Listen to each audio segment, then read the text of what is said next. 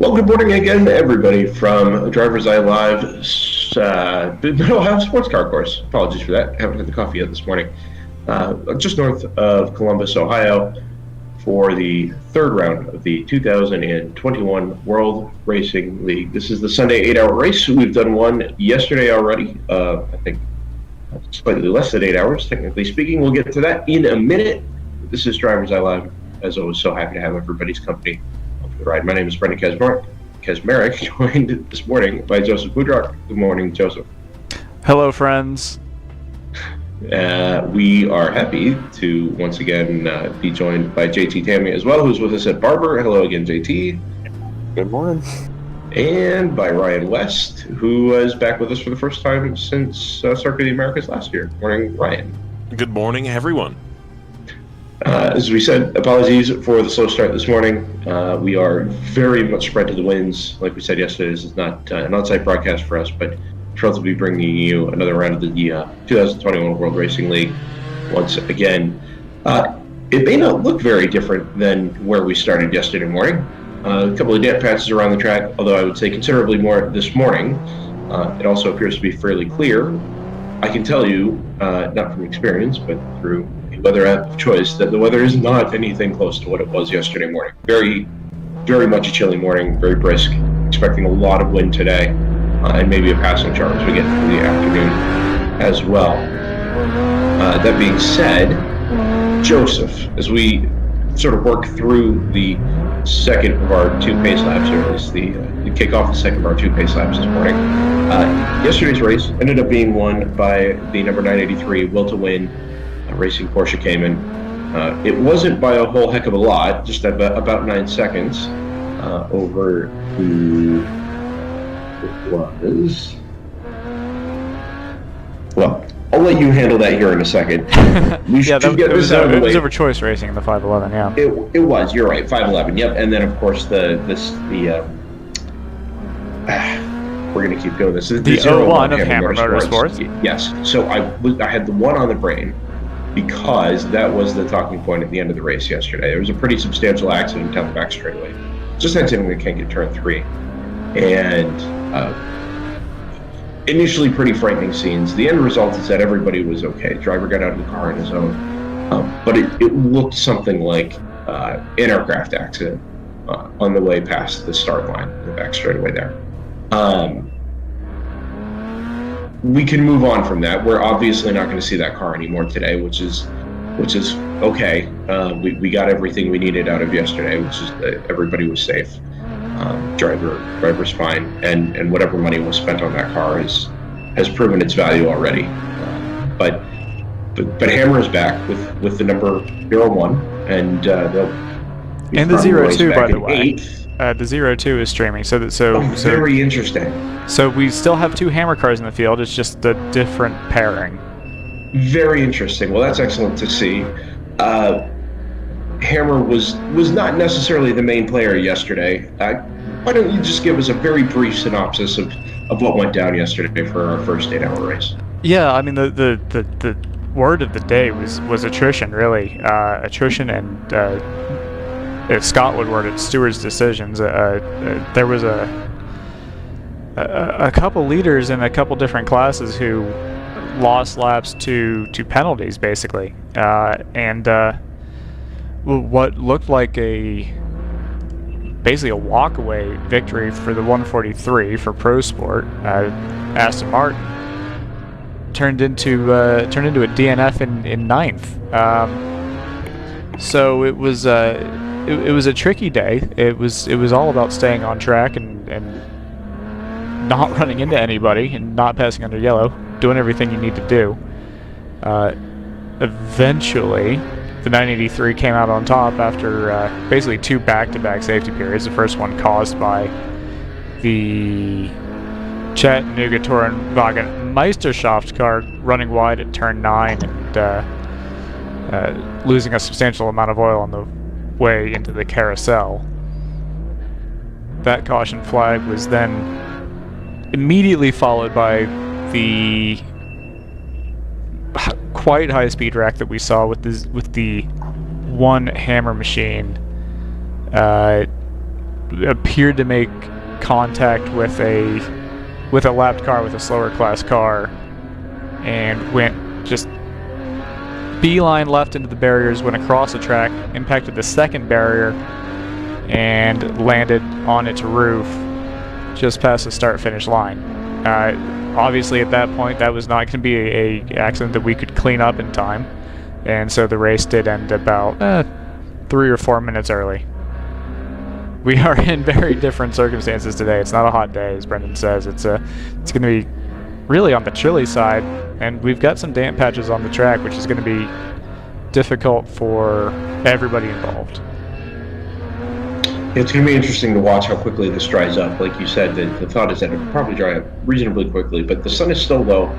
We do have a little bit of wind to help it, never mind the heat of, probably 50-something cars to take the green flag this morning. We'll have that answer for you in a minute. We are about to go green for the second of our 8-hour races this weekend from Mid-Ohio. You ride on board with, I believe, the 601, which is a GP2 entered Porsche Boxster, down the back straightaway to the start line, such as it is at Mid-Ohio. He pulls to driver's left, and it looks like he's going to shoot the gap as they get the green flag down the back straightaway, and we are set to go for our second 8-hour race of the weekend. Lexington, Ohio's Mid-Ohio Sports Car Course. Thanks, everybody, for joining DriverSeye Live. He shoots up the middle. This will be the 604 then, because that's the 601 right in front of us. Through the middle, 3 wide through turn 4. Again through turn 5. I think he's cleared the team car at the top of the hill. He makes it past the 134. And actually, he doesn't get back to the apex there. No, they are very much 3 wide through the apex of turn 6 with both of the round 3 cars there, sort of to driver's right up inside the number 134. It's touch and go up over the hill at turn 7 and 8. I think still pretty damp. And look at the sun pointed straight into the east rising sun up at the crest of turn number 9. They get back single file as they head down through Thunder Valley. One of the white BMWs there just in front of us. This is on board the 525. Go ahead, Joseph. I'm not sure they got very single file. It took them about into the carousel before you could say that none of them were 2x2, and who knows how many of them are 2x2 behind this. Yes, and as you say, through the carousel, not necessarily a single file corner there. I think you mentioned yesterday, there's about 13 different lines through there, but they've all made it through safely. 525 feet skips ahead now, it looks like, and we're exiting the keyhole and down the back straightaway with the first racing lap completed. This is our leader now. This is the 702. Oh, interesting. So the 702 has jumped the Subico NP01, the number 59, unless the 59 is that far ahead, but I don't think that'll be the case. No, I don't think so either. I expect, Joseph, we've mentioned at various races in the past, particularly at Barber, that the NP01 needs a couple of laps to get its tires up to temperature. And yesterday, that was probably not so much of an issue, just based on the ambient temperature and the fact that we had a much closer to dry track. But I think the conditions this morning are probably going to prevent that 59 from being ultimately at its strongest until we get maybe 3 or 4 laps under our belt, or for that matter, even see a drying line. Yeah, the thing to remember, we had a conversation, a fairly prolonged conversation about the pros and cons of driving one of those downforce cars here. One of the cons we described was there's a certain amount of driver confidence that you need in order to be able to drive that car quickly. I'm not sure you're going to have it coming through turn 1 here, where it's still a little damp. I can tell you, Joseph, 100%, there is no confidence on board that car. They started on pole, they fall into 11th in the first, essentially, lap and a half. From on the pole on the outside of the back straightaway, all the way down outside the top 10 within a lap is pretty remarkable. But that's sort of what we expected to see first thing this morning. The round 3 racing car, we think it's Sarah Montgomery starting the car as it was yesterday, leads away on the first racing lap, 2.8 seconds ahead of the 143 Pro Sport competition. We mentioned quite rightly that it looked to be a walk-off win yesterday, and by the time I left around 11 o'clock Eastern, 3 hours into the race, it looked like they were pretty much firmly in control. Indeed, they've got the single lap pace by virtue of, made obvious by their starting position, with our grid this morning set by yesterday's fastest laps. They started today's race in second. Tons of Gas Motorsports in 24 is in third. 60 Old Fashioned Motorsports, the Genetta T55 sits in fourth, and then the number 01 Hammer Motorsports BMW sits there in fifth. On board the Thunder Bunny number 110. That is the GP1 BMW 128. Down into turn number 4, getting passed by, I think that was the Mustang. Well, it's very clearly a Mustang in front of it. The number 17 from Core Motorsports. We mentioned Core yesterday. I think is, if not a first-time WRL entrant, it's certainly the first time we've had a cause to talk about them. And I think we sort of misidentified that car a couple of times just because we couldn't, we never really saw it in front of the camera. But a good start this morning. They've jumped up at least a spot ahead of the Thunder Bunny car. They're up 13 spots overall as they finish their second racing lap. And things settling into, I think, a reasonable rhythm. And hopefully here this first stint kicks off a little like what we've already seen these first few laps. Yeah, pace of the track seems to be somewhere between 5 and 10 seconds slower than we were running in the dry. And this is looking at a car with clean track ahead of it in the 702. So as you say, we expect that Sarah Montgomery. First lap was a 1:43.5. Second lap was a 1:41.1. So everyone's kind of finding their feet here, and they are going quicker, but we're still quite a ways off the ultimate pace of the track. Yeah, it may surprise nobody to learn that the fastest lap of the race so far this morning is set by the number 01 Hammer Motorsports car, and I say that largely because, Joseph, it is a... Oh, is it TCR? Is that what we're getting at? It's a TCR, which means... It's front-wheel drive? It's a front-wheel drive car. Thank you, Ryan. And it's not by much, and indeed, as they come around the second lap, the Pro Sport competition takes that fastest lap title away from it, but that is exactly what we would have expected to see this morning. I get the sense there's actually not that significant a loss of grip, and like we said, it's already starting to dry out fairly quickly with, how many cars took our green flag? 43 cars, even over just the first 3 or 4 laps here. So I suspect we're going to be not just a dry line, but a fully dry track here within the next 15 or 20 minutes, which is a good start to the day. Not guaranteed to be dry throughout, I think is what we've seen from most of the weather forecasts across the weekend. If anything, maybe a passing shower here just after lunchtime around 1 o'clock Eastern, but we'll cross the bridge when we get there. For now, it's a nice morning for racing. A little chilly. We're going to settle into the last 7 hours and 55 minutes. Such as it'll be here on DriversEye Live. Thanks everybody for joining us this morning. Any class position changes just off the green flag here, Joseph? None. I mean, at this point, obviously, we're expecting a lot of shuffling, right? Because this is qualifying order, and that was done in a very different condition to how we started the race. So I think we'll see a lot of shuffling up at the very front. The Thunder Bunny cars have actually swapped positions.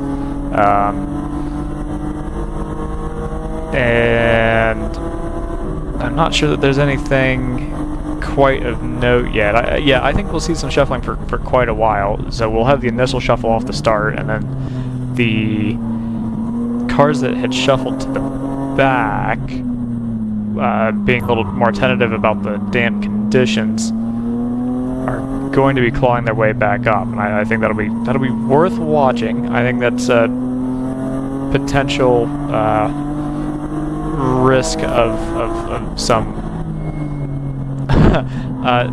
not great behavior. So although we've got 8 hours to go, it's that most of these drivers are only going to have 2 hours in the car, so they're trying to make the most of it. Yeah, particularly first thing this morning, the track is not exactly what it was when they were on board their cars yesterday, whether they were on board at the start, on board at the end. This is just sort of a different beast. And certainly these first 10 minutes, like you say, Joseph, a lot of shuffling, but as soon as we get into traffic, I think we're going to see another reasonably substantial shuffle as everybody kind of gets into their rhythms. Maybe not so much at the top of the field. I think for what we saw, during the first couple of hours yesterday, it was reasonably consistent through traffic, but especially down in the lower classes and towards the bottom of the GTO field, we might expect to see a little bit of movement just as everybody sort of starts picking their way through the slower class traffic. On board the number 02 Hammer Motorsports car, as you rightly pointed out, this is the team car to the one that had the accident that ended our race yesterday, and brought out specifically so that I believe it's a quartet of drivers this weekend can beat in the Sunday race once again. This car spent the first few minutes of the race in the paddock, so let's not expect this to necessarily contend for the win, but it's a good camera to have. It's good to see that the drivers in the number 1 are going to be able to have that second day of running, and we'll see how things turn out for them. See if they can scramble together a little haul of points by the end of the day. A good start from the number 983 Will to Win Racing Porsche Cayman. That was our winner yesterday. Started way back in 13th this morning just by virtue of fastest laps, but all the way up into 4th. And like you said, Joseph, yesterday's victory absolutely not unearned by any stretch of imagination, but it wasn't the odds-on favorite from the green flag. But they've made good on their result from yesterday and have pulled themselves all the way up into the top 5. The Team ACP Tangerine Associates BMW back there in 5th as well. It's a good start from them to kind of kick things off.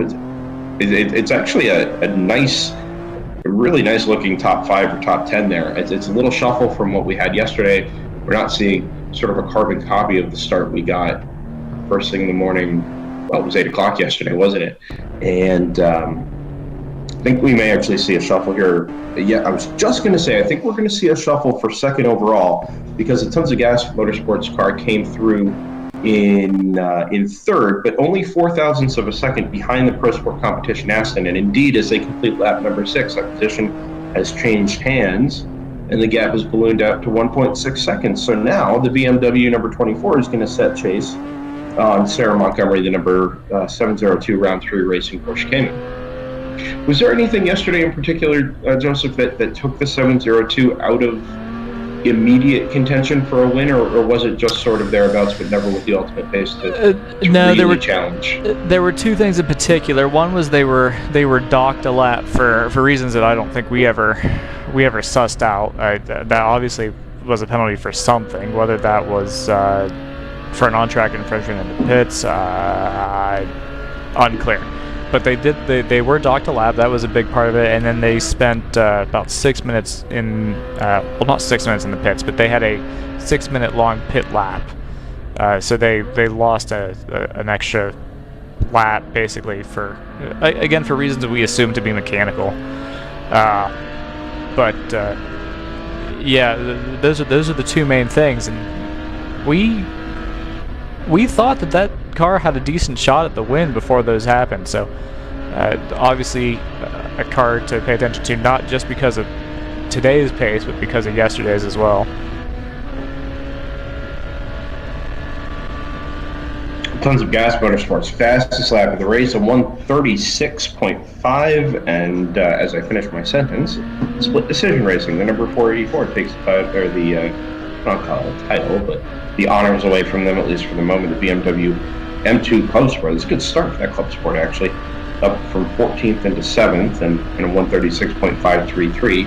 New leader in GP. Their lap time is purple on racehero.io. Go ahead. Yeah, new leader in GP3, round 3 racing, the 605, overtaking our third place finisher, TC Klein Racing, in the number 93. And this is the car we ride on board with at the moment, is it not? This is the 601. Well, this car is back in 6th.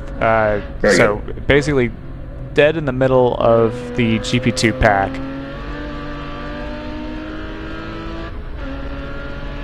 Now, what we should do, I'll let you finish in a second, JT, but what we should do, this is a little bit of a fight for position. The New Light 26 has just overtaken the 604 here.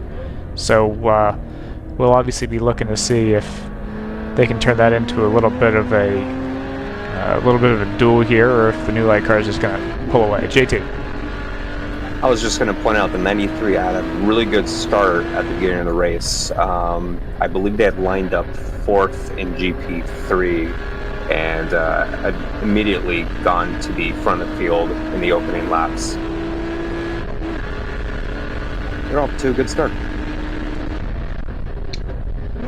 There's quite a bit of that going around, actually.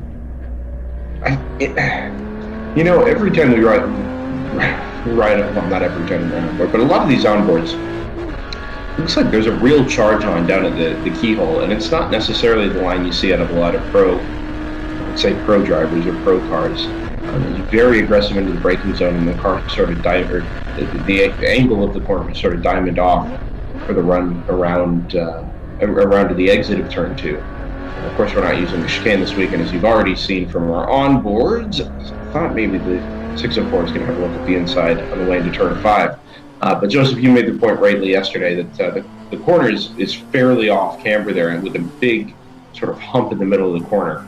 And that leads to any variety of lines, which ultimately don't seem to make a huge difference, other than how late you try and run the car in the braking zone on the way into the corner.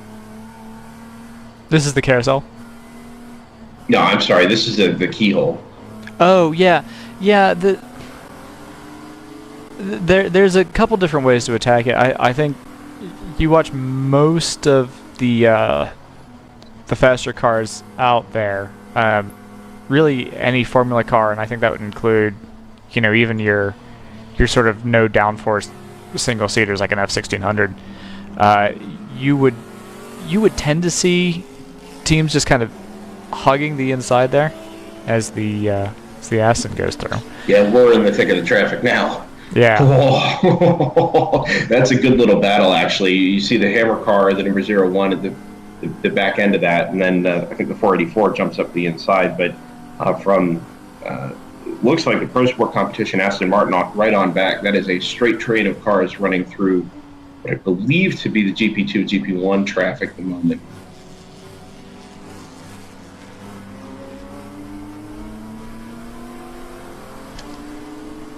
And they just make their escape. I mean, from the time they got past them down the front straightaway to the exit of the keyhole there, it's not even up to a mile. And immediately they're out 3 or 4 seconds in front, which is quite right.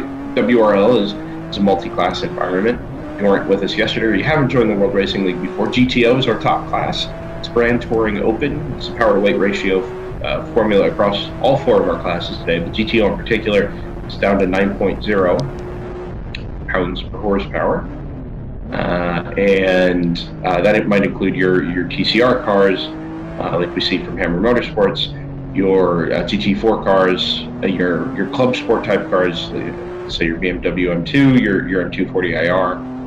Those sorts of cars are going to populate most of GTO, along with some well-built road-going cars.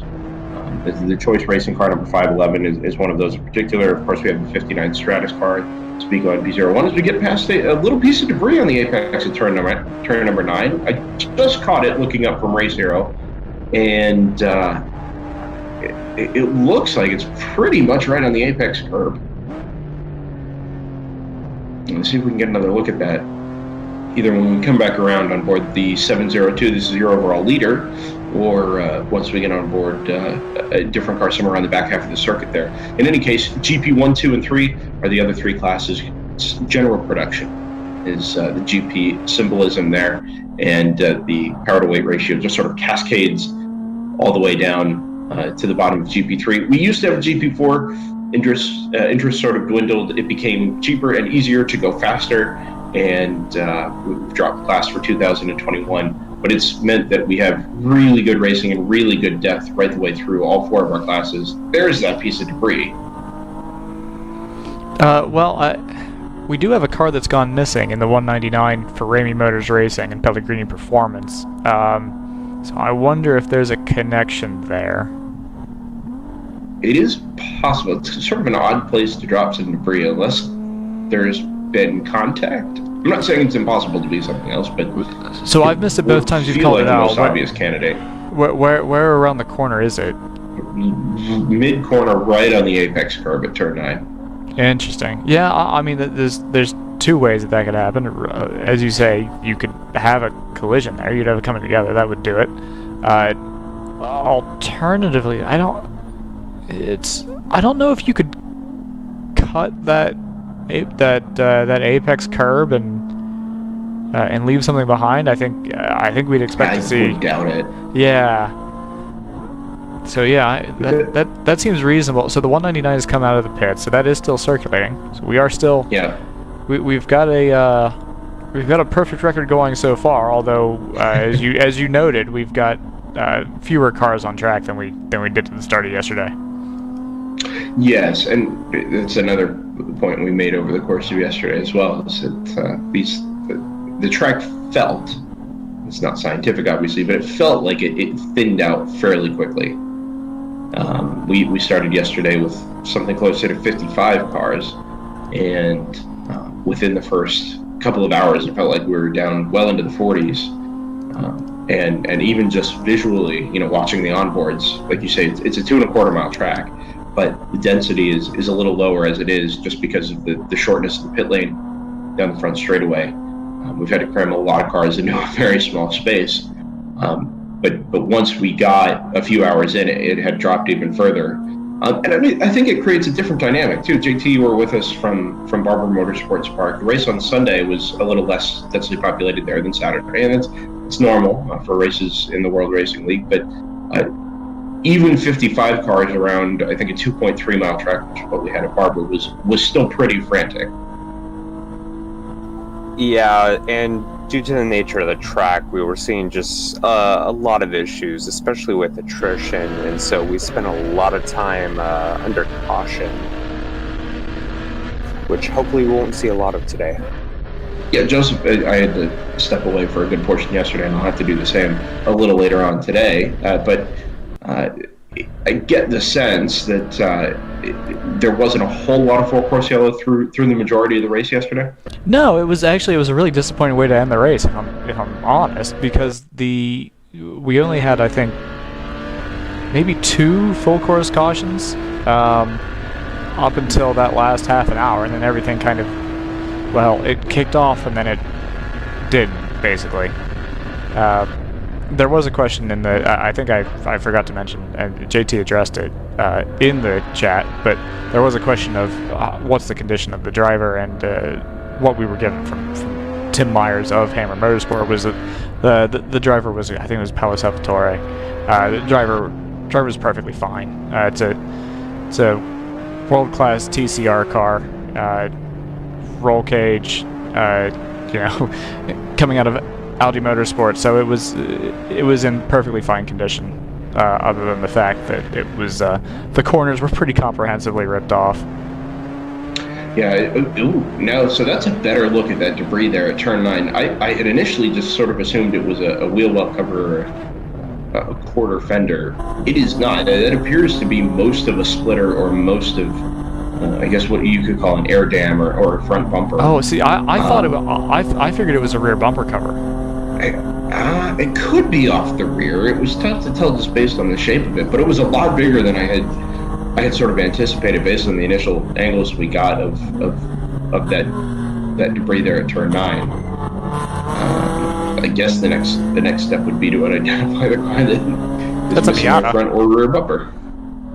Ooh, no, there's in another feed, there's a slow, I think, yellow Boxster coming out of the keyhole turn.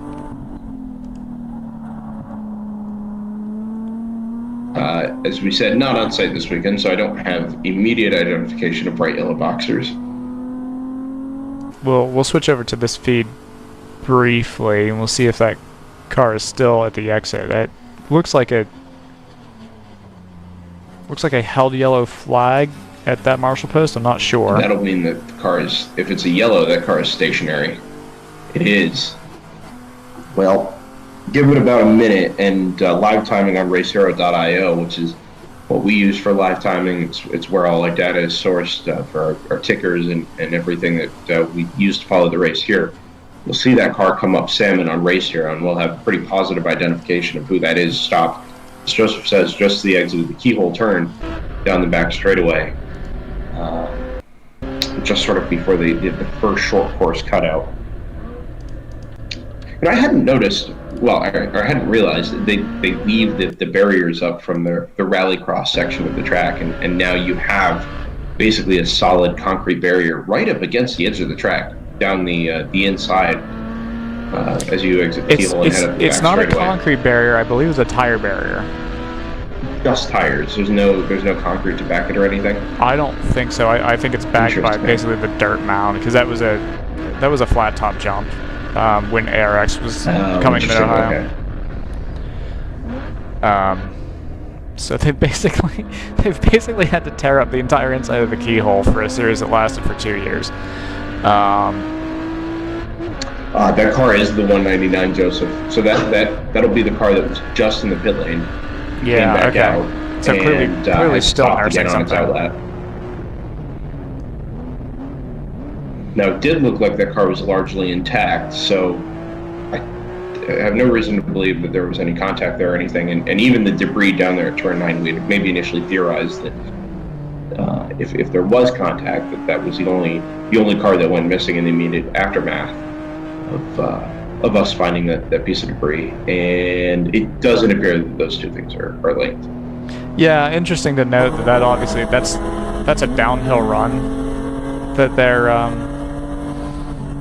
they've parked it at, so they could roll it further down the hill towards turn 4 if they wanted to. So that's, it's clearly an active decision to stop either the car is locked in gear, or it's an active decision to stop the car and try to sort it out or wait for recovery rather than get all the way down to turn 4 and try to figure it out from there, which I think is perfectly reasonable. The Thunder Bunny car we were just on board with there, I think it's about to have the battle for third. I had passed it on the run out of turn 1 down the Pro Straight. The 143 Pro Sport Competition Aston Martin just ahead of the number 01 Hammer Motorsports Audi TCR. It's 0.2 of a second last time across the line, so that is fundamentally nose to tail. The 199 looks like he's actually, like you said, Joseph, made it a bit further up the back straight. It's not all downhill there, but it looks like they managed to get the car restarted and moving again, at least to some degree, although that's what I'm saying. You could pretty far from home there. Yeah, that's what I'm saying. You could just coast it down. You could coast it all the way down to turn 4 if you just, kept the clutch engaged or kept it in neutral. Whether or not they choose to, So 981 obviously threw on the 525. Not for position, very different classes. Indeed, good point by the 525, and I saw the car appear on the inside of the keyhole, and it still kind of took me by surprise. It looked like it was still pretty far back there when they made it to the turning point, but it was a good pass, and certainly no harm done to either of those two cars. Fastest individual laps being set by the 143 Pro Sport Competition Aston Martin and the number 44 Split Decision Racing entry, the BMW M2 Club Sport back there in 6th. The Pro Sport car is, like I just mentioned a minute ago, just really hanging on to the bottom spot on the podium. 0.166 is the margin there from 3rd back to 4th. I hope we have an onboard for the 01 Hammer car, Joseph, but I don't good believe nose that to we tail battle do. between those. Okay. I'll double check that actually. I only saw the one, but I believe Tim Myers did have an onboard stream on his personal Facebook there. I'm not sure if you're connected in the appropriate way, but I think you can find something from the 01 spiritually over there on Facebook. So, just coming up to complete the first half an hour, 28 and a half minutes complete from the Sunday race, Mid-Ohio Sports Car Course in Lexington, Ohio. Certainly a fan favorite. It's a sellout race weekend for the World Racing League Round 3 of the 2021 season. Have to have everybody's company. I've noticed on board, as we get up behind the number 198, which is the team car to the stricken box we've seen over the last couple laps. We hardly need to run any Cooper ads this weekend. There's a fair bit of Cooper advertising, Cooper Tires advertising, various points around the circuit on the way up to the keyhole. I think they've got a bridge elsewhere around the circuit, doing a lot of the work for us. Worth noting, we've got a change for the, I don't know if you mentioned this, change for GP1 podium positions. Thunder Bunny, that 350 Nissan, not this one, but the feed that we were just on, that is up to third in class past Frozen Rotors, which is interesting because Frozen Rotors inherited but then walked away with the GP1 victory.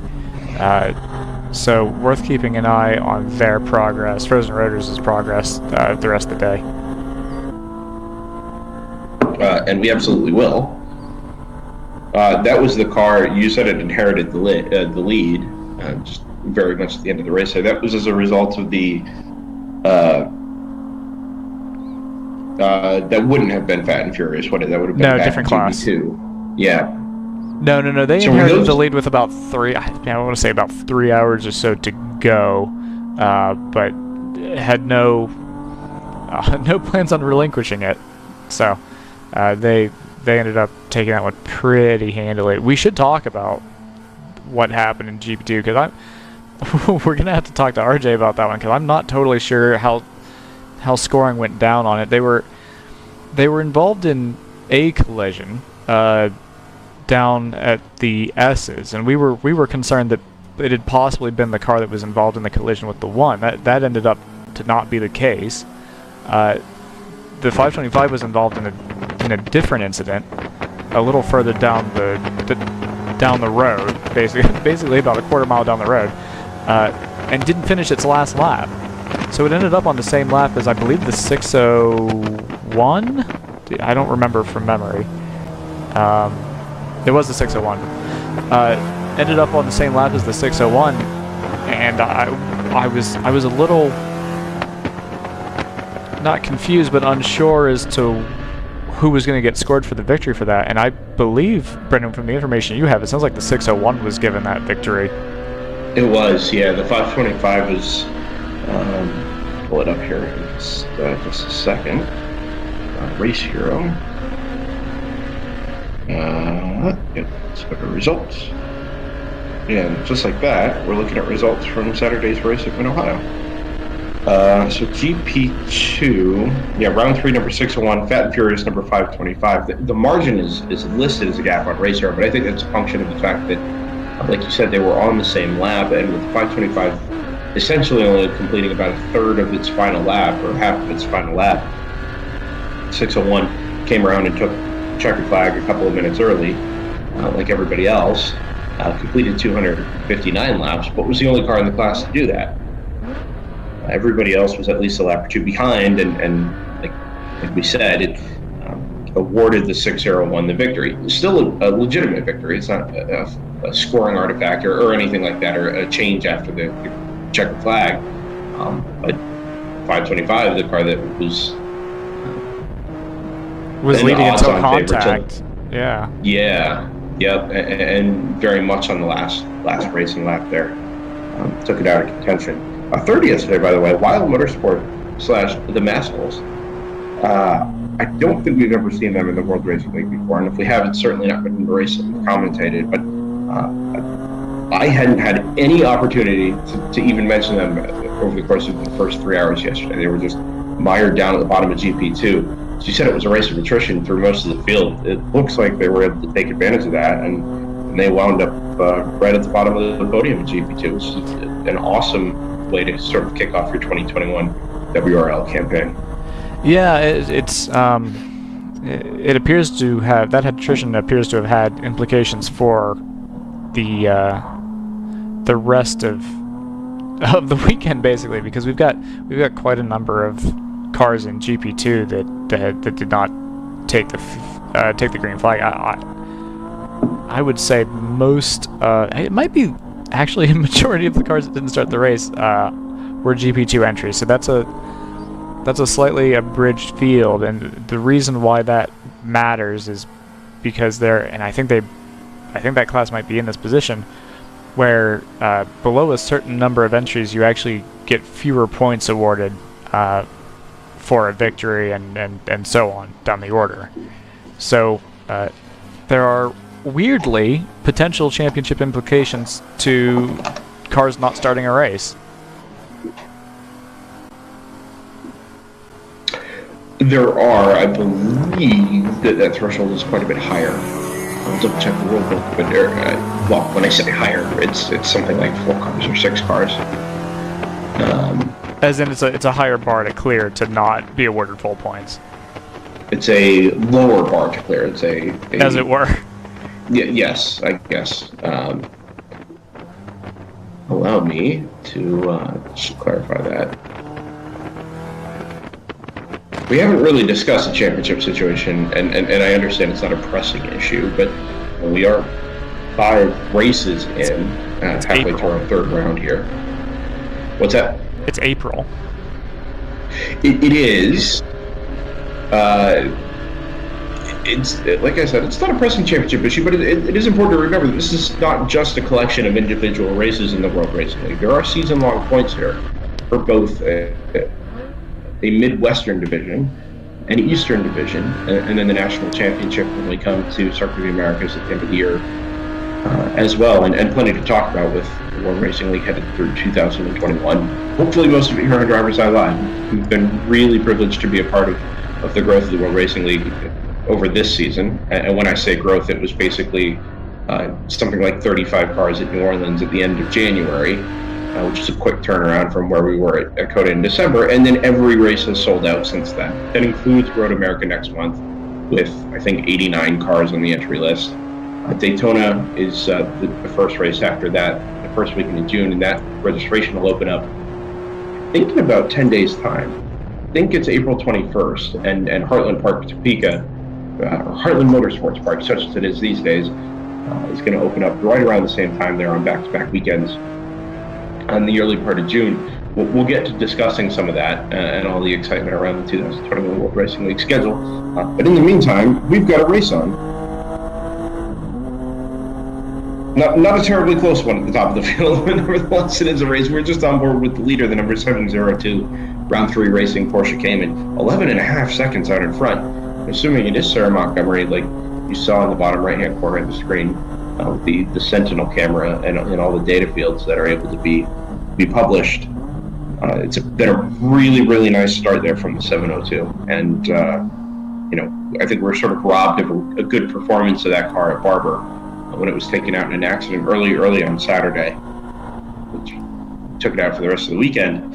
A 133.8, Sarah's best lap. It's the fastest lap of the race, and I think it's pretty safe to say now that at least on the racing line, we've got pretty much a full dry track. It is a little damp offline still, but these are DOT tires, so I don't expect it to be any major challenge for these cars, these tires to handle that. There is a car stopped to the left on the way into turn 11 at the top of Thunder Valley. I missed it just because it was sort of a very blurred flash to the left side of the screen as we came up to the top of the hill. But once we come back around there, we'll get a look at that. And that should actually be Salmon Race. It's a 511, I believe. I'm not sure the 511... Oh, it's the 51 that didn't start the race. Yeah, no real address to what the... Yeah, that is definitely the 511 car. The tall rear wing on the back of the Choice Racing BMW M3 is pretty unmistakable there.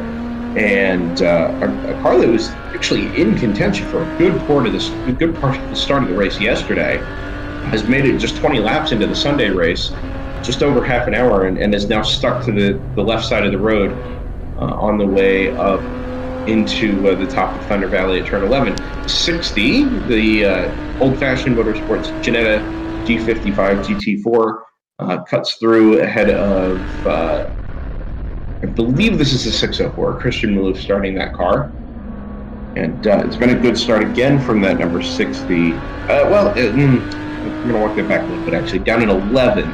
But it was a good start yesterday. They were very much in contention pretty much from the green flag until whatever happened while I was away happened and ended up off the overall podium. We have a very close fight in GTO for second. Over the past few laps, the tons of gas, number 24 has been dropping off a bit in pace, and that has allowed the 01 Hammer Motorsports Audi and the 134 Pro Sport Aston to catch up. So it's a very close battle for second. That Hammer and Pro Sport battle has been pretty good over the last couple laps as well. I think the position changed about 5 laps ago, and we were talking about some other things at the time, but the TCR was able to get up past the Aston Martin GT4 Vantage, and both of them, very much nose to tail since then, have never really been separated by more than a second. But like you point out, JT, now both of them are headed back up to the back of the number 24 BMW M4 GT4 in that battle for second. It was a good pace from that 143 yesterday. It's not a car we've seen very much of in the World Racing League, but they got off to a really, really nice start yesterday. And I think Joseph made the point in our little pre-race build-up around the first couple of laps that car was going to be the odds-on favorite for a win, just based on how strong its pace was from, let's say, hour 2 or 3 onwards. But penalties and self-inflicted wounds sort of took that car right out of contention towards the end of the race, and it's going to take a little bit more than good pace today. It's off to a decent start, but it'll have to be a little bit more consistent. And now, Haas has actually been made there for third, so those positions have flip-flopped again, and the 143 Aston Martin up into third at the expense of the number 01 Hammer Motorsports Audi TCR. Yeah, we're watching a fight for position here, actually, not between the, I don't know if that's an 86 or BRZ, but between the car that we're on board with and the orange and black Miata in front of it, which is the Copeland 41. They were just overtaken by that car, but they're sticking right with them. Is that the 199? It's either the 198 or the 99. Yeah. Have those positions just swapped back in GTO? The third and fourth battle, you mean? Yeah. It literally just happened shortly after we finished discussing the closing battle for a second. It's just the last lap. They've swapped back around with the Aston up in the third and the TCR back and forth. It's a good battle here. Yeah, it's looking like, as the kids say, a real ding-dong battle. Yeah, so it's 41 in the 604, and you point out, Joseph, as I scroll through Race Hero to find the timing, it's 24th overall, and the battle for 4th in GP2. This is little ND Miata on Porsche Boxster action. Oh, as a matter of fact, what we were watching, I'll report it after the fact, was a fight for 4th in GP3 between the number 66, either BRZ or 86, I have no idea, and the 198, so that we can positively identify that car as the 198. You were wrong, by the way. Oh, okay. On both counts. The NRG car is neither an 86 nor a BRZ. It is a... Well, is it a Scion? FRS. It's a Scion FRS. It's the same car. I'm just going... 0 for 2. Here's the thing. We've got to change for second in GP3 also, but let me just make the point that it's all the same car, and I'm just going to call all of them an 86 from here on out. That's fair. Does that car still have, like, I don't want to say it was never really a dream car, but does that car carry the status that it once did? What, of being still like an interesting under car to have or drive? It's quite old at this point. When the new one comes out, which they've already kind of released pictures of, I think when that becomes available, it'll be back up at that status. They've been making that car since probably 2009, 10, something like that. It feels like it's got a solid decade under its belt. Yeah, I still really like it. I like the way it looks. I like the way it looks on track. It's competitive. It fits well into the WRL ethos of sports car racing. I actually didn't know that there was a new one in the works. Are there any? It looks exactly the same. It Sure, does not look exactly the same.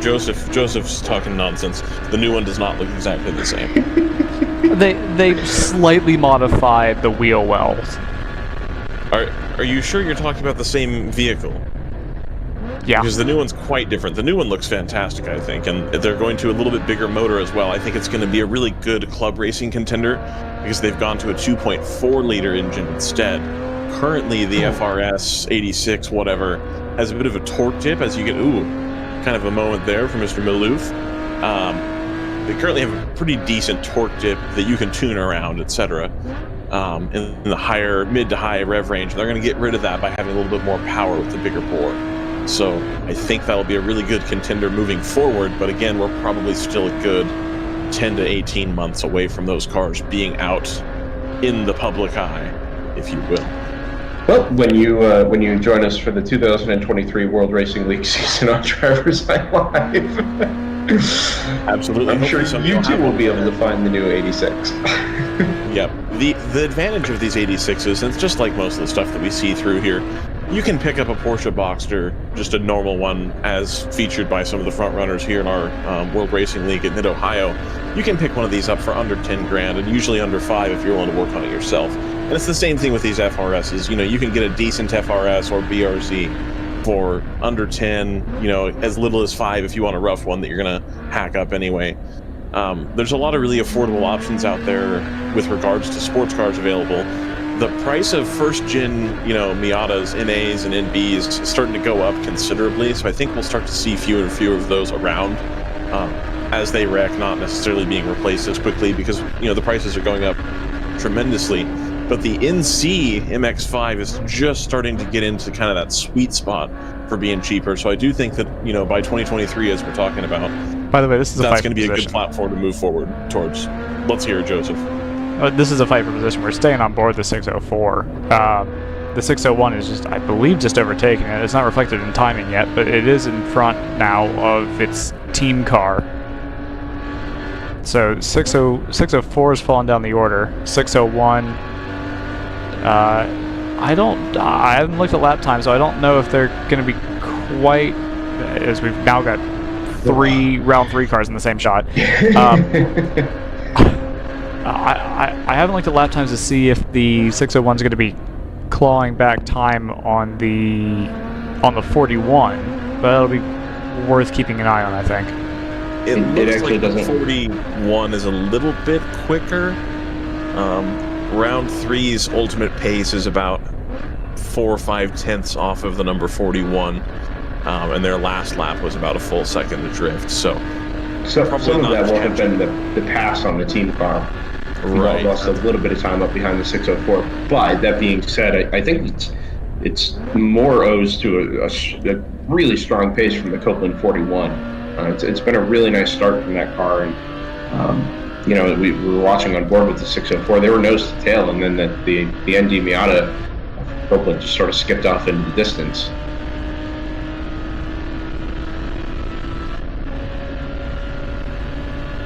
"45 minutes down in the Sunday race from Mid-Ohio Sports Car Course, World Racing League, second race of the weekend. Good to have everybody's company on DriversEye Live. If you're not already following on social media, I invite you to do that. World Racing League on Facebook is the main series page. WRL Racers Group is a fantastic resource to sort of extend the paddock of what we get on WRL weekends from various points around the country. We were, of course, on site back at Barber, and seeing everybody in person again for the first time in a couple of years was really awesome. It was great to be at the track and see the level of preparation and professionalism and just the buzz about the paddock all the way through the weekend. But the WRL Racers Group is very much an extension of all of that, and it's a really nice community resource. If you're at all interested in going racing in the World Racing League, and lots of people there to help you get started if this onboard action is something that you would find yourself interested in. It's been a lot of fun to watch over the last day or so, and plenty more racing to come today. And then, of course, we're on Facebook as well, DriversEye Live. Join us there. And follow along with the action today. I'm sorry about that, Brendan. I just wanted to point something out. Joseph, are we expecting a pit from the 59? Because they've just plummeted down the order. Well, and they did pit. They're on a tow rope, so no. Okay, perfect. I wasn't seeing that when we had that going, so there we go. No, I had seen them fall back down the order. And the 511 has also dropped a bunch. So That I don't know was if that's the- related. No, that was the earlier. car that we saw on entry to the carousel a few laps ago. Okay, gotcha.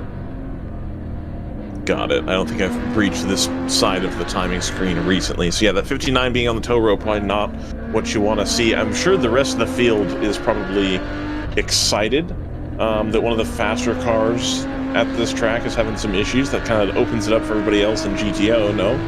Well, and the thing that's funny about that is there was, as I understand it, some degree of consternation about the fact that that car was about 2 seconds faster than anybody else in qualifying.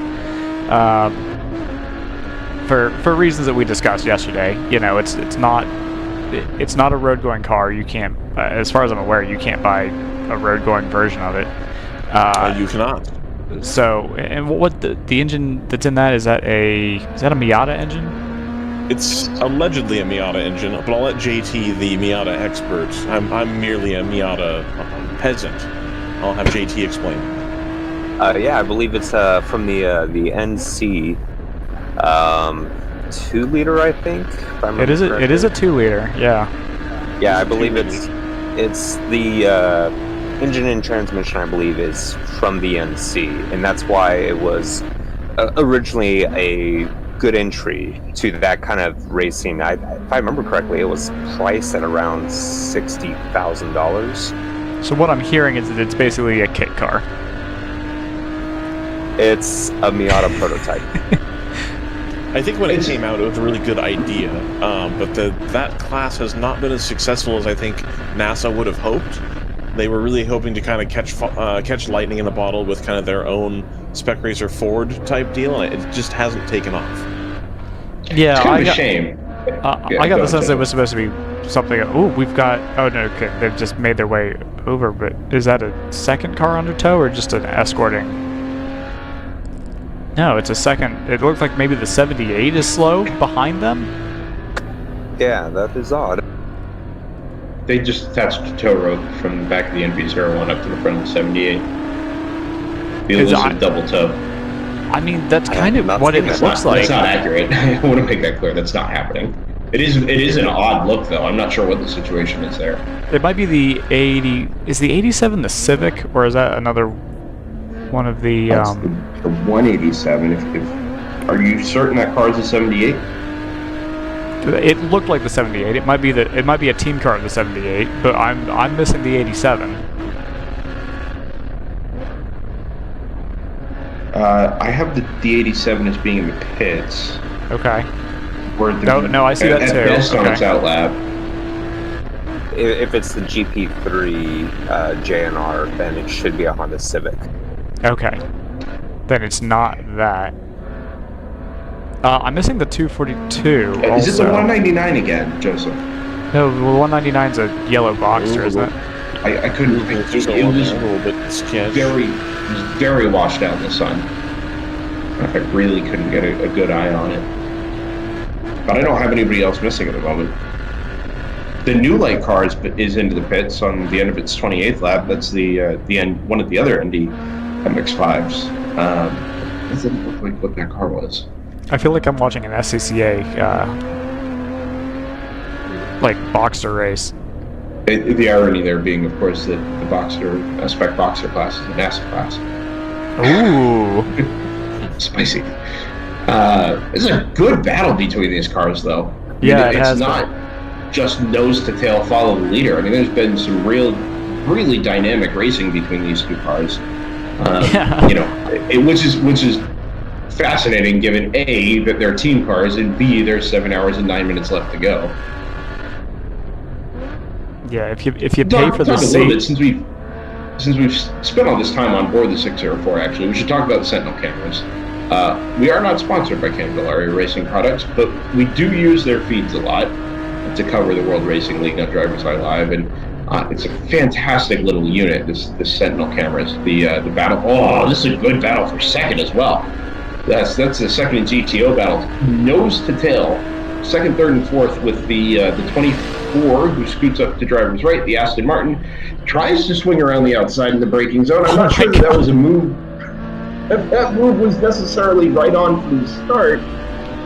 but he kind of hung tough around the outside with just the right front quarter to the back left of the M4 GT4, and they head on up the back straightaway. Still very much nose to tail there. I think the M4 has the legs down the back straightaway from the looks of things. And the Aston Martin GT4, again, just kind of peeks to the outside there. There's a lap car that's going to split them at the top of the S's here at Madness. This is turn 5. The white car off in the distance is the M4, and then there's the car in between, and then I think we get the Aston and the number 01 Hammer Motorsports Audi TCR. You want to talk about cars that don't quite have the legs? Is that TCR? He'll just be sitting back waiting. The two of them can fight together. I do think this TCR stands a reasonable chance of if something goes wrong there, they miss a braking point, he'll just have that. Joseph, no luck with the 01 onboard feed? No, there's a feed that's labeled as the 01, but it's the 02's feed. So that might have been what you saw. Try that link. I'm not sure if it's going to work for you. Okay. It's an interesting name for... Interesting URL to pick for somebody who runs Audis. Indeed. Oh, yeah, full course yellow, gentlemen. Yellow. Okay, that may be for oiled down, because I haven't seen anything on track that would appear to necessitate that, unless I've missed something and you have. So just a couple of housekeeping items. Thunder Bunny 110 is into the pits. Copeland 41 is into the pits. I'm not convinced that that's a result of the yellow flag. Oh, it's a will to win came in on the inside of turn 5. That was definitely moving. So most likely the 982 or the 981. Yeah, so the question is was it for that car, or is there a second car off in China? I don't see another car there. Yeah, that was my thought too. Is it would have been. Yeah, it's tough to say because I think it was you that pointed out yesterday that the lip is so severe that it's really difficult to actually see a car that's over in the gravel trap there. I think we're laughing at the same thing or chuckling at the same thing. There are lots of gravel and dust and detritus being thrown out the back of whichever one of the WTW Caymans is in front of us.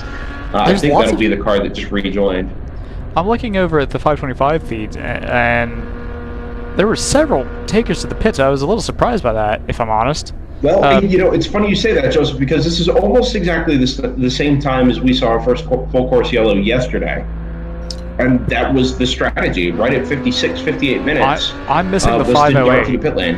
I'm missing the 508. Let me be careful there because that might be one of the entries that has a pit stall before the start-finish line, which would also be, obviously... I did work out. The pit loop, wouldn't it? No, because the 16 plummeting as well. The pit loop is at start-finish, rather than at pit-in. Gotcha. Okay, so that makes sense. There is a safety truck deployed down the back straightaway, which suggests to me, anyway, that there is still a car missing somewhere. That's an We're 716 M3. We're scrambling. I just switched over to this feed because what I just saw was a tow truck and a medical vehicle. Yes. See, I haven't seen any other stricken cars anywhere around the circuit. Now let's look at the runoff here at 9. No, I don't see anything there either. And those trucks were still clearly in motion. They were heading somewhere. Did we possibly miss something at what was it, China Beach? No, that was kind of the point. Is those trucks were headed somewhere, as if it was further around the circuit. But have we red flagged, or is this just? No, I think the speed is stuck. Oh, it is. It is. You're right. You're right. It's an interesting situation here. I'm intrigued as to what the story is. Yeah, I am too. I mean, it is possible if they're deploying a medical vehicle. I'm not sure why you deploy a safety truck as well if it's something that happened, let's say, not necessarily on track. There are other various situations that could result in a couple of those vehicles being sent around, but none of them are immediately obvious to us. So, but turns 4 and 5, drivers left. See if we see anything. Pit stops for most of the top GTO runners. Well, by the way, we'll come back to that here in a moment. Well, yeah, so they're definitely there recovering is a something. car very far to drivers left there. So, is it possible they were staging the medical vehicle back at turn 5? Because it's well past the incident now. Well, it's not actually. It's up against the Armco there, on the inside of turn 5. Yeah, but there's one no car there right off there on the left. It's hard to see because it kind of blends in with the grass. Yeah, no, I see the car in the gravel trap. So there is definitely a car there at turn 4. I was just under the assumption that because the cars were still the emergency vehicles were still moving as we went past them at turn 4, that something had happened further around. But there is definitely a car in the gravel trap at turn 4, which I'm fairly certain now is the reason, the immediate reason for the full course yellow. The medical vehicle that Joseph pointed out is intriguing to me. But yeah, so it looks looks like that it's just somebody headed maybe behind the wall at turn 5. Yeah, I'm not sure. I wouldn't be shocked if that was a precautionary thing. If somebody went straight off into the tire barrier there. Unless there's a second car involved there. Yeah, Which I suppose is also possible. Yeah, I'm kind of assuming that we don't have the full picture yet. Is it possibly the 110 Thunder Bunny? Or did we see that go into the pits? It is not the 110 Thunder Bunny. Pits. No, correct. This is the car you're on board with now. Yeah. Okay, because that looks like that lost a few places in GP1. They're now sitting down in 7th. Yeah, as Joseph points out, I believe that car was just in the pits, but with the pit lane loop being at start finish, so basically just the duplication of where start finish is, there are a couple of pit stalls before then to try and get as many cars into the pit lane as we can, and I think a few are just going to kind of lose out, not necessarily lose out from a competitive perspective, but when we look at Race Hero, they'll go missing because they weren't ever marked across the line as being in the pits. So there are a couple of cars that have been missing. The 15 AOA is one of them, but they've reappeared. The 198 Ramey Motors Racing Pellegrini Performance Boxster is still missing. 851 Plan C Racing. I don't think it's the 144. I don't think it's the 198, although I'm not sure where they've gone because they recorded 2 laps under the yellow flag. Okay, and then the number 40 Rogue Racing car. They're out now. Would be really the only other one. 198 was a taker to the pits. I have confirmation of that now. 41 was a taker to the pits. New Light was a taker to the pits.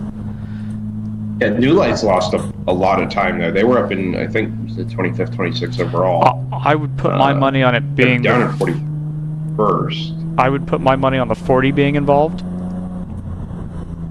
Okay. That would be Rogue Racing, and potentially also the 511 of Choice Racing. Choice was the car that was stopped on the inside of turn 11. You're right. Probably 10-15 minutes ago.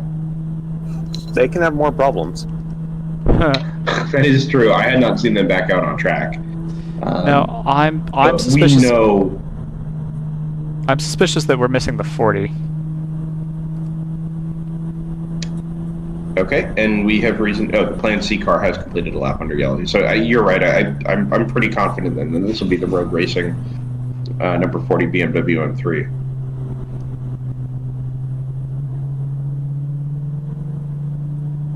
So with the pit stops here at the top of the field, we're waiting on a couple of things to cycle through. Right now, the Split Decision Racing M2 is up in the lead, but Mark is in the pits, and indeed, as I start that sentence, the number 983, your winner from Saturday, inherits the overall lead.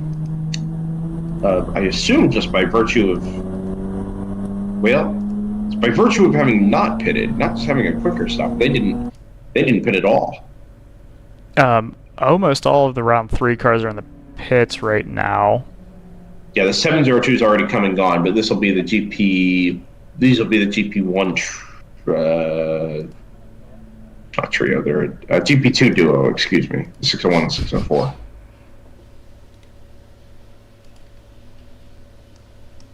And pit stops from a lot of the rest of the GP2 field as well. The Core Motorsports Mustang has been in, the 678 Chill Out MX-5 has been in, the Slipstream car in 5th has not, but I suspect that with the 601 and the 604 pitting, that they'll relinquish the lead in order to do this. I'm a little intrigued, by the way, that they weren't immediate takers to the pits. I don't think the pit entry closes. Certainly, the pit action kicked off right as soon as we went full course yellow. But with the 601 and the 604 having stayed out, they're going to lose out here from having inherited the class lead. Although, as I say that, Joseph, did we not make the point yesterday, or you guys made the point yesterday, that we're cramming a couple of extra cars into shared team stalls? Yeah, and I believe round 3 is one of the teams that's sharing stalls. I'm not sure if the 2 cars are in or are sharing. Yeah, sorry, just it looks like they're about to tow whoever ended up in the gravel trap at 4. It looks like they're about to pull them out. But yeah, round 3 is definitely sharing at least one stall. I think it may just be the one stall.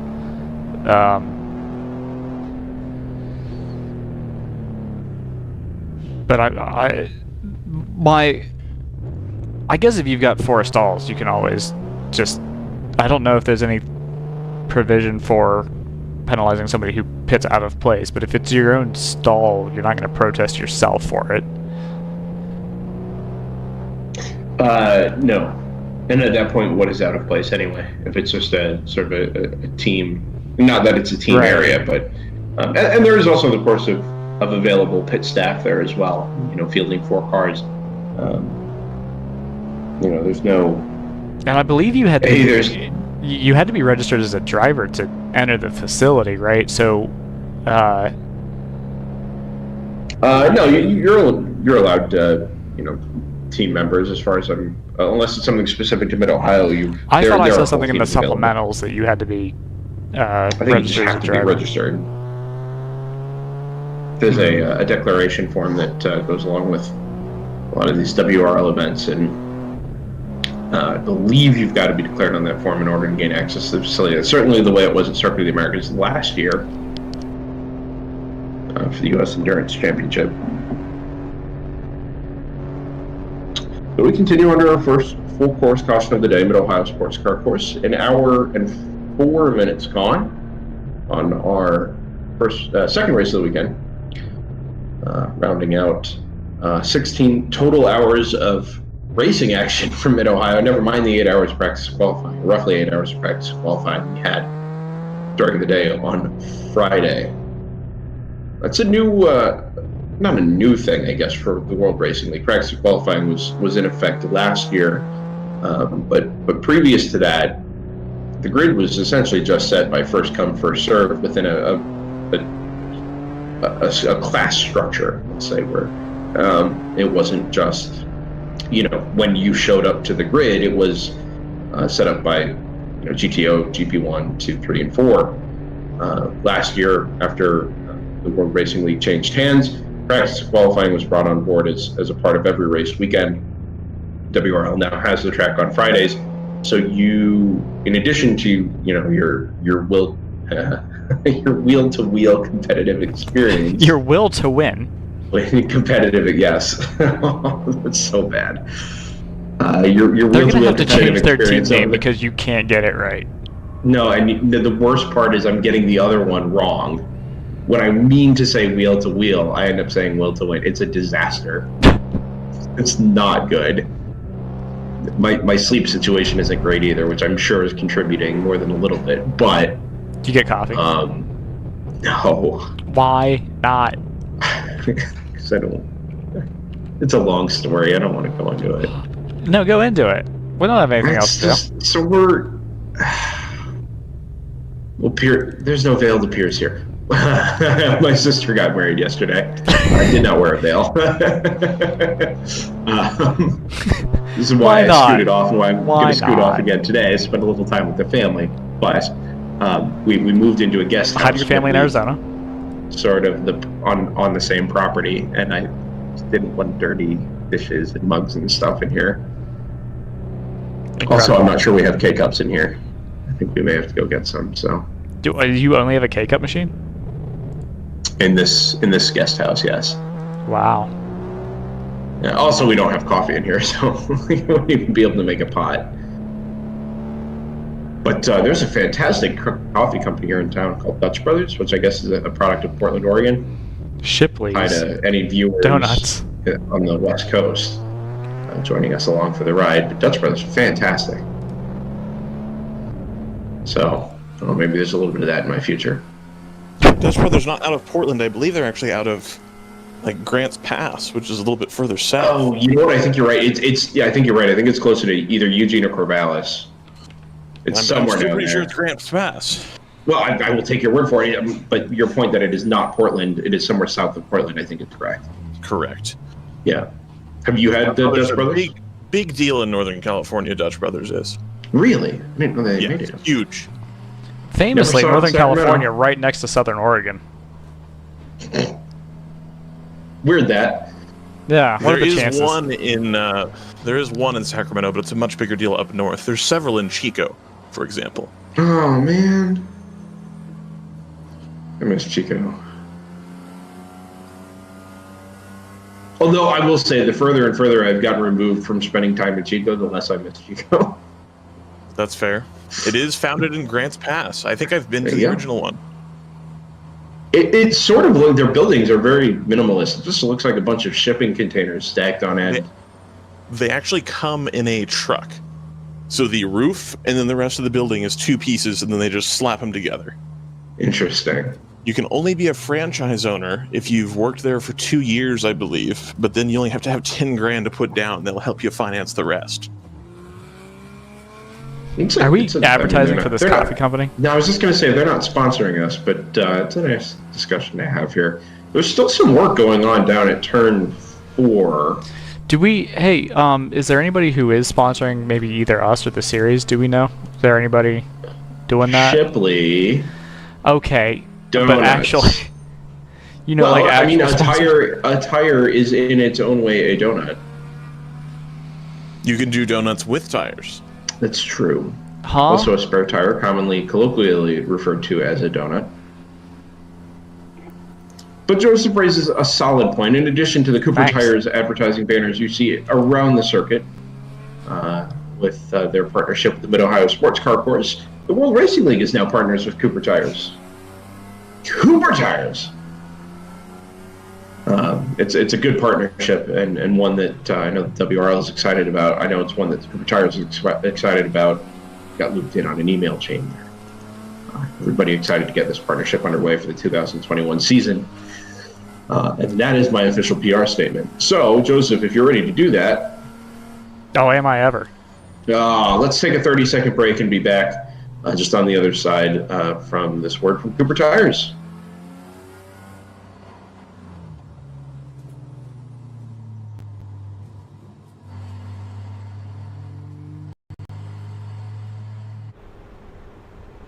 Here is a bit of wisdom from your Uncle Cooper.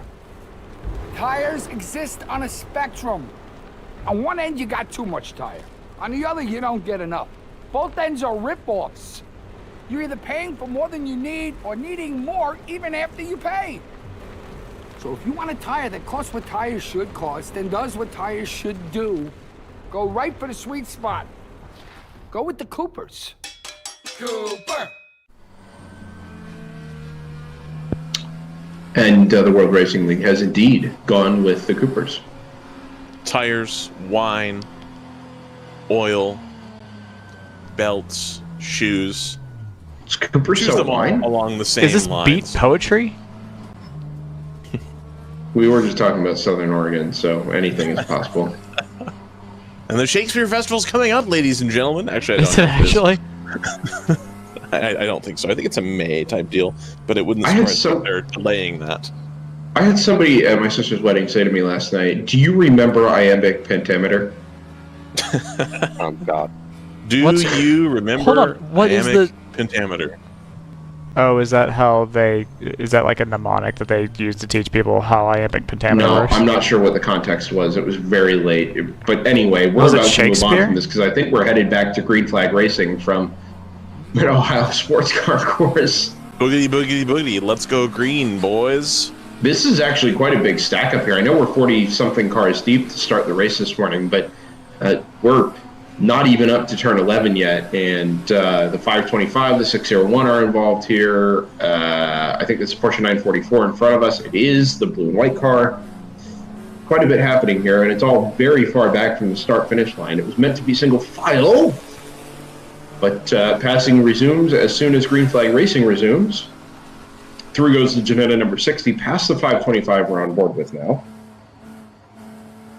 Just to put a period on where we were earlier with GP2, the round 3 cars pitted and came back out back in 3rd and 4th. So really nothing terribly given up there for the round 3 cars to have pitted. They're only 16 to 20 seconds behind the leading Core Motorsports Ford Mustang and the number 678 Chill Out Systems MX-5. So it's a good little battle actually there for the top 4 in GP2. One that I wish Scott were here. He's a big fan of GP2. I was going to say, is this Stoffel Van Dorn at the front, or? No, it's Davide Valsecchi. Wow, Alex! My goodness! Wow! All right. It's not over yet, boys. No. What is happening? It's 2 Caymans. No, 2 Boxsters that came in this BMW. That's my favorite TV show. Man. No, it's two guys that girl on a pizza place. Get it together. Sorry. Figure it out. Oh, are they 4 wide up into turn 11? Looks like it. Oh, 5. That's not helping, JT. I think they made it all out the other side, too. They did. That is remarkable. There is so much happening. This is why you come be a part of the World Racing League. This is why you find a seat or start a team or do whatever you have to do to come be a part of this stuff. That is fantastic. And remember that this isn't professional motorsport like you would catch on television. Obviously, you're watching it on DriversEye Live. This is still club racers, amateur racers. Okay, maybe it's a little more expensive barrier to entry, but man, once you're there, for track time, for value, for just sheer enjoyment factor, this is your onboard experience. This is what the World Racing League is all about. I love this stuff. To go 4 or 5 wide up into madness, or up into turn 11 like that at the top of Thunder Valley is wild stuff. And it's not the first time we've seen stuff like that this weekend either, or indeed on any weekend. That was really cool. That won't be. It's not every lap around here, but hopefully we settle back into a nice rhythm here. We did yesterday. We had our first full course yellow right around the same time, just before the first hour came to its conclusion. But after that, things actually kind of settled down a little bit, and we got some interesting strategies to start playing out. We had a really nice rhythm to sort of the mid portion of the race. Kind of hoping for the same thing here this morning. Hammer Motorsports is your leader, guys, by the way. It's so focused on GP2 and tidying things up there that we missed the pit stop rotation. And it's put the number 01 Audi TCR up into the lead. Absolutely. Ahead of the 702, and actually... that's this fight that we're looking at right now. If you look at your monitor, Brendan, for once in your life. Well, I was looking at Race Hero. Joseph, I did catch it the first time you showed it, but then you switched back to the other battle, which I was confused about. It's because I was also confused, because in my head, it was still the 01 and the 1 that we're here today. Now, Brendan has a race to call. There is nothing I do that irritates Joseph more than not watching his production. Mr. Director, and then Mr. Director does a good job, and then you're like, oh, what's that? There's a timing monitor in front of me. I'd rather look at numbers. What row? Screens. Ooh, look this at that. This is on board the 702, like we said, battle for the overall lead, battle for GTO lead. and all the while picking through your general production traffic. Team ACP Tangerine. Oh no, I was going to say the number 9 had gone missing briefly there. It did on Race Hero, but it's come across the line and rectified that. A good run out of turn 9 there for the number 702. Not sure if that's still Sarah Montgomery on board, but nothing really to do with the TCR on the run through turns 10 and 11. The 01 is going to swing to the outside of the Core Motorsports Mustang. I'm not sure the front wheel drive car is going to like being out there like that. They're side by side, and he's boxing him in. I think he's got it. I wasn't sure that was going to be on there. The core car, I figured, nope. would. No. I was going to say, I feared the 702 was going to get balked on the way out of turn 13. No, yeah, actually, that was very sportsman. That was very sportsmanlike of the 01 to actually give him that lane, because he really could have easily just boxed him in behind that lap traffic. Yeah. These aren't the games that you play an hour and 10 minutes in, an hour and 20 minutes in. These are the games you play in the last 10 minutes, the last 20 or 30 minutes. And let's not. Well, he's got it. Looks like there might be a little more top end. Oh no, nope, just kidding. I thought they were pulling him back in, but the 01's got legs on it. It does, which is interesting. It's interesting because that 01, the TCR cars, when it was sort of embroiled in a battle for second, third, and fourth, it looked like it was losing out down the straight. Certainly compared to the Aston Martin and the BMW M4. But it's got the legs over the 702. Yeah, it moves around so much under braking. Oh, this Another might be good it. run from the 702. 01's got the inside line, but the 702 will recover that inside line when they actually go through the carousel. Yeah, but you know what? He or she has hung tough around the outside there and now has the inside line of the carousel. And I think this will be moved done this time around. Yeah, to the apex. Yeah. Yep, absolutely. That was a really nice job, well, by both cars, frankly, to go double wide through turn 12 or turn 11, excuse me, up at the top of the hill. But once that was done, I think the 01 was a sitting duck on the outside of the carousel there. So it seems for the overall lead. Once again, the 702 gets past the 01 Hammer Motorsports Audi TCR and resumes its rightful place at the top of the order. Pit stops have been made for pretty much all of the leading cars, except for the number 983 Will to Win Cayman, which is back there in third at the moment. We don't have the Will to Win Corvette this weekend, do we? No, I don't think we do. We saw it yesterday at all. No. Yeah, it's a shame. Oof.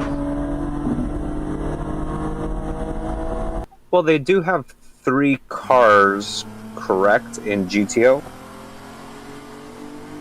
Yeah, but they're all Caymans. Okay. The 91, the Corvette is a 91. Yeah, that's the one that was previously. I'm blanking on the name of that team. That's Luzolati. It was G-Speed. That's right. Yeah, it was, I believe, a Mark Martin owned car. Maybe still is. I don't know if they're working together when that car is entered, or if that car has just changed hands. I meant to get that story when I was at Barber. I'm sure most of the rest of the paddock knows it just by having been around longer than we have. But I meant to talk to Mark or find somebody there at WTW, and just never really had the time to talk and learn what the story of that Corvette was. It's a great car, though. And one it's a beautiful been car. A staple of the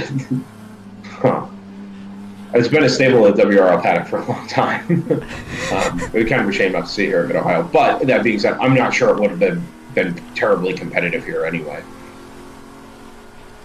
That could have been the decision made, that the Cayman's probably a little bit better, especially with this much traffic about, etc. This small of a track. They might have made a conscious decision to not bring that car. That is entirely possible. If anybody from WTW is in the chat, feel free to share that with us, just so we can put my mind at rest. I don't know that anybody else cares terribly, but I've been after it for a long time and just haven't really had to sit down and talk to anybody about it. Do you guys know Lou Gelati's building a racetrack? At his new facility, correct? Yeah. He's actually building 2 racetracks. They're separate, an east track and a west track that's combined with sort of connectors, but 2 separate pit lanes, 2 decidedly separate tracks. It actually looks like a pretty nice layout. We are not sponsored by Lou Gelati, but it's kind of nice to see another. I believe it's out of Texas, right? Yes. Lou Gelati's based out of the Dallas area. I can't remember exactly where, but yeah, Texas. He recently, I believe, tried to run for, I can't remember if it was mayor or governor. LG Motorsports Park in Anna, Texas. 22 miles from the new Toyota headquarters and 24 miles from the city center of Plano, Texas. The 484 split decisions got by the 983 Porsche. So that puts the BMW M2 up into 3rd. Oh, and we've also got a change for the lead in GP3 again. So that's the 605 for round 3 racing over the 93 at TC Klein. It looks like the Will to Win car is in the pits. It is. Yeah. Yeah, that is exactly why the M2 from split decision is up into 3rd. And so this will be their first stop. They did not pit during the yellow flag. No, I was going to say, I don't understand why they didn't pit under the yellow flag, especially to go back into the pits so soon after we went green. But it was actually quite a long yellow, and that opportunity would have presented itself now almost a half an hour ago. Yeah, it's tough to say. They might have made the decision that actually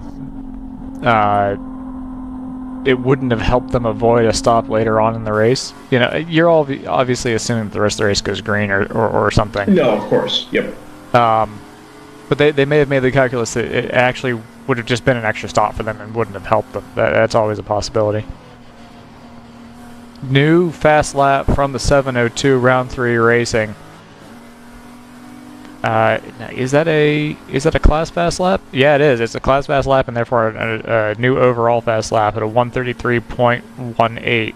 So we're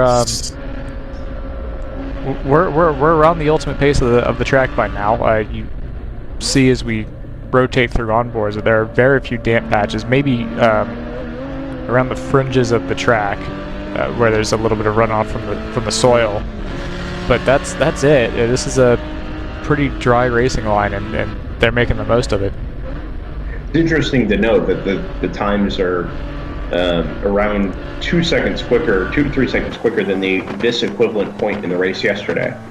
I think a lot of the GTO cars, certainly the production GTO cars, we'll leave the MPs are on one side. We're in the 135s or so. But of course, we've had an additional 8 hours of running from where we were at this point yesterday. That'll put down rubber. I think you made the point yesterday, Joseph, as well. These tires, being DOT tires, don't put down a ton of rubber, and the track doesn't pick up a ton of grip very quickly. But when you do it, you're talking about 50 cars going over a patch of pavement once every minute and a half. That will add up quickly, or that will eventually add up, and you'll get to a point where the track actually starts to pick up some grip, picks up some pace, and I think that's the point we're at now. Yeah, and it's worth remembering, right? We are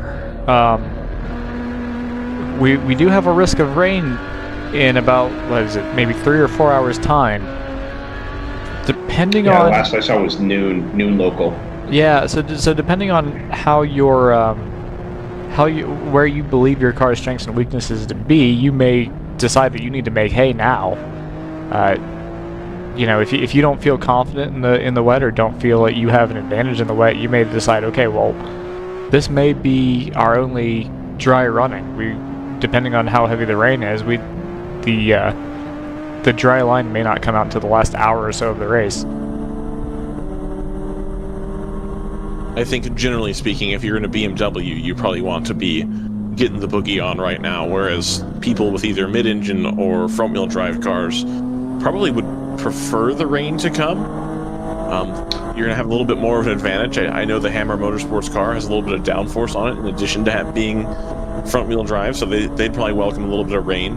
The 702 Cayman, being a Cayman, it's got the mid-engine. They might like the rain a little bit more as well, relative to some of the other runners in the class. I don't see the 240 IRs, the M3s, etc., doing a stellar job if it's slippery. And don't forget that, as soon as it does, if it does rain, when it does, that's going to make this rubbered in line that we may or may not have slippery all of a sudden. So then you'll be trying to find grip offline. It'll be kind of a mess.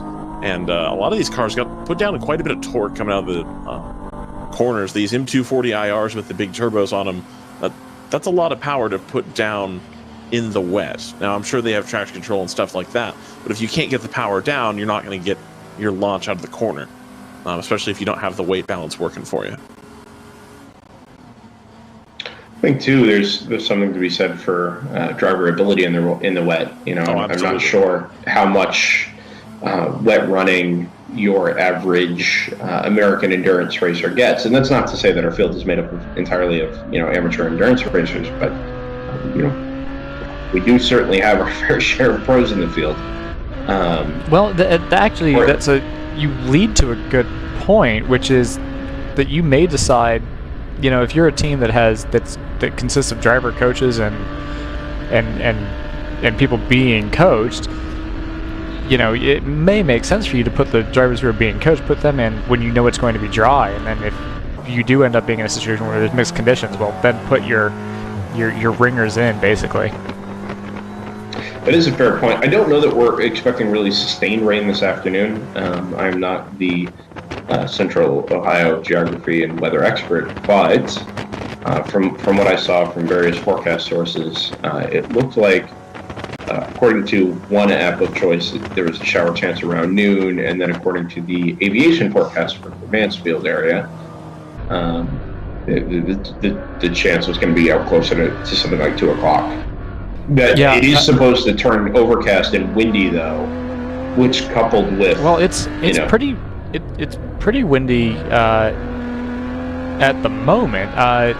If you look at weather for Lexington, Ohio, you're looking at winds of 12, 13 or so miles an hour now.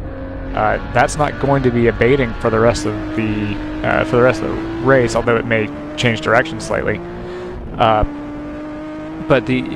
it looks like the risk of rain definitely increases toward the end of the race. So we could end up getting nothing at all. That's always a possibility. Or we could end up with something where it starts to come down the last half hour or something like that.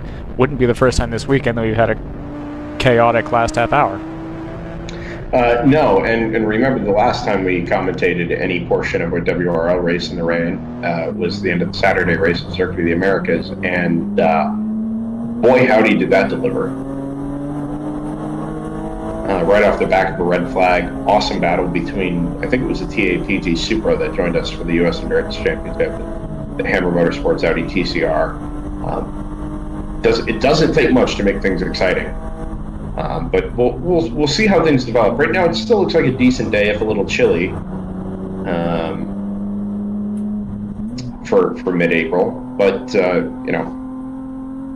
least for the moment, things are dry. And the 702 round 3 racing Porsche Cayman is making its escape up front of the field. Another lap in the 133s. Nobody else has really even been able to touch that. I mean, Hammer's last lap was a 135.5. And all of a sudden, that gap is up to 13 seconds. And then back to the 484, it's up to 30 seconds. A quiet run this morning, just looking down at Race Hero, from the Team ACP Tangerine Associates BMW M2. They're on the same pit stop rotation as the rest of the top 5. So they came in at our first full course yellow about half an hour ago. But they've very steadily worked their way up through the field after they dropped sort of back to P8 on lap 1, and then they've just kind of been hanging there around the bottom of the top 5. I don't think they featured particularly well yesterday at all, did they, Joseph? I don't remember. Certainly don't remember calling their number early on in the race. Sorry, who was this? The number 9 Team no, ACP they actually, they were, the Team ACP car, they were really, I hate to say they struggled without knowing whether or not they were actually struggling, but no, they you're right, they didn't really feature yesterday, which struck me as pretty surprising. They're in a better position today than they were yesterday. Yesterday, I think they were struggling to stay inside the top 10. So we'll see. That's another one of those teams, not unlike Team GTR, who we don't have with us this weekend, where they don't necessarily seem to be standouts, but they have a habit of being around at the end just through consistency.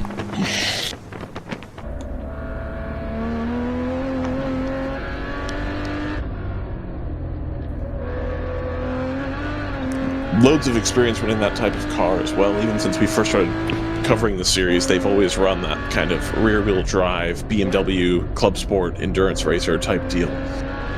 But you've got a consistent team, and they've got a consistent platform underneath them that just, at some point you're going to run into some luck at some point as long as you keep the car on the track, even if you don't have the ultimate pace. As the number 702 takes the fastest lap of the race, again a 132.7. So they've checked out now to the tune of 15 seconds ahead of the 01 Hammer Motorsports, which seems like a lot. But then on the other hand, I know that Tim Myers always has an angle he's trying to work. So I wouldn't say that that's something we can't continue to watch going forward. He's always got something up his sleeve, a plan, a strategy call. They're never out of it. Even if they're not quite there on pace right now, I think we'll still find the 01 very near the front by the end. That was a blistering lap from the 702. That was a full 4/10 faster than anything they've done today. Yeah, they just keep picking up pace too. Whoever's in the car at the moment, they're I think really kind of in the sweet spot with the track. The split decision car has picked up its pace as well, the fastest lap of its own race, a 135.0, but that's well over 2 seconds slower than where the round 3 car is at the moment. Just a point on the Team ACP Tangerine car that Ryan made. You mentioned experience, Ryan. This car has been, you're right, run forever by Team ACP in WRL and other unassociated endurance racing series around the country, but those cars also get run in the 24-hour series. Yep. Around the globe. Over at Dubai, they're sort of one of the few representatives from the United States, but Catesby Jones and everybody at Team ACP has really raised the game of how well those cars can be run. They're not ultimately up to pace, usually, at least here in the WRL, just as the way the classing system works. And I did actually have somebody at Barber tell me that compared to the 240, the M2 is kind of a dog. It doesn't have the punch. It's a little heavier, and it's just not. It may be a little more consistent and better for sort of the average club racer, but in a purely competitive environment, it doesn't have the same goods as what the M240 offered in the previous gen. So, did we make a note that the 702 is back in the pits? Oh no, we didn't, and there's that can't be scheduled, can it? It's only been 50 minutes.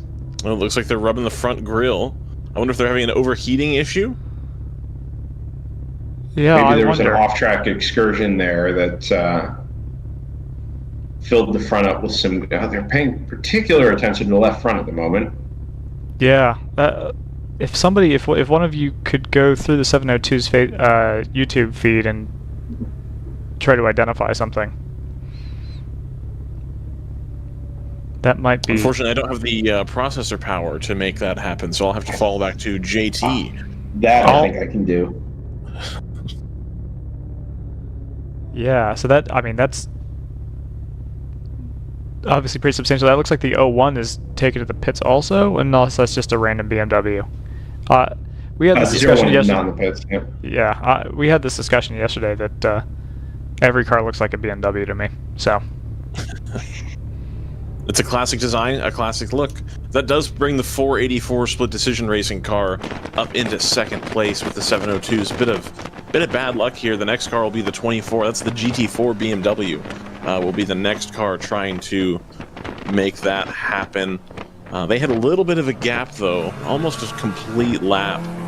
Minute 26 last time through timing that the 24 had in make-up time to get to the 702. So we'll see if the 702 can get back on its horse and get out there ahead to keep that third position. But, you know, not looking, and they are coming right back out right now. So we'll have to see how that shakes out.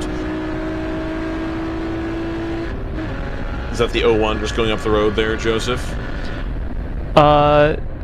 No, that's got to be the 02, right? No, but they are in the S's. Yeah, they are in the S's, but just a little further up the road.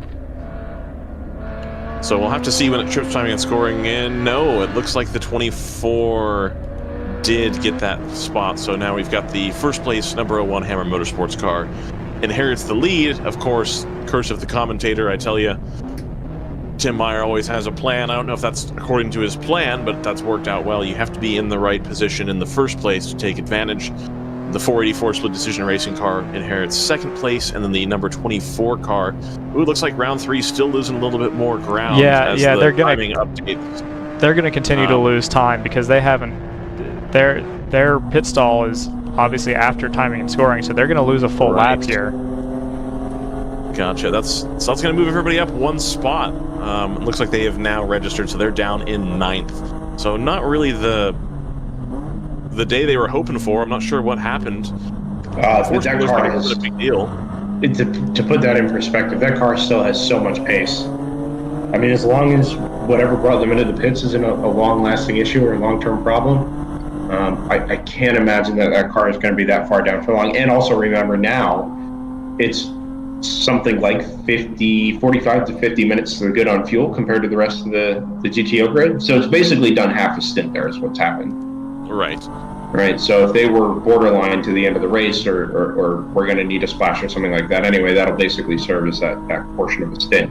That'll play out over a much longer period of time, of course, but I wouldn't be shocked if we look up in about 2 hours and all of a sudden that 702 is back at least near the front on something like a normal pit stop rotation. Having gone back through the 702's speed, by the way, I didn't see anything that would have brought it in the immediate past. It was a clean in lap. They had no off-track excursions. They really weren't around any traffic in general. As it shoots up the inside of the 982. One of the GTO cars. Yeah, it was the 982. That is 4th position, by the way. Oh, it is. Very good. So that'll be up into 8th.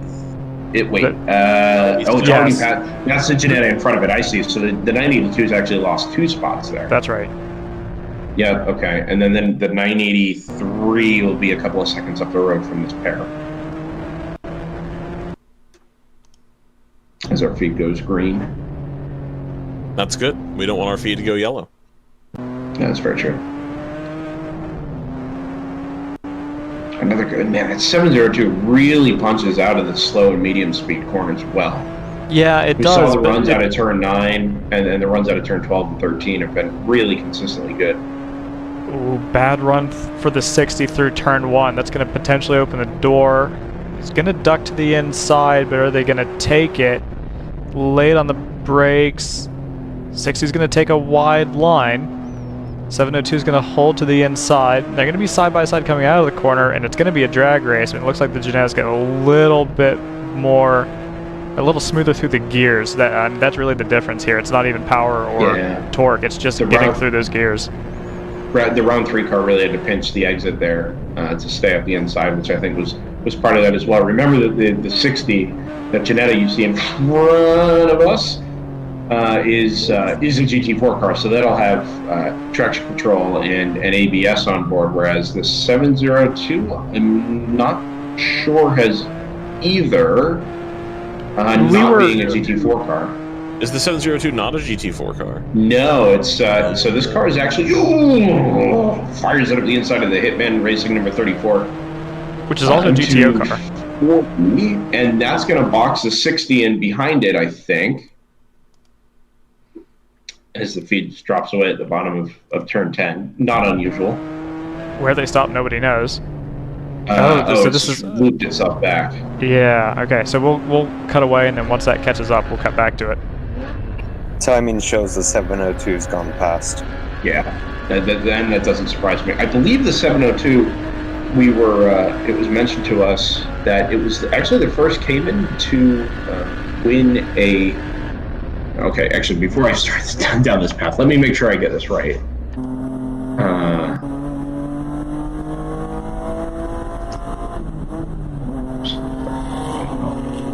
So we were talking about the drive out of the corners with the Janetta and the gearings. If it's anything like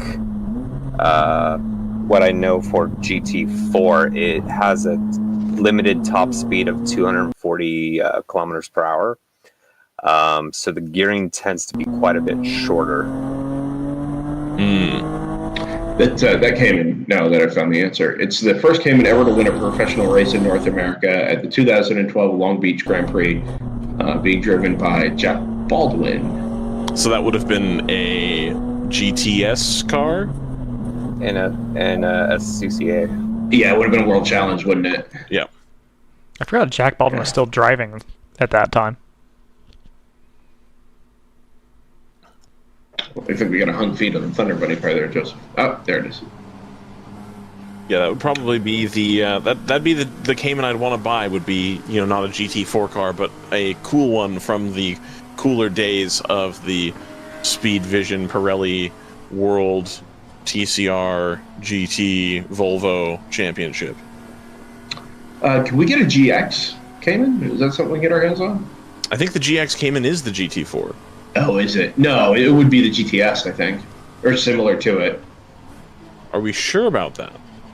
I'm pretty sure. I mean, the GT4 didn't exist in its current guise until probably 2017 or so. GTX Cayman. No, GX. No, GX. Grand Am. You know, the sparring partner of the diesel Mazda 6. I was just gonna say, where is that? Bring that to WRL. Car.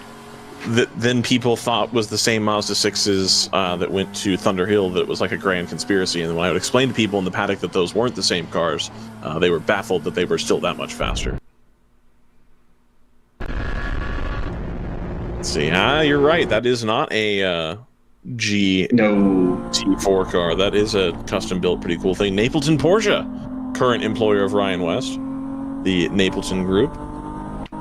I didn't know you worked at Porsche now. This is a conflict of interest. No, I work at Napleton Group, not with the Porsche. I work at Napleton. Oh, I see.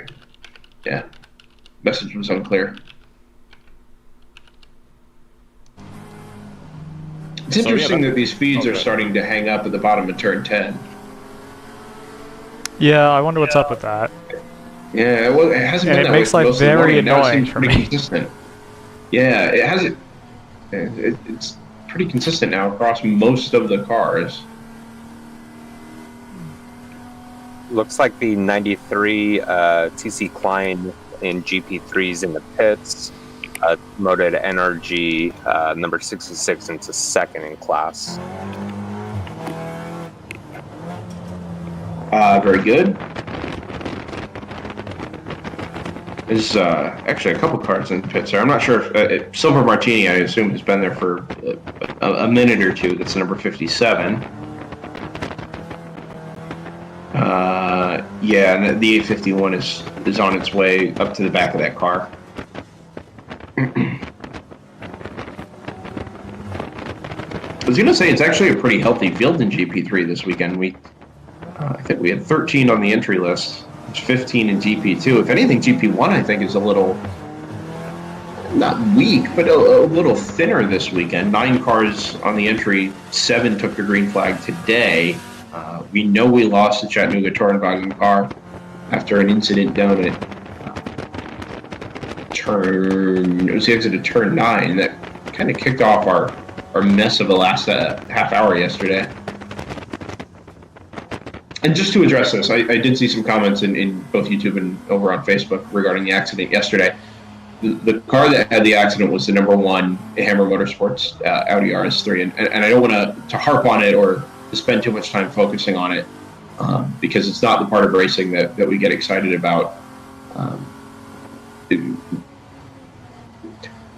It appeared to be a racing incident.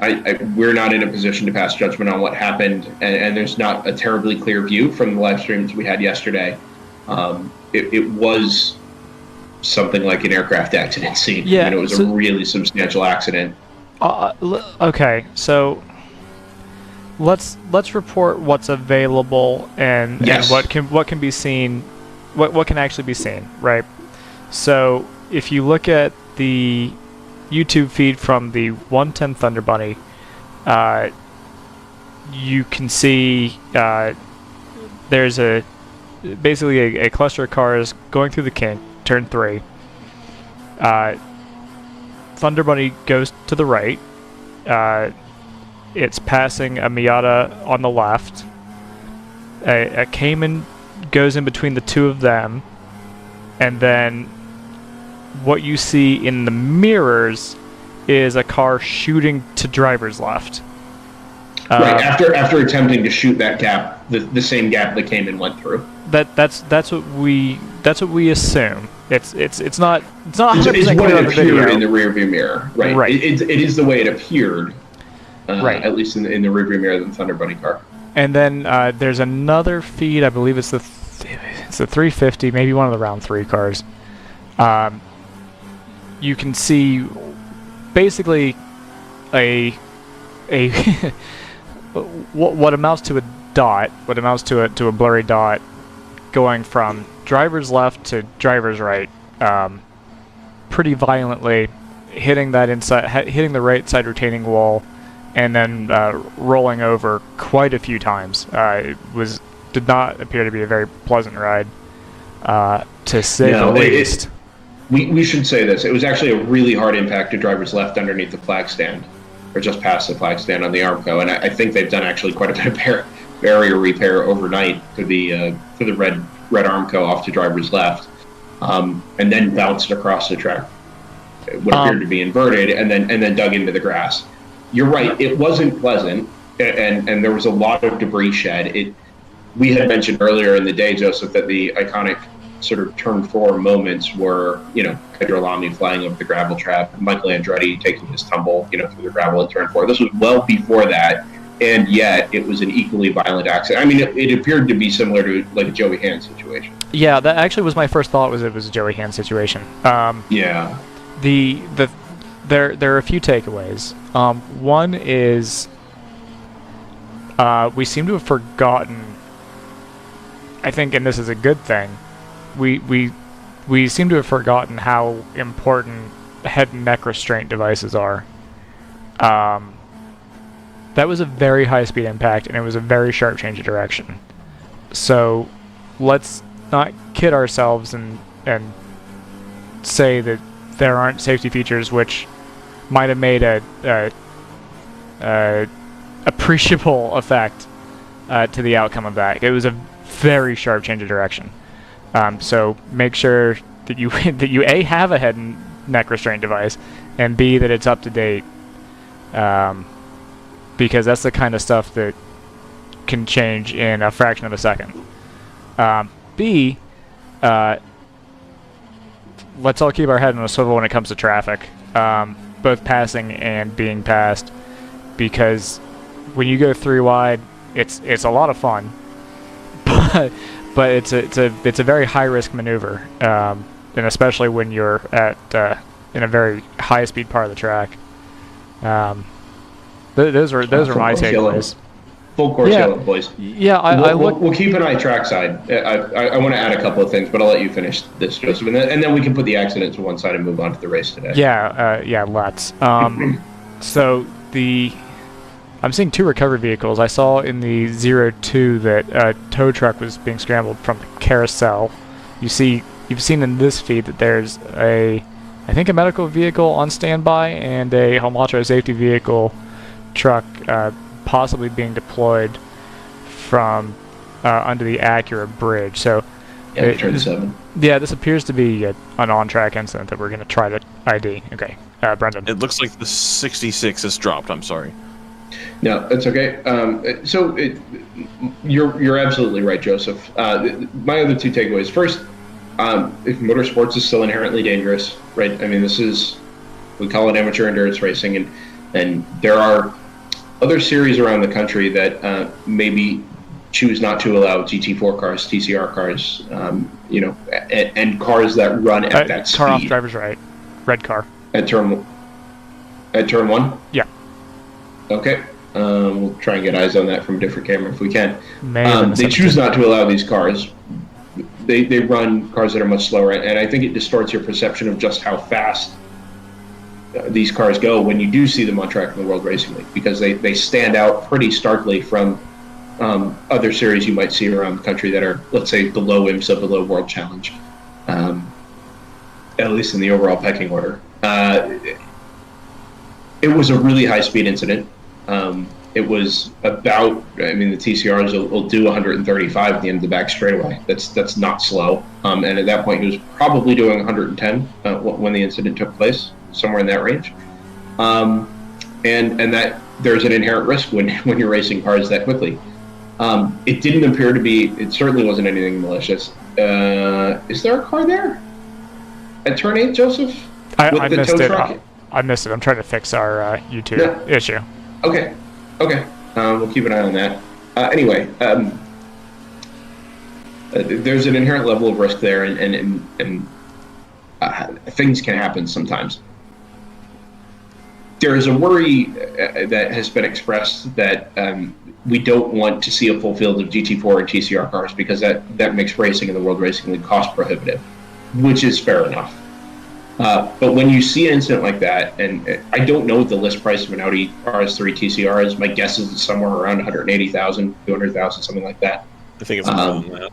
Is it? Yeah, I would believe it. But after what we saw yesterday, whatever Hammer Motorsports paid for these cars has already paid itself off. It was worth every penny. The safety equipment to have a professionally built car, the roll cage, everything that Audi has done and learned over the last 25 plus years in motorsports, and has put into its customer racing cars, has already paid itself off. And to know that Paolo Salvatore was able to walk away after the accident yesterday down at turn 3 is just the best possible news we could have hoped for, number one. And number two, that these cars, despite being still really quick cars, very much have a place on track, and that they can be raced safely, even if the worst were to happen. And I think what we saw yesterday is arguably one of the worst case scenarios in terms of the violence of an accident. But we can put that to one side now, and we can move on. I hope that's sort of satisfied everybody's questions from what happened yesterday. It was the number one, driver's fine. And I believe that driving trio or quartet or whatever it was is now in the 0-2 today. So they actually still had their track time, if that's the case. Also, so let's put that to one side and deal with the issue at hand. We're full course yellow coming up to the end of the second hour, and we think the incident is a car off to driver's right or between turns 6 and 7, just under the Acura bridge. Yeah, I saw that too. So I don't know. I'm not sure what I saw at the exit of turn 1, if that was an unrelated thing or maybe just arm code that looked like a car. They have sent a record to that accident or the incident site there at turn 7. I saw that, yeah. That being said, it's an odd place for a car to end up.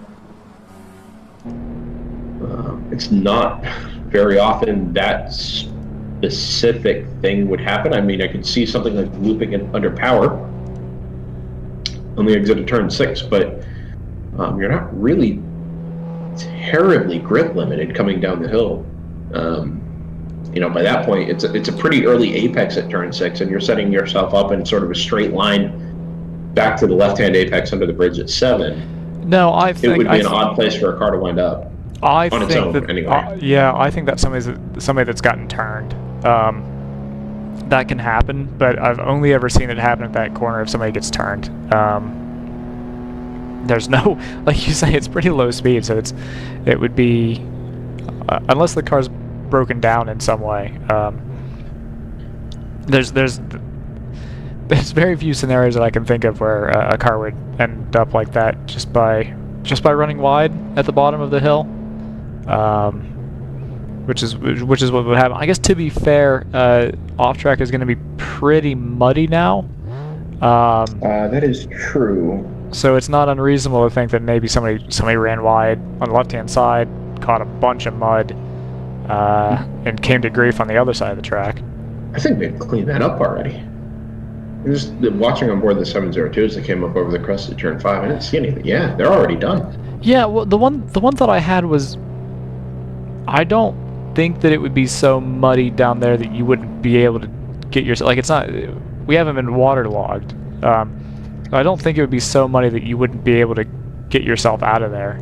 My guess is that somebody just maybe had corner-to-corner contact, broke suspension on the front end of the vehicle, and didn't feel like they could safely make it around the rest of the circuit. Just to tie up from earlier, a second-hand Audi TCR car is anywhere from 70 to 90,000 euros, which is on the realm of 100 to 120k. So a little bit cheaper than I thought, but that's money well spent, I reckon. Yeah, in retrospect, certainly. Oh yeah, the other point I want to make is like, get your frame inspected every now and then. I don't know if every league requires that, but it's a good idea. Absolutely, I'd agree with that for sure. Pit stop from the number 9 Team ACP, BMW M2, which feels like a slightly odd time to make that call. Under Code 35, like we had last time out of Barber, it's really not a big deal, right? I mean, there's no bunching up of the field. You're not worried about track position, and if anything, it's beneficial to come in at various points during the Code 35. But with safety cars and full course yellows the way we have them here at Mid-Ohio, and indeed most of the World Racing League schedule, waiting that long to make your stop under yellow feels like it would cost you quite a bit of time, unless you're at the back of the pacing order, in which case it really wouldn't matter anyway. But not being on site, not entirely sure. Not entirely sure if that was the case. Yeah, that was going to be my thought. What's happened here? Is that? Oh, okay. Just a little stack up, I think, then. No, sorry, I was referring to something in production. So have we... The 702 is back up to 5th in class.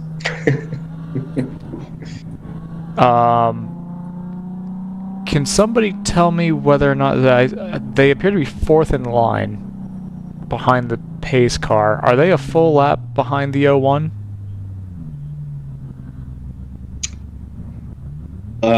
I would assume by this point, bearing in mind that this camera is probably 20 seconds behind, that the whole field has come across the start-finish line. Well, the 01's right in front of them, so the question is, are they on the same... Is this for position? I think the answer is no. No, if the 01 is right in front of the 702, then the answer is unequivocally that they are a lap apart. Yeah, okay. Well, so this will be interesting in the longer view then, because this is going to turn, like I said, it's the 981 that's ahead of them. 981 is a further lap, actually a further few laps behind. So that's not for position either. So basically what the 702 will be looking at is to get their lap back from the 01, especially if another caution flag comes out, and then they'll be picking up the leader again. You get that free pass, basically, right around to the tail end of the lead lap. Well, we've seen that move made once already now, right? The 702 getting past the 01. That was for position, and it was before the extra, it's called the extra stop, was made by the 702 came in.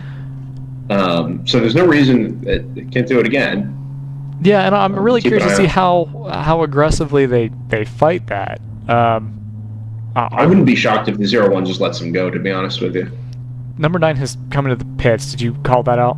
Yeah, we had mentioned that. Okay. And that was kind of my comment earlier about how it seems like an odd time to decide to make your pit stop. But again, for the Thunder Bunny car, too. Yeah, just as you say that.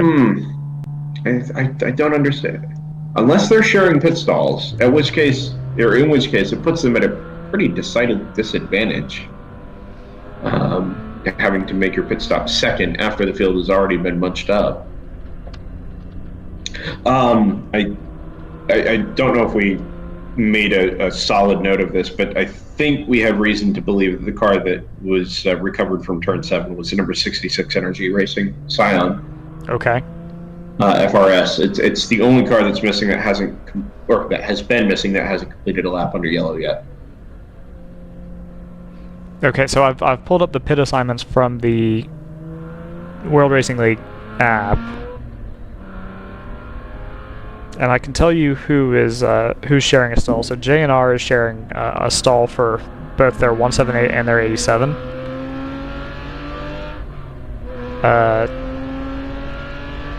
ART Racing is sharing a stall between their 160 and their 147. W2W Racing did enter the 91, so that would be sharing with the 983. Since the 981's not circulating, that's become a non-issue. Thunder Bunny's actually sharing a stall between their 2 cars, which I think you had alluded to. Yeah, so it's not disadvantaging anybody aggressively unfairly, right? Because they're almost, I assume they're all then teammates sharing stalls. So pick one over the other. Yeah, there's 1 or 2 exceptions. So round 3 sharing one between the 605 and the 604. So you might see one car compromise in favor of the other in a situation like this. The only team, I'll keep going down the list. No, there's actually a couple.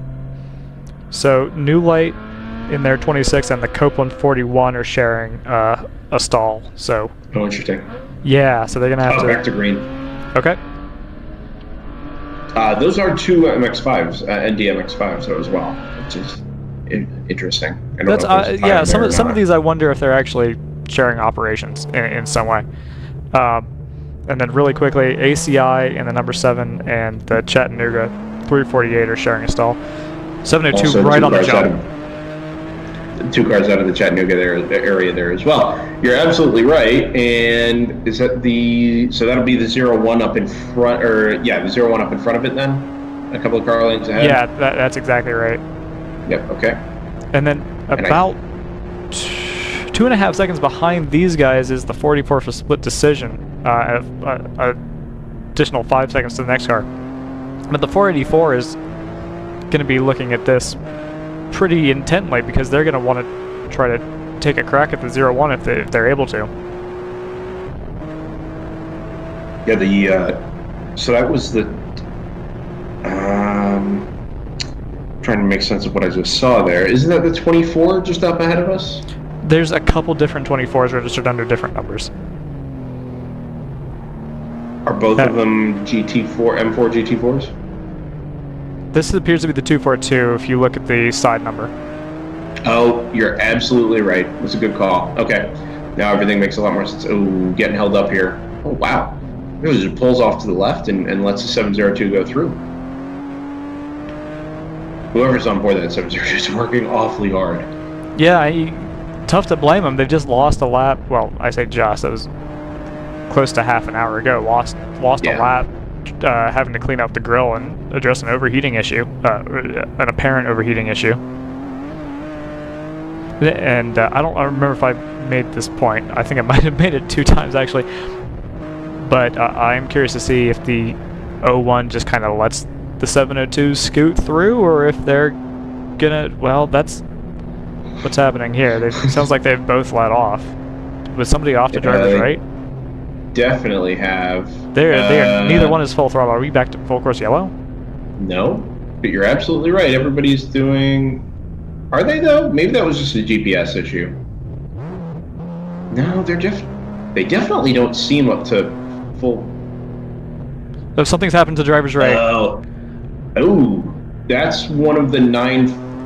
Oh, no, you know what? That's the Autosport fabrication car, the 525, I think. It sure is. Don't we have that on board? Wow. Ooh, that's not a camera view you want to see, given where it was prior. So that, I assume, is somewhere inside the roll cage. just rattled Yeah, around in there. the front end of that car has been punched in pretty substantially. I'm surprised that we haven't. Maybe we have, and it hasn't been reflected on timing. But I'm surprised we haven't gone full course yellow. If someone's keeping an eye on the flag I stands, think it's probably. yeah, no, I think we are. No, It's not reflected not in on timing. race hero yet. Good call.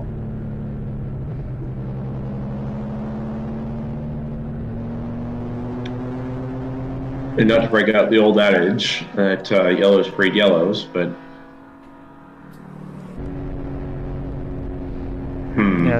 Yeah. I wonder what's going on there. And I don't believe that's a feed we can rewind, is it? No, that is the rumor. It being on Facebook rather than YouTube. Let's see if I can work some magic here. I discovered something yesterday. Ooh. Yeah, you can actually rewind some feeds if you use Facebook.com on a phone. Interesting. All right.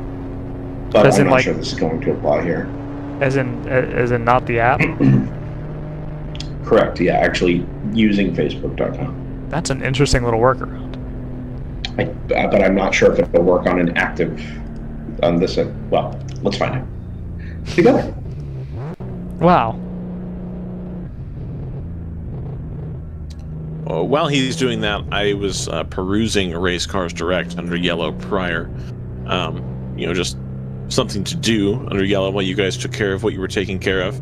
For 70 to 90,000 euros, you'd have a hard time finding a car that's better prepped than a TCR car as far as safety equipment, I reckon. So that's a triple good idea there as far as having that. Hopefully everybody's all right in this accident. It looks like it was a pretty big, or this incident rather, looks like it was a pretty big impact. Yeah, not a whole lot else to say, I suppose. It's unfortunate to have a camera go down as well, but the other point to make here is that we think there's probably a second car involved there that we don't necessarily have an identification for yet. I guarantee there's a second car involved. Yeah, so there are a couple of cars missing just at the moment. The 716 ITS Racing car, but I believe that may be a pit stop. The 75 AOA car is the other one, and that one, well, it certainly wasn't for position or anything like that. They're in different classes. See if we're able to make anything out from this view. I don't think we will. Yeah, the other car that is stopped it does not have a rear wing. It is silver grayish. I can't really tell on the rear bumper. I've got one of the. That could be the ITS car then.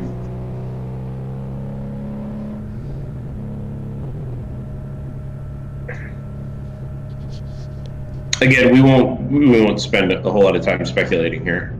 It's really not in our wheelhouse these days. But there is definitely a second car involved there, and once we have a better idea of who that is, then we'll pass it along. The primary concern, obviously, as with any incident, is to make sure that everybody's okay. There's clearly a pretty substantial frontal impact there from the 525. I haven't had any luck rewinding the feed for what that's worth. Apparently, it'll only do it if the feed has been active on the phone, but it is what it is. Maybe if the camera gets shut off and the stream ends, we'll be able to kind of take a look at it here. Are we headed into the pit lane here for a black flag, red flag situation? I think we are.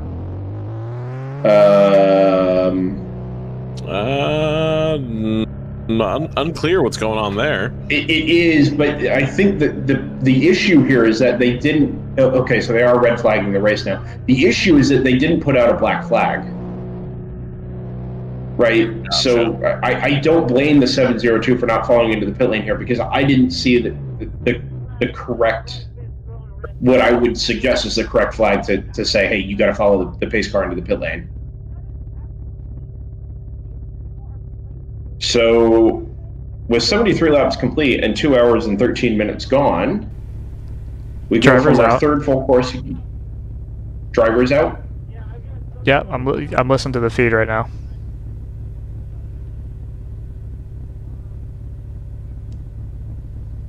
This is the driver of the 525. Yep. Okay, very good.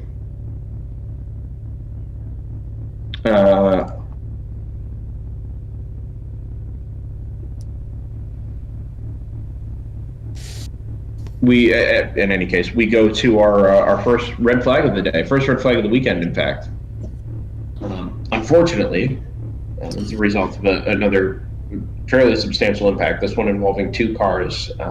Certainly nothing like the carnage that we saw at the end of the race yesterday, but nevertheless, sounds like everybody's okay, at least on board the 525, which is fantastic, and really ultimately the only thing that matters. Yeah, I don't have any information on the status of the other car.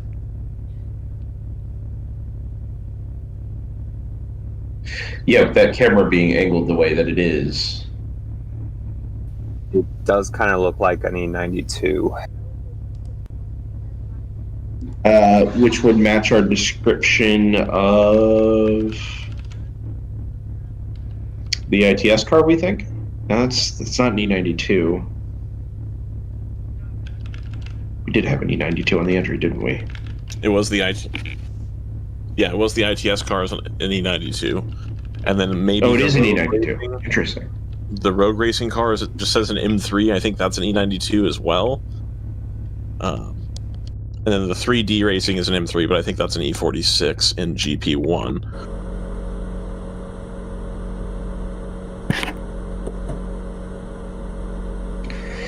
So with the red flag, we've had most of the cars come down the pit lane here, and just sort of followed the pace car into the pits. The red flag came out once the that's a good call, JT. The red flag came out once a couple of the cars did not follow the pace car into the pits, but also that was under a double yellow. There was no black flag displayed. There was no red flag displayed up to that point. So everybody's been stopped, and the incident recovery can take place properly. As Joseph reported, the good news, based on what he's heard out of the 525 feed, pointed very much down towards a portion of the roll cage, is that the driver is out of the car, appears to be okay. We don't have any news on the second car involved. We believe that it is the BMW E92 from ITS Racing, the number 716. But again, no full confirmation on that, just because the angle of that second car was blocked by the 525 sort of sitting crossways in front of it.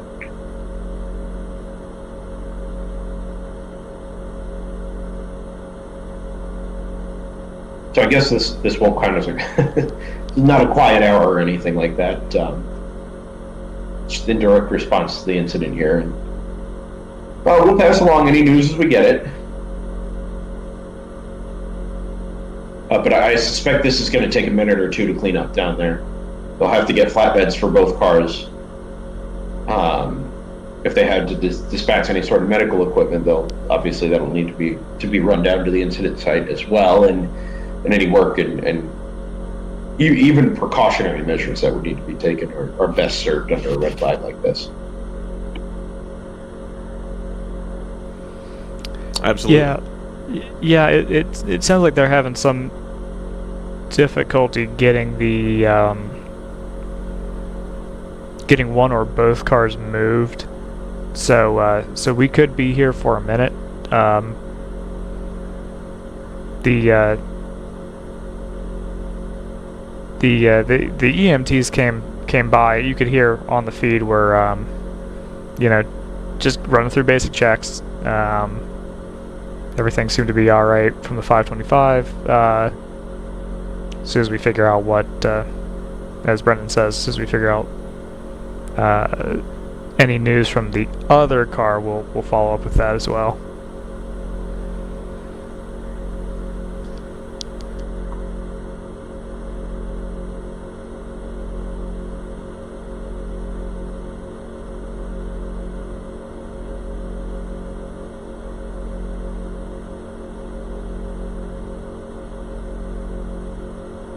Just like that, we have very little to talk about.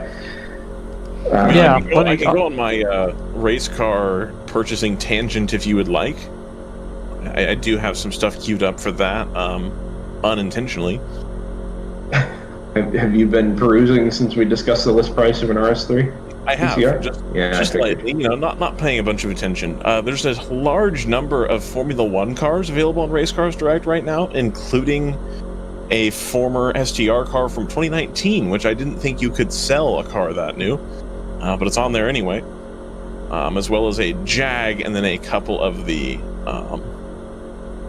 what's the orange team? Arrows. There's a couple Arrows cars on here as well. And then Patrick Dempsey's old 997 Cup car is available as well for 125,000 of your US dollars. So pretty decent selection on here. Lots of interesting stuff for sure. A little bit more interesting than usual, I would say.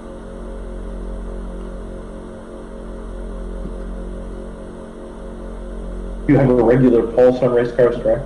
This is a sudden spike in old Formula 1 cars for sale, or is this a pretty common occurrence? I can imagine they're very popular. I would say it's a spike, but I think that's given the if you list one car, you start listing the other ones type of deal. You know, when regular collector road cars are for sale, you'll get one weird one that you haven't seen in quite a while. It happened a while back with the kind of the 2005 Ford GTs. One sold for an incredible sum at an auction, and then all of a sudden, everybody brings their cars out of the woodwork to try to sell those as well. I think it could point to an issue with inflation, where the value of money, for reasons we're not going to get into here, might be changing a little bit, and so getting out of a physical asset might be more advantageous right now. I think that's a reasonable reason as well. I'm not an economist, I'll put that out there. You can also buy the 2013 Lola Dyson Mazda. Is for sale as well, off of its several wins in the Masters Endurance Championship.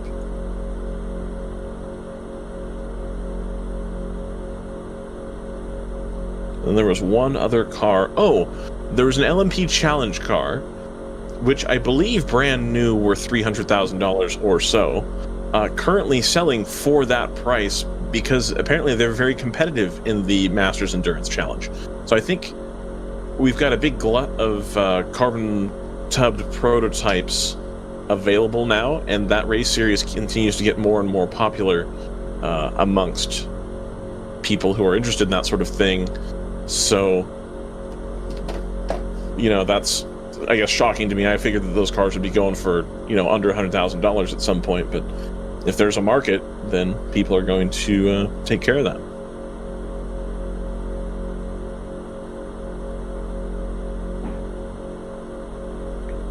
Might this be a good time for an ad, gentlemen? I think we should say hello to Cooper Tires.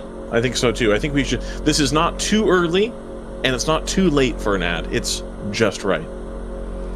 Okay. Well, so now I gotta queue up a thing. Oh, sorry. Okay, that was a little bit too quick on there. So, might be. Little I mean, quick on the I can draw. continue to ramble for a little bit longer if you would like. I've got plenty of stuff to ramble through here. I don't remember if I ran this one yet today. If I did, I'm sorry to Cooper and to your wonderful tires that you have. Don't be sorry. It's a great ad. Okay. They are. You don't even ads. know which one I'm going to agree. play. Both of them are pretty good. I'm a fan. There's 3. I see. I've only seen the 2 that were in the chat, so the third one I haven't seen. If you could play the one that I haven't seen, that would be cool. I think that might have been one that I played the one that I played earlier. So I don't know if I can do that. No, the one you played earlier is the one that I have seen. Which one was? It's really good production talk on the live feed. I love it. I'm gonna just do a different one because there's 3. There's 3 ads. Right. Hold on. So I'll play this one. It's good. It's a banger. All right. Get ready for it. Banger. Yeah. Outstanding. Let's see it. It's incredible. Get ready. As your uncle, I want you to know that on the road of life, there will be rough spots, and they will chew up your tires. I recently took a road trip to Greensville to attend a chili cook-off. Rough roads all the way down. I drove there on these Cooper Discoverer Enduro Max tires. You know, they're made with the durability of off-road tires, but for on-road driving. Without them, we might never know the winning bean-to-meat ratio of a good chili. And those are the things in life, my friend, worth driving towards. So go with the Coopers. Cooper! I'm hungry now. Because it's very important to get the right bean to meat ratio. Absolutely, I agree with that. You gotta check into that one. I will say that with some personal experience, the Cooper Discoverer does make a pretty kick-ass off-road tire that both myself and my friends have run on various age and style of Toyota off-roaders. I've never had a flat while driving with a Cooper tire, and a competitor tire did go flat on a similar trail. So make of that what you will. Also, the competitor tire was, now that I think about it, substantially more expensive than the Cooper was. So that's strong showing for Cooper there. I know they used to be a little bit more involved in racing as far as doing the Prototype Lights series for quite some time, and I believe they still do the Road to Indy. Is that correct, Joseph? They sure do. If you walk around any Road to Indy or IndyCar, I suppose are part and parcel. If you walk around any such venue, you will find, hear, and see Cooper Tires advertisements. What tires are they on? They might be on all of the Road to Indy. I believe so. Is Indy Lights? Sorry for the quiet hour or the the quiet time there. Is Indy Lights on Coopers? Yeah. Huh. I think so. As brand ambassadors for Cooper, which I'm going to start calling ourselves now. We should probably know that. Yeah, huh. I didn't realize Cooper's went all the way up to Indy Lights. Excellent. Cooper Tires Indy Lights, yeah. That does feel a little not surprising, but I would assume that Cooper would then have to build an oval spec tire specifically just to go Indy Lights oval racing. Do they have perhaps a Avon tire that was used in like historic Indy cars, perhaps, as far as like having an Indy car from the 70s? And I know Avon's a part of Cooper. Perhaps there's a stock of those from then that are designed to be run on historic cars, and maybe it's similar to that. Maybe just throw stuff out there. Whew, I'm trying to bat 300 here. So I just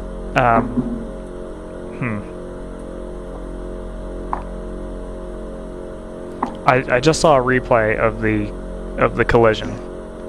It's it's a rough one, I'm gonna be honest.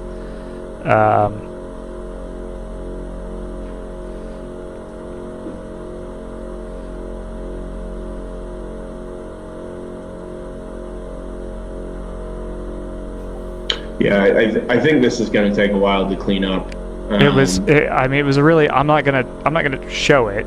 Okay, good. I was gonna ask. That was gonna be my next question. Is that something we want to show? I don't know if it would be appropriate yet. Okay. I don't think we have enough information to say. Fair enough. But yeah, so I'll give you the blow by blow, which is that basically the 525 had the 525 got ran wide coming out of the keyhole, and it was it turned into a nose-to-nose collision, basically. That's no fun. Yeah, that's no fun at all. So anyway, let's take a look at the remaining WRL schedule for 2021. We've got this race coming, and I believe the next event is Road America. Is that correct, Brendan? It is, and I think we're going to be there. We have I need about a minute or two here, and then I can lead into a discussion, launch into a discussion on Road America. So May 7th through 9th, we've got Road America. I believe is already sold out as well. That's going to be a similar format to what we're seeing here today at Mid-Ohio. You've got the test, and then 8, and then 8 again. So you've got the Friday, Saturday, Sunday event. I believe I will be covering that in person, yours truly, as well as Brendan, and we'll be spending some time in the Milwaukee/Sheboygan area. So if you'd like to tune in then, we'd appreciate it. We'd love to have you around. Road America, the National Park of Speed, I believe is what they call it. Anyway, beautiful track. I think you're going to get a little bit different result than you would see here. You know, we've had these few tracks to open up the series.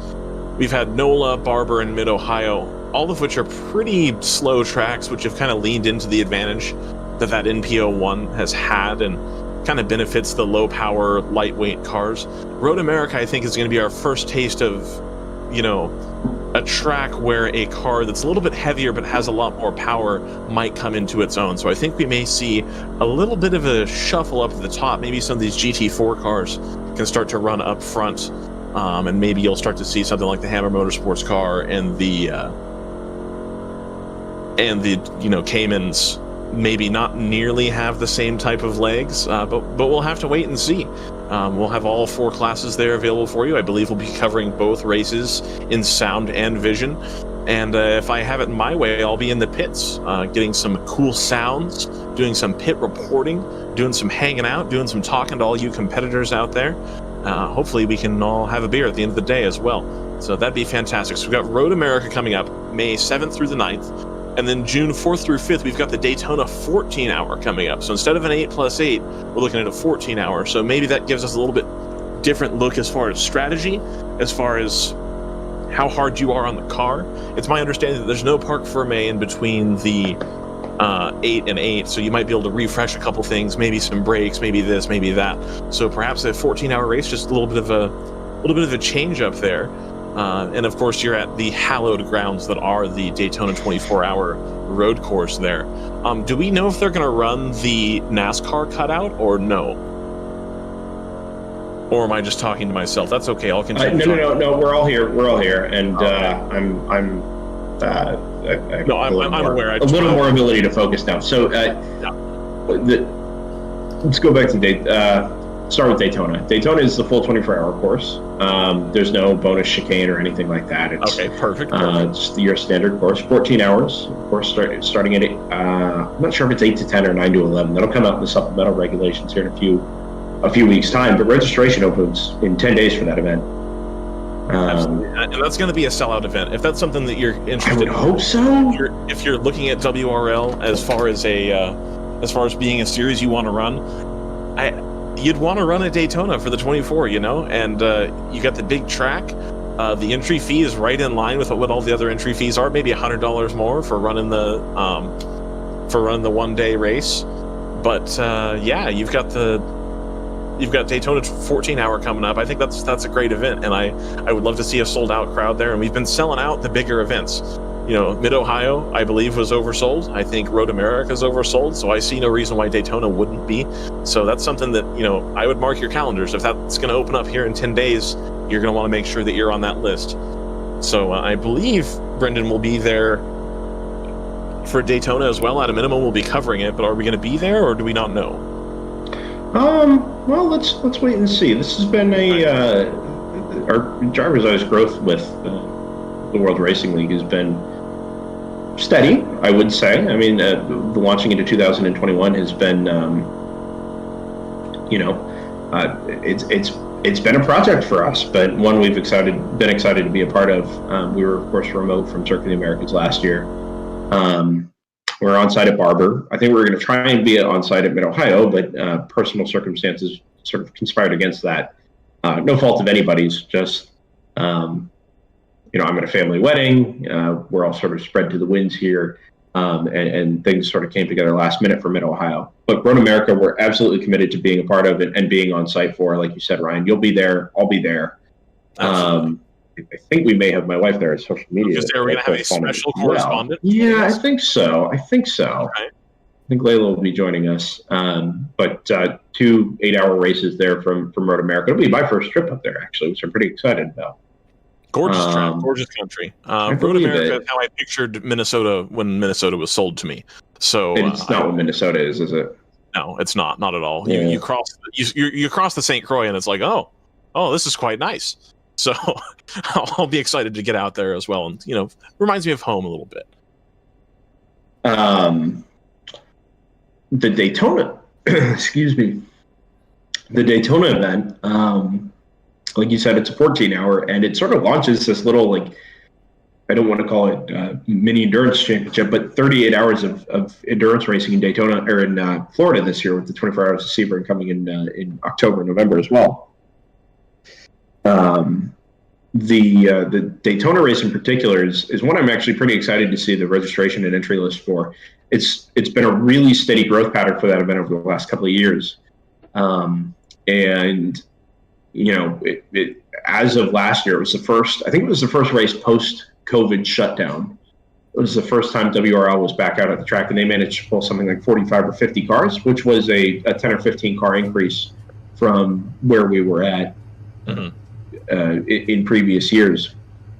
So I'm hopeful that following the same patterns we've seen for growth and entries during the course of 2021 so far, that we could see something pretty spectacular at Daytona. I'm not saying like 100 plus or anything like that, like we might see in another series or two, but to get GT4 TCR cars and all of the general production options that are available, be they BMWs or Miatas or anything like that, I think it put on a pretty special show there, into the lights, or into the darkness and under the lights. I think we'd really like to be there. I mean, to be not just to broadcast a race from Daytona, it's a special experience, but the sight lines are fantastic there. We can provide just so much information at a place like Daytona. Plus, it was my home for a few years, so it'd be nice to be back down there. But we'll wait for confirmation from RJ and the folks at the top of the World Racing League to make that commitment. Once registration opens and we see it's going to be a good one. I don't expect anything different. I'd love to see 60 plus cars there for that race, and I don't see any reason that wouldn't be the case. I really do wonder if anybody who is a potential entrant or an entrant saw the whale of a time that they had in the MX5 Cup this last year when they were there with the IMSA cars for the Daytona 24. That looks like a riot in a slower car. That looks like a really, really good time. It's one of the few places in the SCCA they allow bump drafting. That's outstanding. I'm guessing that they are not going to do that. WRL is a strict no contact policy. The deal, but it looks like a great time, and I really hope we get a lot of entries. And it's not just the GT4 cars. I think it would be cool. Like if you're usually in a Miata and you're typically at or under 100 miles an hour at most of these tracks, you're not going super fast, you're getting your doors blown off, it would be really, really nice to sort of get to wind your car all the way out, and you're on the straight, and especially if you're in like GP3, GP2, you don't have to spend a ton of money, and you get to be on the same course. I always joke about hallowed ground, but you get to be on the same course that they run the Daytona 24 in, and being up on the banking in an FRS or a Miata or a 3 Series, I just think that would be a really, really cool feeling. And so I also hope that they end up with a huge grid for that, because I think it's going to be well worth the cost of admission. It might be a long haul for a few of the teams, and I understand that too, that there's totally an angle there. But if you can make it, you should make it. That's going to be a fun event for sure. Yeah, go ahead. Yeah, no, I was going to mention exactly what you were going to mention. Go ahead. Oh, yeah. After that, we're going to have Heartland Park the following week. I'm guessing there's not going to be a lot of crossover there. There's probably not a whole lot of people running both. But if you can't make it to Daytona for whatever reason, it is a long haul, like I say, for some of our Midwest competitors. There's one competitor I know in particular who is substantially closer to Heartland Park than to Daytona. And so if they were going to run it, they would run at Heartland Park instead. No fault there at all. Still a great track. I think still going to be a great event. You've got that June 11th through the 13th, a little bit cheaper entry, and you've still got the great 8+8 format going there, like we've had today, like we have at NOLA, and of course Barber's a little bit different. It's a 9 and 7, but more or less the same type of deal. And then right after Heartland Park, we're going to go into July the 16th through the 18th, right in the heart of summer break for everybody. Road Atlanta is going to be a 9+7. Road Atlanta, kind of a fun little rhythm track there. I think that's really going to reward people that have the momentum. That's a hot take, Brian. That have the momentum cars and are going to be good. I think that's really going to be a driver centric track, if you will. Let's back up to Topeka, because I'm working right along with you here and taking care of my other duties for the moment. Of course. Heartland Park, like you said, the weekend after Daytona. Registration opens roughly around the same time as the Daytona registration. I would rather go to Topeka I have done my time in Daytona Beach, and given the choice, send me to Kansas. Send you to Kansas, huh? Yeah, but we'll see as far as broadcast for that event goes. With the right, what the next situation will be, or how that'll develop. Back-to-back weekends and stuff. But like you say, for so many of the Midwest and plains-based teams that we have in the World Racing League, Kansas, Oklahoma, Texas, Colorado. I think we go up as far north as South Dakota. I think we have a couple of teams, or at least a team from South Dakota.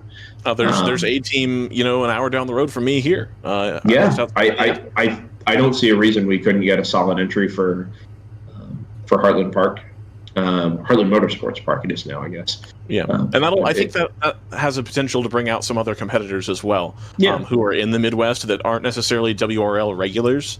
But may have a car banging around, and hey, it's one of the cheapest entry fees on the list, and that much money for, we're talking the 16 hours plus however long the practice is of track time. It's a pretty good deal.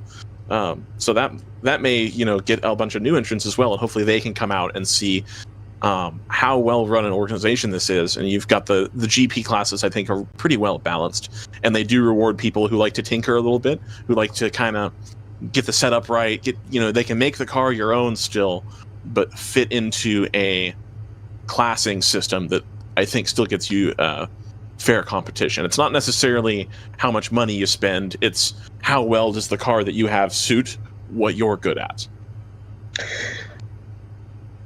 This is in regards to Road Atlanta in particular, or just in general? No, I'm talking about Heartland Park. Oh, at Heartland Park. Yeah.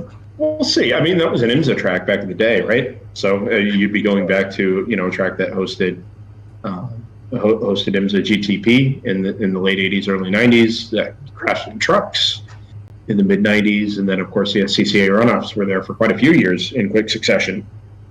So it's nice to see them back.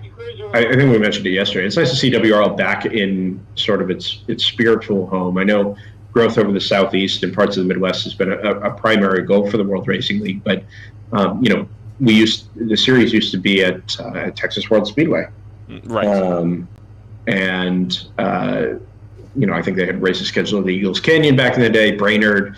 Not that it's necessarily in the same part of the country, but it is still that same focus area. Motorsports Park Hastings up in Nebraska. So it's nice to see a recommitment to racing in that part of the country. High Plains comes later in the year, which is not terribly far. It's up in Colorado, but still pre-Rockies, which is, I think, another sort of affirmation of where the WRL is headed and its commitment to provide a place for people in the plains in the Midwest to go racing. So we'll see how Heartland turns out. I worry that if people are going to miss one, they'll miss that one. But I think it's a compelling enough place to go racing. The facility has gone under so many upgrades over the last couple of years. Maybe I'm not going back far enough, but the layout was redesigned a little bit in, I think, 2007,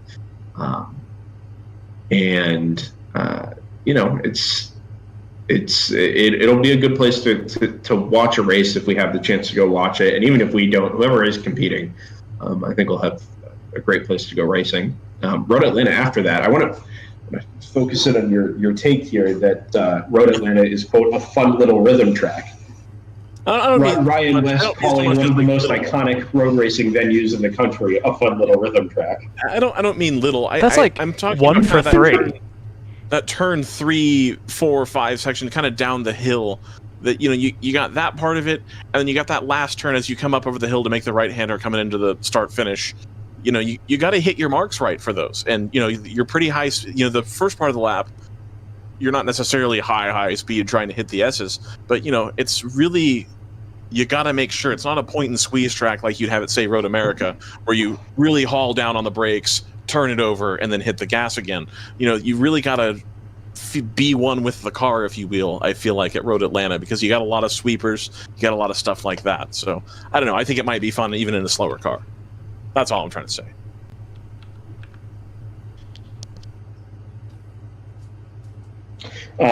That's been a really solid entry consistently over the last couple of years for WRL. It was initially part of the WRL Southeast, not division, because it wasn't a division as such a core franchise, I guess. But back when it was separate series, this is what we had, and it's. Actually, I'm going to let you guys pick up on that thought. Just stand by one. Yeah, of course. No, so we got Road Atlanta, and a regular track. It sounds like it used to be for the kind of the southeast region. Again, we just said not division, but division, if you will, for Road Atlanta. And again, like Brendan was saying, that's a pretty hallowed ground. Again, the hallowed ground thing. Great track. I hope we'll be able to cover that one as well.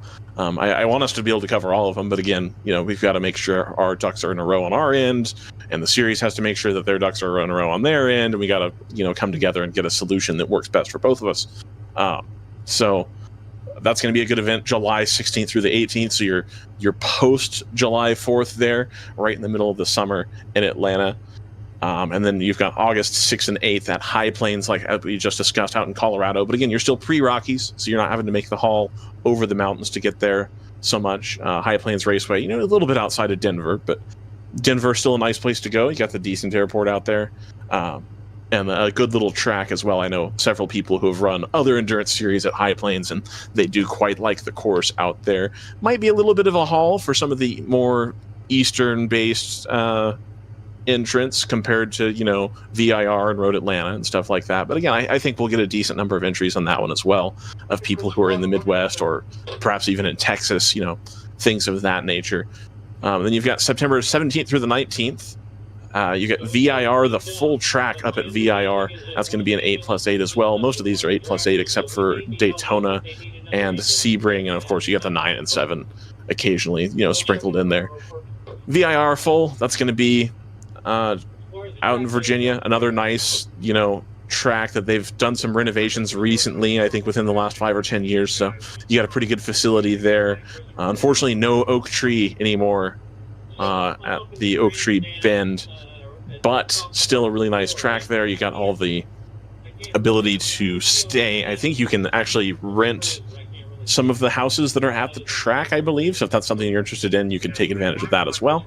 17th through the 19th, VIR. We're going to get a lot of East Coast teams, I think, excited to do that. Then we've got, coming through into October, we've got 15th through the 17th at Hallett. Again, another 8+8. And then right after that, we've got the 29th through the 31st, the one that made all the big waves, or was going to make big waves, and then, is now going to be one of 2 24-hour events at Sebring because of, I believe it's the Creventic series is going to go there as well. But what was set to be the first 24-hour event at Sebring, 24 hours straight, October 29th through the 31st. It'll be a little spooky, if you will, for the teams out there trying to run the bumps. I really do think that'll be a cool event. I am way looking forward to covering that for WRL. That's exactly the type of thing that we cut our teeth doing, was a 24-hour race, and we're no longer doing a 24-hour race at a flat surface, if you will, purpose-built racetrack out in the middle of nowhere. We're now doing it at Sebring, which of course has the bumps, which I think will be a interesting setup challenge for these cars that maybe don't run at Sebring regularly. It might start to benefit some of the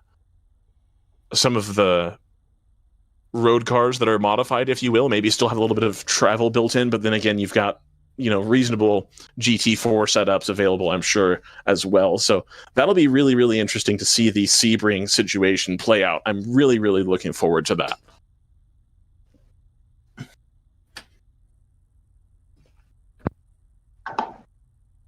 He says I'm muting his microphone.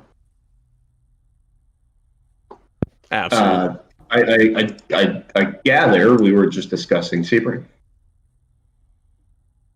Yes, we were absolutely discussing Sebring, and that's an event I'm really excited to cover. And it's unfortunate the thunder was blown. I thought it was going to be the first 24-hour event to occur. Oh, it is still going to be the first. It is. The other one, yeah, and allegedly that's been explicitly written into the contract.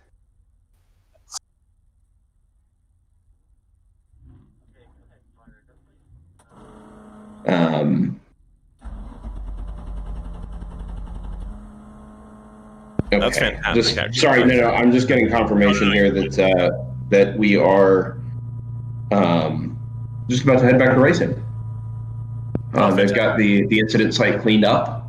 Both cars have been brought back to the paddock area, and now that we have everything we need, we can resume motor racing at Mid Ohio. I don't know if we had a timer on the red flag there. I know we had a lap timer on the tablet on board one of the, I don't know if it was the other Thunder Bunny car, but they had a tablet on the right in the cockpit. That there it is. Does that say 34 minutes? 35 minutes almost? Yep. Yeah, just about. That's where we're heading. But hopefully, I think within a couple of minutes here, we should have all the engines refired and everybody back out on track to kind of round out these last 5 hours or so from Mid Ohio on Sunday.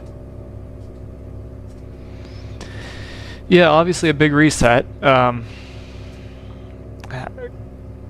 Coming off of the, in basically every sense, coming off the incident that caused this red flag.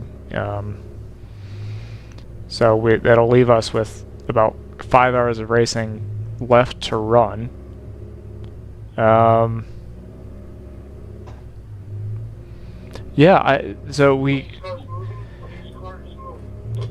you heard it there, pace car is moving. So, the thing to look out for at the front of the field is still going to be, as far as I'm aware, I don't think there were takers to the pit lane. So, the thing that I'm looking out for is at the head of the GTO field, we still had the 702. What's happening here?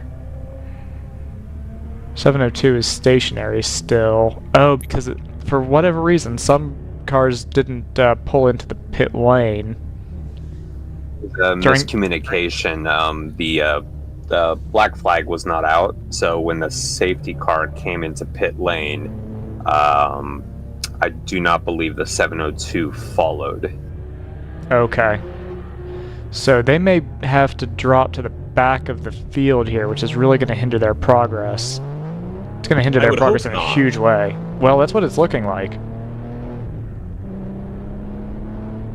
I would be surprised if they don't get some type of wave around adjacent situation there.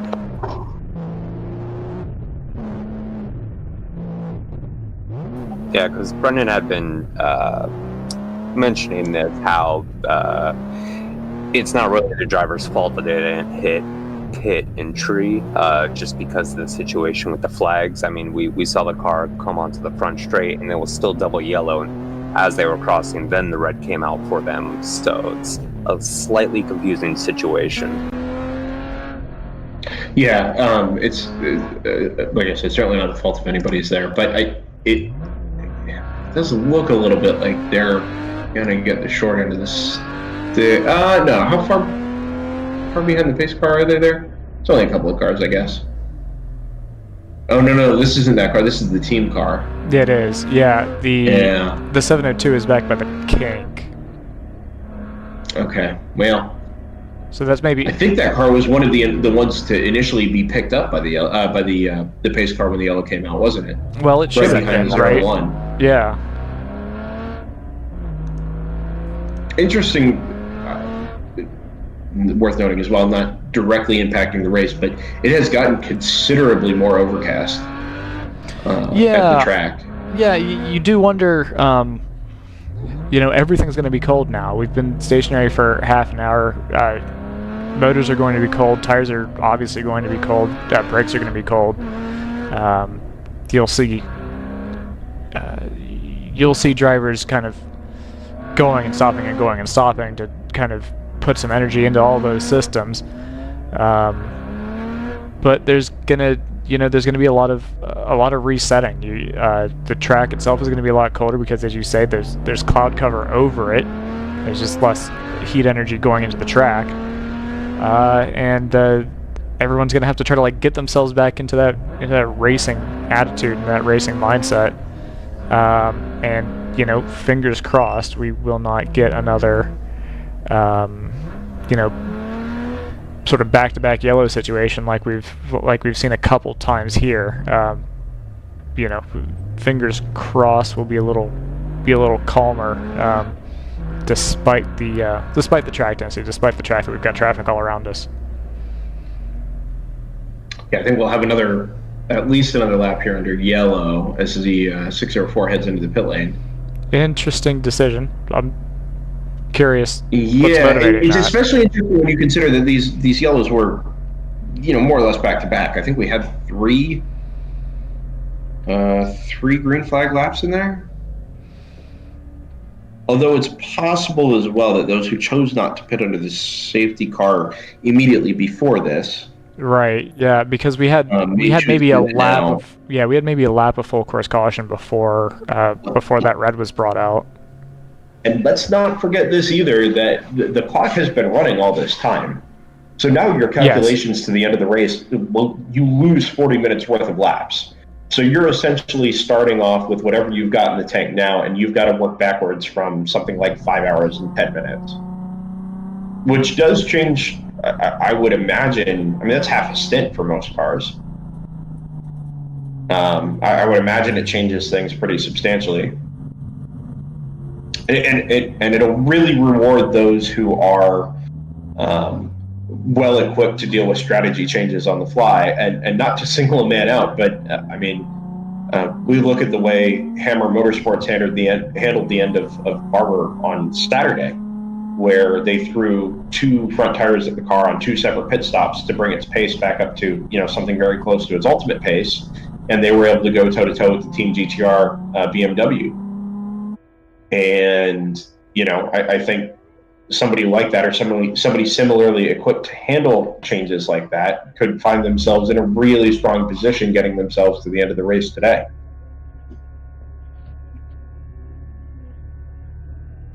'24 in the pits right ahead of us on board the 604, being sent and back out into the lane.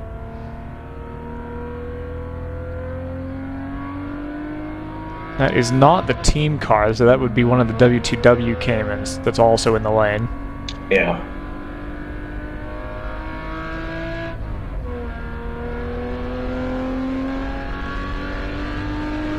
Yeah, where do we stand now? with really everything. Oh, the 24... Did the 24 pit from the... Yes, they did. They did pit from the lead. I didn't realize that they were in the lead in the first place. Yes. Yep. So, okay, I see what's happened. So the 01, and I missed this, the 01 would have pitted right before the red flag came out, actually. And the 24 has pitted, obviously, just after the red flag. So there's going to be 35 minutes between their pit stops, but only about 2 laps. 484 assumes the lead in GTO and indeed in the overall.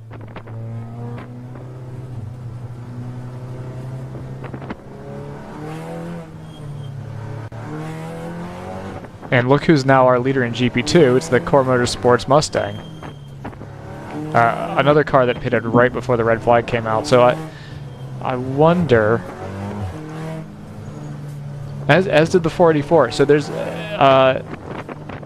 there's somehow, I haven't quite worked out how, but there's been a huge advantage gained towards those who pitted right before the red.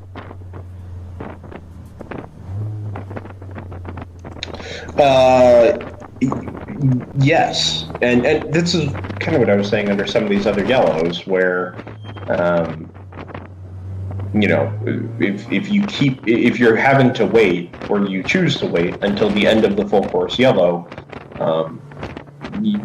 you're by default sent to the back of the pacing line, and you lose 40 cars, potentially up to 40 cars worth of track position.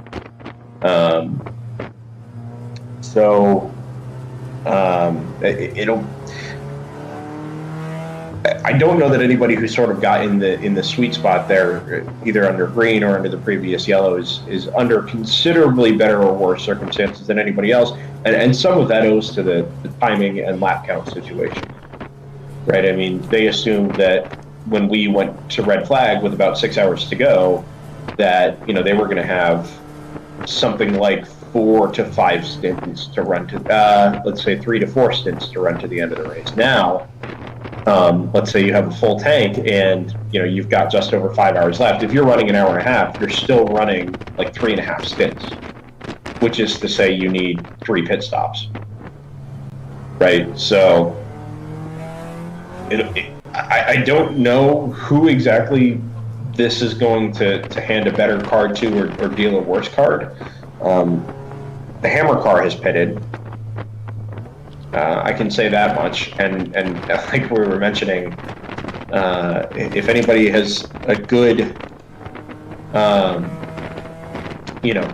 good handle on adapting to the situation, it's going to be those cars.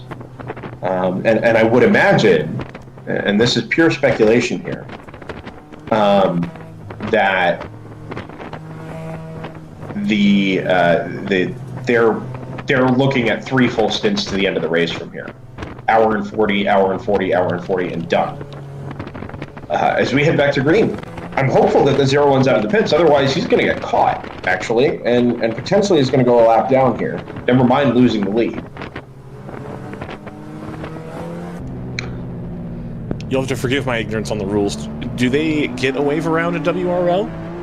No, no, I don't believe so. It's just you get the pace car has whoever it has after it picks up the leader after the pit stop cycle, and everybody moves on. But speaking of moving on, not to employ the Brian Till strategy, but back to green, and the 702 picking up absolutely right where they left off, scything through traffic down the Pro Street between turns 1 and 2 into the braking zone at the keyhole, and immediately right up to the back of the number 02 Hammer RS3 TCR. The number 01 team car, to the car you're looking at the back of now, is out of the pit lane. 75 laps completed and 36 seconds behind the overall leader. So that pit stop has really only costed about 30 seconds on track. As far as its position, and it wasn't going to be that much farther ahead of everybody else anyway. When we went back to green, it would have been at the head of the pacing order, and that's pretty much about it. So that's actually worked out pretty well in their favor. I was concerned that they were going to get caught, maybe get caught a lap down or get caught in the pits, but I think they've done well to avoid that. As 702 comes up to the back of the number 17 Poor Mustang over the rise at turn 9. So this car we're on board with now, we believe, is now 2 laps down. A lap down. Yeah, I think it's a full lap. It is a full lap, but I don't think it's more than that. Although it did lose. I'm not quite sure how, but it's lost additional position since the red flag. I think this is our first shot of the Z3 off to the right here. That car made 7 laps yesterday before it blew an engine. Assume they've got a new one in there today. Brendan, that is not a Z3. That is an M Coupe. M Coupe? Yep. Okay. Their team name is ZR3, so. Fair enough. I don't know, man. It's a Z3 M Coupe? I don't know. Is that a thing? I believe it was just called the M Coupe. I don't think it was called the Z3 at the time. Yeah. Well, anyway, It's the first time we've seen it on track today, or this weekend for that matter, apart from its 7-lap stint yesterday. So that's actually kind of exciting. But back to the car we're on board with, 702. It's chasing down the 143 Pro Sport Aston Martin. We'll get a sense of what the lap times are like now that the 702 has cleared traffic, but I think these two are probably going to make a little run together here up to the back of the Will to Win cars, the 982 and the 983. No, actually the 143 has gone past the 982, which means if we stick on board with the 702 for another lap or two here, I think we're going to see a pass for 7th overall and 7th in GTO.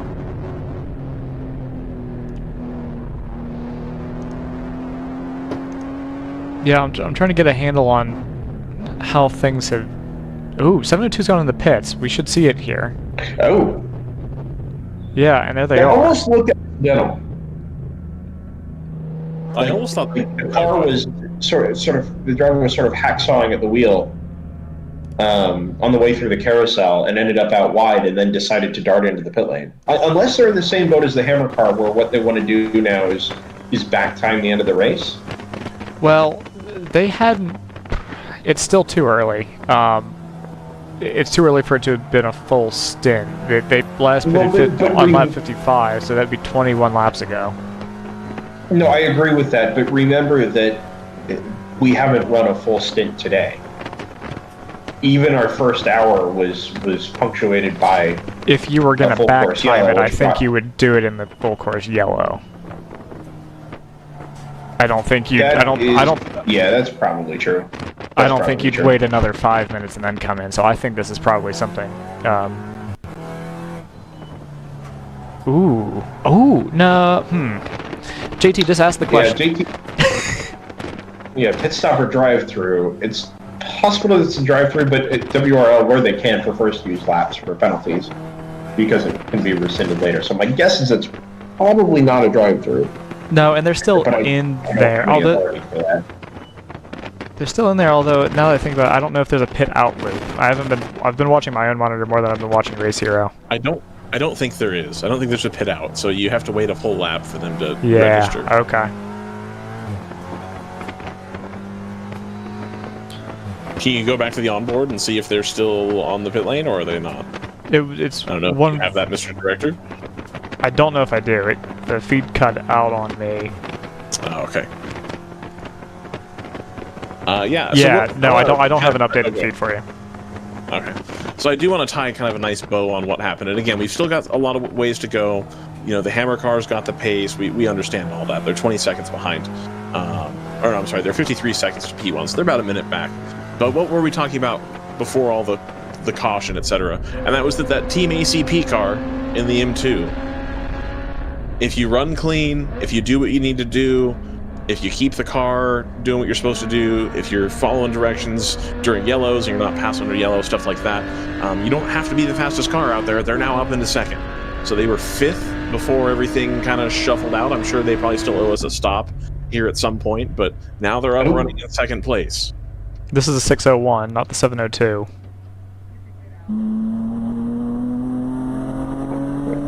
Ripper couple of minutes for round 3 racing. Yeah, that is the wheel is up, being hung up on the windshield, so that's going to be game over. It looks like, at least for the time being, for the 601. You know what's particularly interesting about that? I know the 702 had the accident at Barber, which took it out. You know, it basically ended its weekend.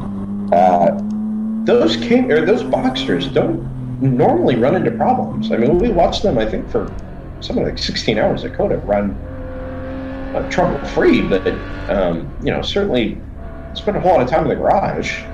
The trouble with a Boxster is, especially a Boxster of that kind of that first gen, second gen era, is if you do start to have a problem, it's so difficult to service them because the engine is buried and there's not really good access to anything. So it would make sense that you would overbuild when you go to build it and hope that you don't have to take stuff apart, because you can change parts out on a E46 3 Series pretty readily. You pull it in, you open the hood, oh, it needs an injector, pop it in, might take you, the car on the left side of the road there, the nice bright green car. But you bring it in, you can change some stuff up. You can change a spark plug, an injector. You can do, you know, things of that nature. You can't just get into a Boxster engine. You got to have it on a lift. You may have to pull the engine out. There's not really, you know, good access to the top or sides of the engine at all. So you'd have to see. So there's that car again, that bright green. It looks almost like a Boxster off to the left. I think it's a ND Miata. Ah, you know what, you're right. If it's lime green and a little bit of gray, it's I think it would be the new light car, which I was under the impression hadn't been seen in a long time, but maybe it's come back out only to they've done run into problems again. 35 laps. Yeah. I wonder if they came out of the pits to do an exit lap and did not make it all the way back around to start finish. Given the spot there, I do wonder if we'll see a full course yellow to remove that car, or if we're going to try to get it out of there under a local. We'll get eyes on it here. It's not terribly far from pit in, so I wouldn't be shocked if they attempted to hot pull it. This is up at turn 11, correct? Just to make sure I'm... Yeah, there's a... Yeah. there's a Homaltra safety vehicle. Oh, turn 10, yeah. Yeah, there's a Homaltra safety vehicle being scrambled from turn 6. It should be going through 7 and 8 now. So, is it actually a Homaltra safety vehicle? It is, yeah, it's got it on the side. Oh, okay, all right. I just wanted to make sure there. Yeah. No, the Mid-Ohio Sports Car Course has sponsored. No, like all their safety vehicles are branded. They're all like, I think they're Ridgelines. Obviously, we are, because we are not far from the Marysville, Ohio Honda plant. See, and that's why there's all this Acura business and Honda business. That's really all around the circuit. It's a home course, if you will. It is. No, it really is, and that's why it's often still like the, I don't know if they call it the Honda Indy 200, but it's often, sponsored by Honda. I think either the IMSA race or the IndyCar race this year is actually like literally something presented by the Acura TLX. Nice. So the Acura TLX itself wrote the check for which is incredible. I was just impressed with the idea of self-driving cars, and now they have self-financing cars, and I think that's incredible. That's pretty good. Can I get one of those? Well, according to Tesla right now, according to Elon Musk right now, you can send your Model S to go run fairs for you. He told us that was going to happen by the end of 2020, so you already have that going. Good to hear. Great to hear it. That's great news. Yeah, absolutely. Oh, white flag out at the top of turn 5. Yeah, where's the next Marshall station there? Because I would have thought that would be for the ridge line. That's a yellow flag there at the crest of the hill at 8. Yeah. Man, that's a tough flagging station to see. Yeah. It's a good catch, though. Yeah, And there that is. So that may have just been maybe information that hadn't been relayed back to the station at 5. That is possible. It is worth noting now that the Hammer Motorsports car was like 56 seconds or so down the road. Now they're 1 minute and 4. So I'm not sure if they came across some traffic or what, but they haven't made the hay that I thought they would in terms of getting out of the field. Split Decisions just ran its fastest lap of the race 2 laps ago, 1:34.644. So that's part of it. Okay. Is that while everybody's sort of working through traffic and getting tires back up to temperature and things like that, I'm sure that 484 has done a slightly better job than most, and traffic's going to be a part of that too. For a couple laps there, the 484 was going to have their track just by virtue of taking the green flag first. But I also suspect that as we get through most of this traffic, that we're going to see the right cars come back up to the front. And not to say that Split Decision isn't there on merit or anything like that, but they haven't pitted since lap 36. They didn't pit under either of the 2 full course yellows we just had. Team ACP did, however. By the way, you might have noticed in one of the feeds that the NPO1 is back out, and you may have also clocked that we haven't seen that car in some time, and that time would be about 1 hour and 45 minutes or so. I'm not 100% sure if that includes... Was there contact there? No. Are you sure? No, there was. I thought there was. I thought there was as well. Yeah, I think the 484 sort of, I don't want to say barged up the inside, but I don't know that the 702 knew that the M2 was going to be there. I think it just looked like it. I think the 702 is a pretty nervous-looking car, and so you'll see them correct and recorrect a couple times. It was a solid jolt, Joseph. Well, we had also just cut to that car. That's true. We'll see. Look on replay. Get to it, JT. Hannah, I saw that. This is the 601's in the paddock. So this will be the 604, Joseph? It is. Okay, very good. Oh, car stopped to the outside of the keyhole. Yeah, we saw the same thing. That looked like a Civic. That is the Civic. That's a tow truck. Not to be confused with the Civic. Ridgeline Civic. I mean, they're all basically the same car. It's going to be the J&R Racing Honda Civic, I believe. Yeah, I think that's the only one. The 87. Yep. Yeah, that'll mean that we've got 3 stationary cars somewhere. Unless they need the tow truck to move the Well, there's a waving white flag. Unless they need a tow truck to move the car that's stricken between 9 and 10. But they made it all the way out to the grass, so I wouldn't have thought that they'd just be stuck. Okay. There is... Okay, I'm seeing a... No, you're seeing it. I wonder what's up with that. That doesn't... Something feels amiss about that. Is that sort of a backup truck at the start of the yellow flag zone, just to extend the yellow flag zone, so to speak? Maybe. If it's stopped though, it shouldn't be white. It should be a waving yellow. Right. Yeah. No, I could buy that, but I feel like I haven't put all the pieces together here yet. We are still green, by the way, so we're not catching up to a pack or anything. This is a green flag track with a couple yellow sectors. J&R Racing now missing on race hero. Just I ticked over to Salmon. That's okay. The yellow flag doesn't start until here. Backs out of it anyway. Kind of backed out of it anyway. Yeah.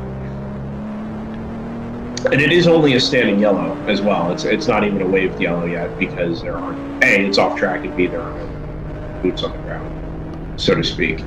That's a tough weekend for J&R Racing if that's going to be it. They brought 2 bullets in their gun, and one of them is what appeared to be an old Pirelli World Challenge TC car, Honda Civic. That I saw. It was at Barber. It still has the World Challenge logos on it. Yeah, and to have that out, and then you have your sort of backup car, if you will, your GP3 car also not finish the race is really unfortunate. They had the matching paint schemes. I thought that was a really neat team to, you have the GP2 car that's the professionally built awesome thing, and then you've got your GP3 Civic. Having the both of them I thought was like kind of a cool thing to do as a team. Really unfortunate, that this is going to be the way their weekend sort of ends. Some heads up stuff here from the Thunder Bunny car pulling all the way to driver's right. Underneath the bridge at the bottom of turn 10 there, just to give total clearance to the tow truck and the recovery vehicle there off to the left side, picking up the New Light Miata, or New Light MX-5. I'm not sure if it's my sleep patterns at the moment, my sleep deprivation, lack of caffeine or whatever, but I feel like we've been recovering this MX-5 for a long time. It's been a minute. Well, and I think part of it is something's happened to that car to make it immovable. And I think they thought, possible, yeah. I think they thought that they were just going to be able to tow it around with one of the ridge lines, and in fact, they're actually going to need to put it up on the tow truck. That makes sense, actually. Which indicates to me, if they're going to tow it rather than flatbed it, that indicates to me that it's a maybe a corner-to-corner impact. It's broken. That is true. We did see the Chattanooga touring wagon car go off to driver's left there yesterday, and it's not an uncommon place to go off. No, it's a really easy place to go off. Yeah, it's really tricky to judge that corner correctly because it's a blind corner. It's over a crest. The road kind of falls away from you as you come out of it. Yeah, it's a really easy corner to mess up.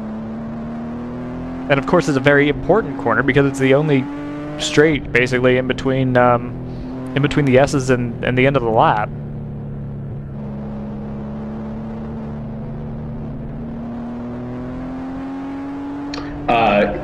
Just having seen the incident up at turn 2, or the stop car in turn 2, we don't know what happened there, but the recovery vehicle is up there now at the edge of the gravel trap, and it looks like, they've got a diaper or a blanket under that MX-5. It looks like they've extended the yellow flag zone, now with there being people out in harm's way. It'll be a waving yellow at 2, which means a standing yellow up by turn 1, and now that whole stretch between 1 and 2 is a no passing zone. Yeah, tough to see. I believe 1 is still okay. Certainly the front straight is. No, there's the standing yellow and the white at turn 1. So this is all now neutralized track from where we picked up the Thunder Bunny feed. Well, maybe it's not.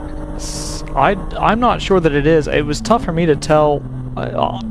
Before you said it, I was unclear whether or not it was just a white or if it was a white and a yellow. You know what? That car's gone anyway. I think they've already got it moved. Yeah, so it's probably somewhere to driver's left here, if I had to guess. Unless, you know what, there is a cutout right after the keyhole, so they may have just taken it outside the track, just straight away. Oh, that could be. Yep, and then bring it around through the public roads. Well, the facility roads. Yes, right.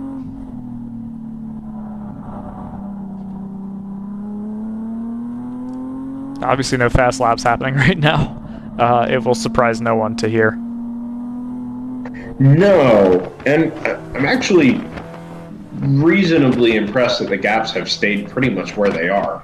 I mean, even the Hammer car back and forth is still 1 minute and 3 behind the split decision BMW. I think it was 1:04 when we started this whole process. So not only are fast laps not being set, but it doesn't really, the yellow flags don't really seem to be impacting anybody more than, one car more than another, which is nice and speaks to the idea that drivers are appropriately, respecting the yellow flag zones. The reason I thought there was a yellow flag at turn 1 with the white is because the marshal is holding a yellow, or wearing a yellow reflective brake jacket. Okay. Yeah, which, if it's that confusing for me, it might be a little easier to pick out, if as an on-track driver. But these are all not to wear flag colors. I believe these are all GTO cars. I'm not sure if any of them are for position. 484, that's 24, 43, and then the 702. No, you know what? The 702 would have been for position if not for the pit stop it made a couple of laps ago. Yeah, that's just because what I was thinking. It's got to be encouraging and frustrating all at the same time when you're in this position. You're faster than everybody around you, but it must be something like 3 laps down to the lead now. Yeah. But obviously, even on pace with the 143 that's ahead of them up in 5th. Is the 143? No, they're not. They're not in competition with the car that's in front of them. No, but they are using the 702 as a buffer to the 983 Porsche, which the Aston had passed a few laps ago.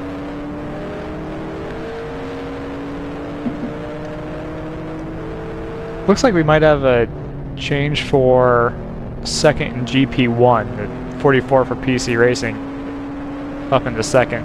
JT mentioned the WTW cars right next to the 702. Trying to get through so that it can try to mount a fight back on the 143. Joseph, is it raining where you are right now? Good question. I'm some 60 miles south of the circuit, so I'm not going to be a great barometer. I can tell you that no, it is not raining, but it does look like it wants to. It is allegedly raining in what appears to be Mount Gilead, which is west of Mansfield and the track. And it looks like, according to one weather app's small unit of time forecast, we're going to be seeing rain in 27 minutes. See, I see 19. Oh, well, there you go then. Split the difference. It'll be in 23 minutes. Fair enough. I like how you default to just taking the average of any two numbers. It's called wisdom of the crowd. I did the same thing in my head. Thank you, JT. It's like seeing a round 3 on board. Is it 601 or 604? I don't know. It's 602 and a half. There you go. Sure. This is the 702, though. It is, yes. I'm just saying in general. Yeah, but it was not accurate at the time. It wasn't appropriate at the moment. So it's a very narrow band of showers at the moment. We may get something a little more substantial in the afternoon. At the moment, it's going to stay. It's a very narrow band of showers. Tow truck on track at the exit of turn 2. Is that to return home to turn 4 or 5? That would be my guess. They Oh no! There's a car. Is that the Thunder Bunny Nissan? That looked like a 350. Oh, Nailed it. Yeah, Get that's in. Well, that's a shame. Yeah, Can't it be is. losing cars with cameras like this. I know. I hope everyone's ready to look at just my timing monitor for 3 hours.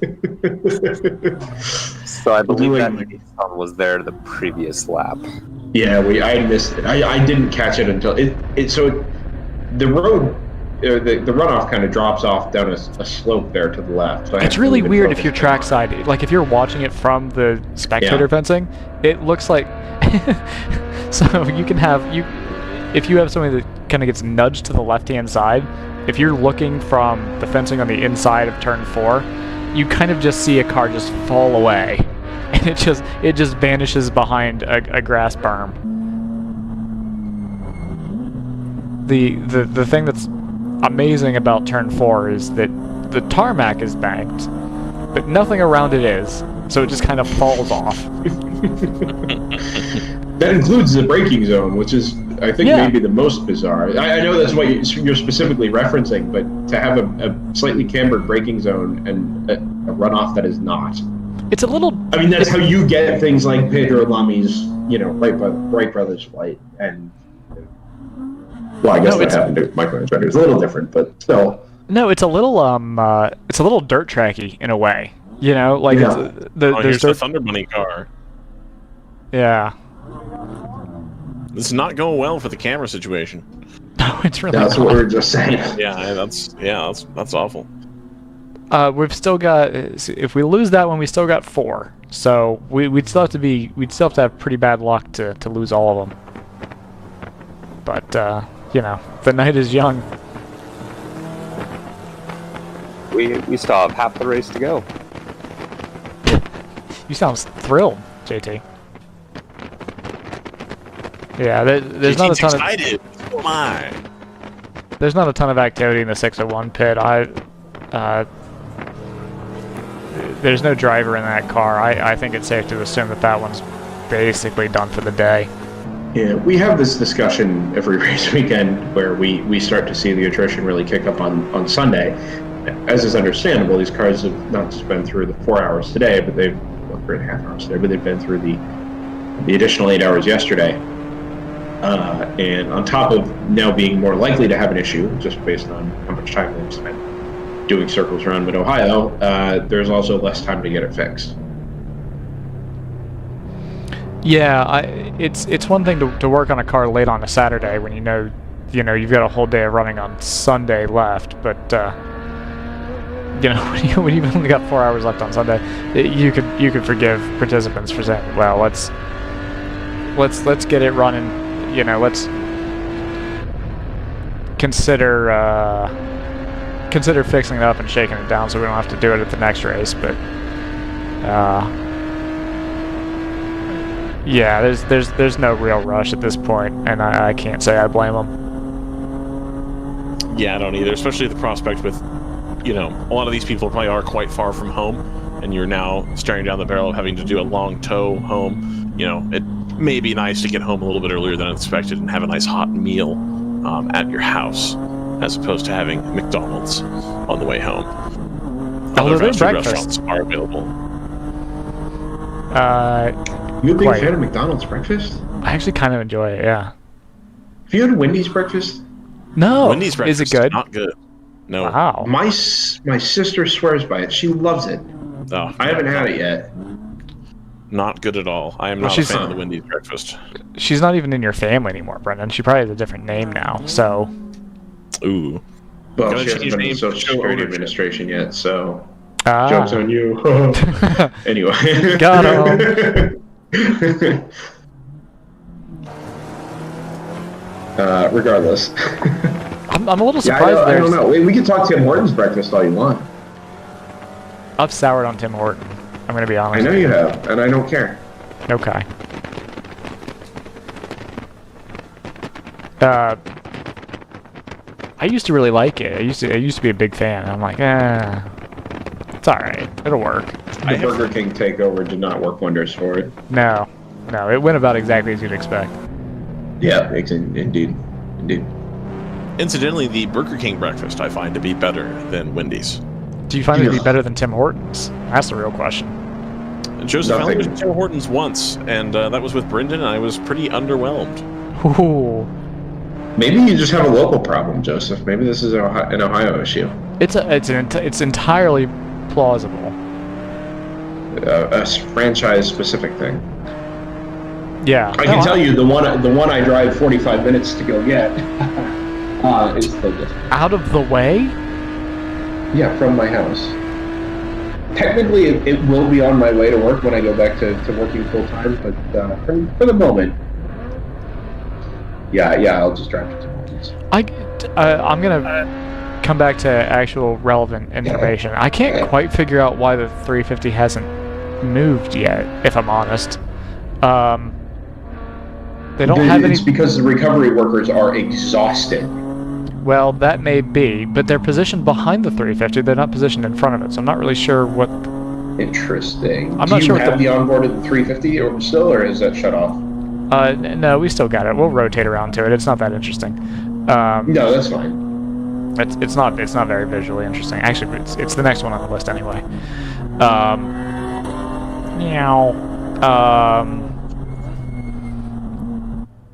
You guys don't have audio, so you guys think I'm a lunatic. But that's what the Porsche sounded like. I have a theory here. I wonder if they've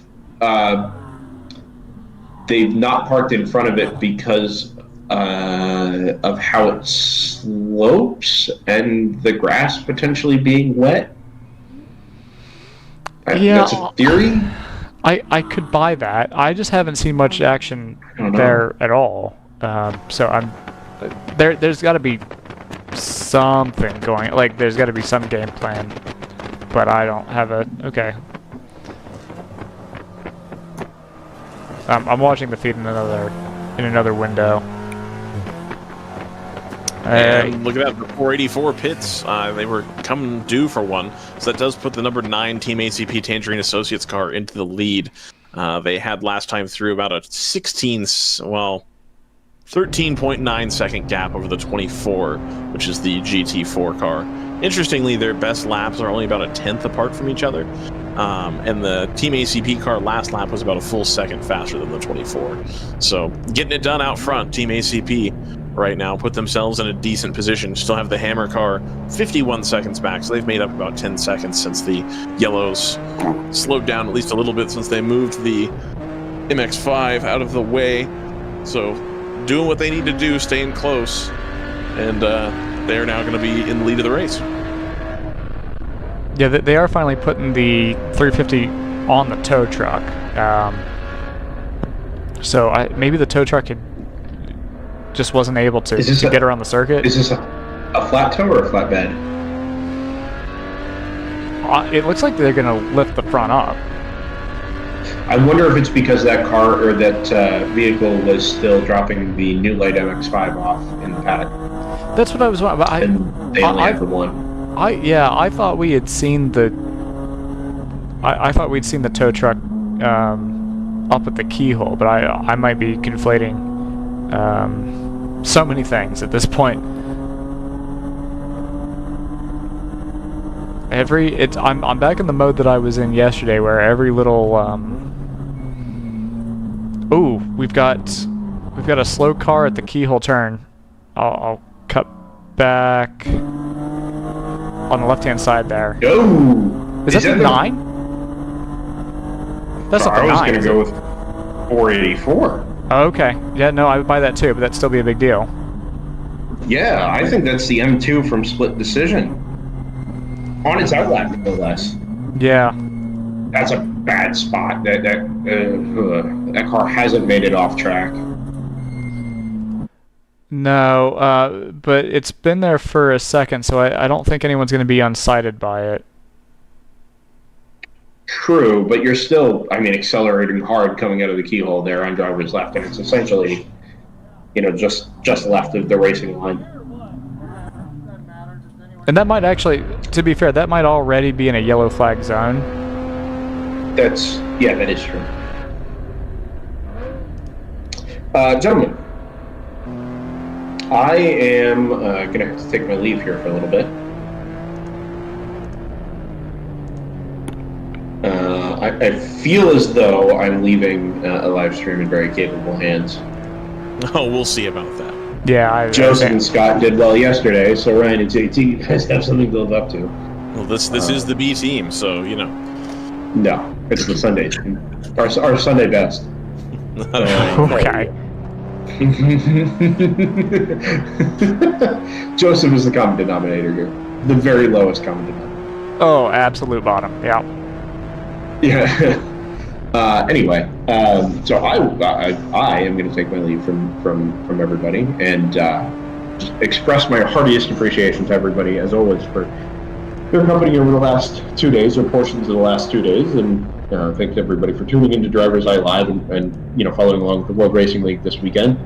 I suppose a Cooper ad wouldn't be out of line after I leave, or 3, but outside of that, I'm hopeful, or I'm confident that we're going to see you again, or I'm going to see you again at Road America in about a month's time. But Joseph and Ryan and JT, as we go back to Full Course Yellow, are going to leave you in capable hands and take you through the last 4.5 hours of the Sunday race from Mid-Ohio. Awesome. Now that Brennan's gone, we're going to go live to Richmond, and we're going to watch the NASCAR race, and we'll commentate on that. We're absolutely not going to do any of that. As a matter of fact, as both punishment and reward, okay, good cop, bad cop, I don't know. We're gonna play a Cooper ad. Fantastic. And that'll serve as our graceful transition from Brendan to Ryan and JT. Won't that be fun? Won't that be a hoot and a holler? Oh, well, that's less of a hoot and a holler. Okay, Cooper ad. Hey, your Uncle Cooper here. Once upon a time, there was a girl named Goldie, my niece, your cousin, and Goldie didn't know which tires were right for her. The first ones were too much tire, and then the next ones were not enough tire. Anyway, long story short, Goldie found the Coopers, and they were just right. What a happy, practical ending. Go to sleep. I love you. Go with the Coopers. Cooper!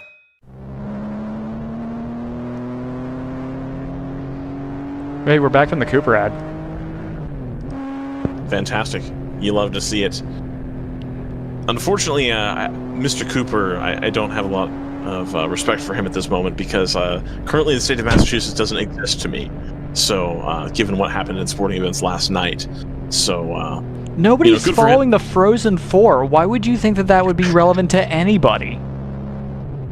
See, if Brendan had still been here, I would have got some recognition on that. But that's okay. So, was it Boston College or UMass Amherst? It was UMass. Was it UMass or UMass Amherst? It was Amherst. Haha. So they did have, as I mentioned yesterday, Marc-Andre Fleury apparently plays goalie for UMass Amherst in their domination over St. Cloud State, unfortunately, last night. Still a good season for them anyway. Apparently that's a pickup for the last 5 years, I guess. They've made steady improvements to that program. So, good for them. Wish St. Cloud had won, though. Okay, that's the second time you've said that. Marc-Andre Fleury plays for... Did you say it was UMass Amherst? Yeah. Okay. That's certainly what it looked like last night, because not a single St. Cloud had a cross. Excuse me. Boy, oh boy.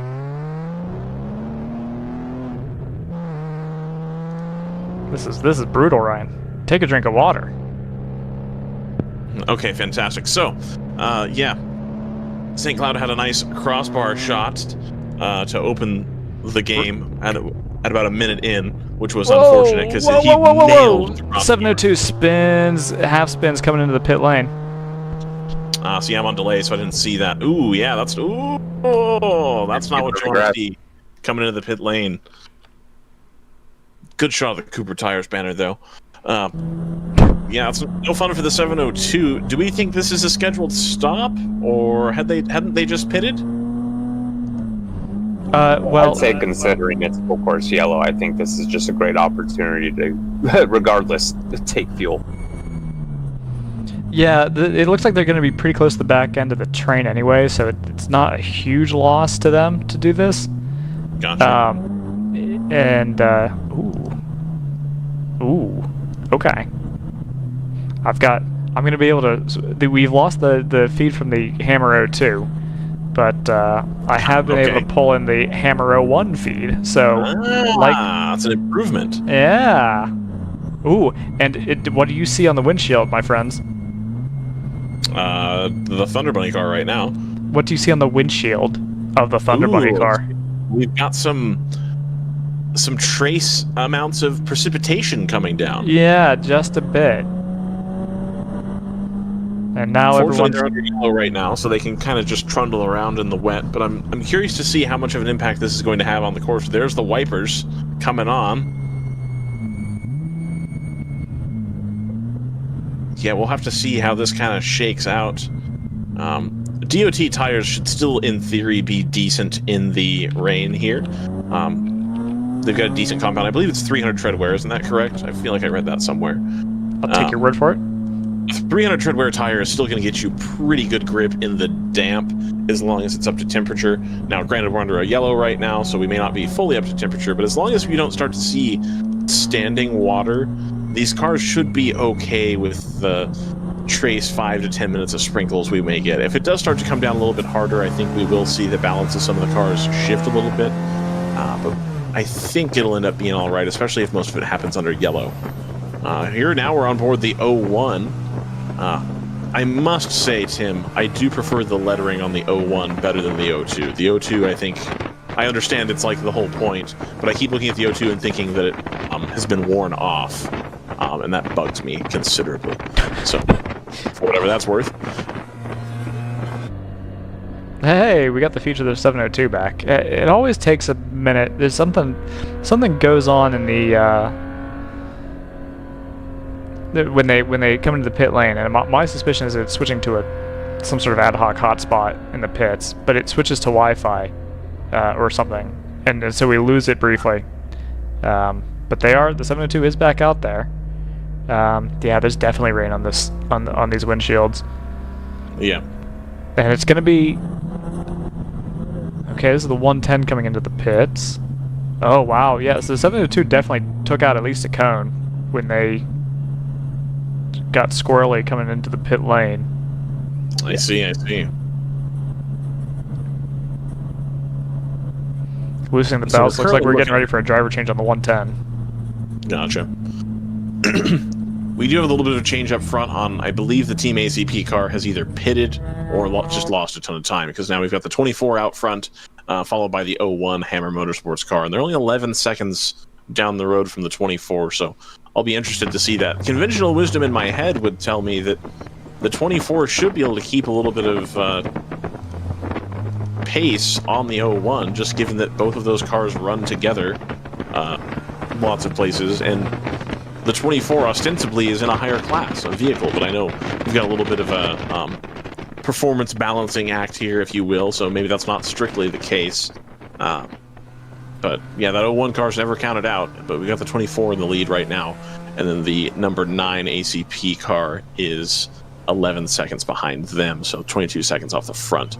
And then the last car in the lead lap, I believe, is going to be the 143 Pro Sport competition car, and that is going to be the GT4, which we haven't said a whole lot about, but they've been in kind of the top 8, top 7 on the lead lap most of the day. Not really challenging the front of the field so much, but they're still there or thereabouts, you know, kind of doing the same thing that ACP likes to do, which is just stay right there and pick up the pieces where you can get them, sort of deal there. And then if we look down through the field, we've got the GP1 car, the number 147, way out in front. They are leading. That's going to be the BMW 330 Ci of ART or ART Racing. You're going. Go ahead. Yeah, I don't know if you mentioned this already. It looks like the 604 is just for round 3 is just taking over the lead in GP2. Yep, we were just about to come there. That they would be running 4th in GP1 right now. You got the PC Racing number 44 in second place in GP1. That's going to be an M3, and then you've got the 984 Team Frozen Rotors car, also third place in GP1. 984 Frozen Rotors car, I believe, is a Porsche, but I would have to double check and make sure.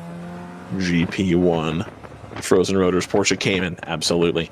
So, and then you've got the GP2. We just spoke about the 604 round 3 racing car moving up into first, and then followed in second place by the number 678 Chill Out Systems car, and that's going to be an MX5. So, a little bit of a shuffle here, and I do want to see how the rest of the pits kind of shake out under yellow. I don't think we've seen the end of our position changes here, and we'll just come down to GP3.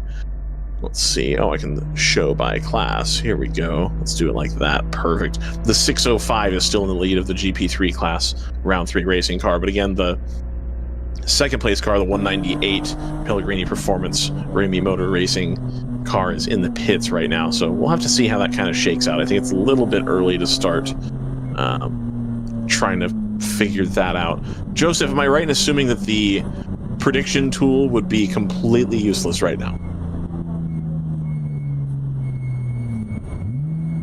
All right, Joseph's not there either, so it's just me, I suppose. Oh, okay. I was in the middle of a snack. No, you're totally fine. I don't know if it'd be totally useless. It would not be as useful as we would like. Just given the number of yellows that we've had, and we've had incomplete stints. Yeah, most of the race. I don't know if we've had a full stint this race. It has to be said. It's been a slightly more yellow affair than Saturday was, to be sure. And so I don't think we've had the sort of natural progression that we would have seen yesterday. So in short, it's not going to be as useful, but I'm still going to run it anyway. Excellent. That's good. Let's take a look at that under yellow. You know, while we're waiting for the pit cycles to kind of shake out and see where everybody comes out together, I think that wouldn't be a terrible idea. You are watching WRL at Mid-Ohio. This is the Sunday race, so race 2 of the weekend. We're getting on for about halfway through the race. We've got 3 hours 46 on the clock complete. So give or take about halfway in another 15 minutes. We're just starting to wind down the weekend here. We've had some yellows to start off here in the first half, and now we're having a little bit of rain. We think the rain's going to blow away here pretty shortly. This isn't supposed to be a major storm that's going to stick around, but then again, weather is a fickle mistress, so we may see a little bit more. There's supposed to be a little risk of an actual sort of downpour towards the end of the race, but last I checked, that was pretty much going to happen after the race had ended. They were just pushing that forecast back a bit, so this might be the only precipitation we get to see. You can see it on some of the windshields of the cars. We're on board the Cayman right now, and then back to on board the 01. The way the 01's camera is positioned, you can't quite tell, at least looking this direction, but there are just a little bit of water on the windshields as Joseph fires up his prediction machine that we like using here. Again, as we spoke about, haven't had a lot of full stints. Nobody really testing the limits of their fuel economy yet because of the yellows. So not sure how exact it's going to be. Usually it's pretty cut and dry, and it tends to be accurate. And of course, those are always assuming nothing major happens. We got a hot tip in the YouTube comments. Which is okay. I'm ready for the hot tip. The Hankook RS4 is a 200 wear tire. Okay. Alrighty. So if we're doing 200 wear tires, you start getting into just a little bit softer compound of tire, which will help kind of the dampness, but you also have a little bit less resistance to hydroplaning because you're going to have a little bit less tread on there, in my experience. But again, I don't think that's going to change greatly the prospects of this rainstorm. We're not going to have people running in for rain tires, if you will, because it's not going to bring enough moisture. And again, the pace may drop a little bit, but for the most part, these tires are pretty sticky, and in a situation like this, I'd say the track may even have been more damp this morning than it will be after this brief shower here. Yeah, it's interesting. Well, so one of the things that comes into play is I think you can only change all 4 tires if you go back behind the wall. I see. Okay. I think you can only change 1 tire per pit stop. So even if you had tires that you would consider to be full wets, you probably wouldn't bother to put them on unless it was really, really pouring.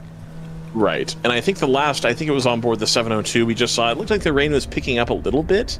But again, not in such an amount that I think that would be something that was necessary. I don't think we'll see anybody changing tires to respond to this at all, because once again, road car tire technology has come so far, even in the last 5 to 10 years, that these tires that are on here, if they're 200 and 300 tread wear tires, are going to be pretty darn good in the rain, or in the damp, at least, especially if they're, you know, reasonably new. Some of these teams may have replaced tires last night, and others might be running the same set from yesterday.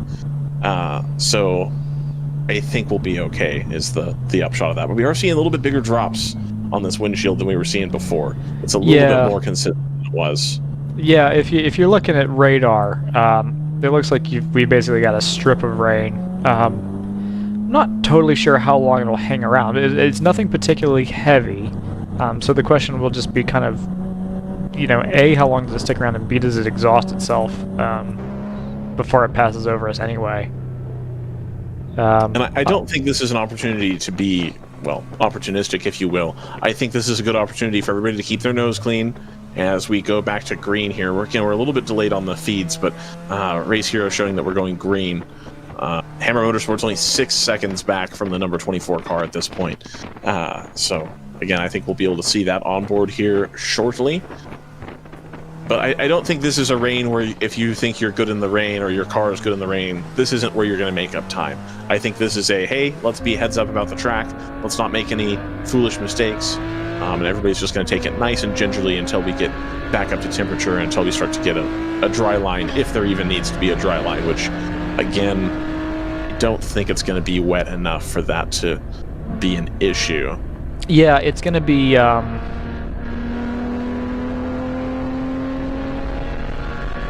It's going to be interesting because it is going to be slightly greasy up there. So you might have a situation where, you know, if you've got somebody who's feeling a little more tentative, they might take a corner slower than they need to. Might back a group of cars up a little bit. There's all sorts of things that can happen in situations like this. Whether or not anyone's going to make up a substantial amount of time, probably not, as you say, but as the track gets greasier, you're kind of like, okay, well, what exactly is my apex speed? Right. Joseph, can we go back to the 01? Is that something we can do? That might be the tightest battle on track for position that we also have a camera for at this point. Well, here we are. Looks like... There we are. Fantastic. That's the 702. There we go. The 01. Perfect. So we're right there. It's behind what looks like the NP01, the Sabico Chateau's NP01, and so that 24, that must be the 24, a little bit up the road there. So they're, yeah, still about that 5 or 6 seconds up the road. And I'm guessing well, I guess we'll have to see. That NP01's got quite a bit of pace, so it'll remain to be seen if the 01's going to have to go around it, or if that NP01's going to start to check out because of the aforementioned advantages it's had. But of course, if you're just joining us, they spent quite a bit of time in the pits and aren't really in contention for anything at this point. They need to pick up some points at the end of the race for the championship, but they're certainly not in with a shout for the top 3 at this point. Yeah, nothing too crazy going on in the upper reaches of the field. Most of the position changes that are happening are, you know, from sort of 15th and downward, and most of those even are in overall positions. So surprisingly, at least to me, we haven't had too much churn for class positions coming off of this. That may have all happened when half the field decided to pit and the other half decided not to.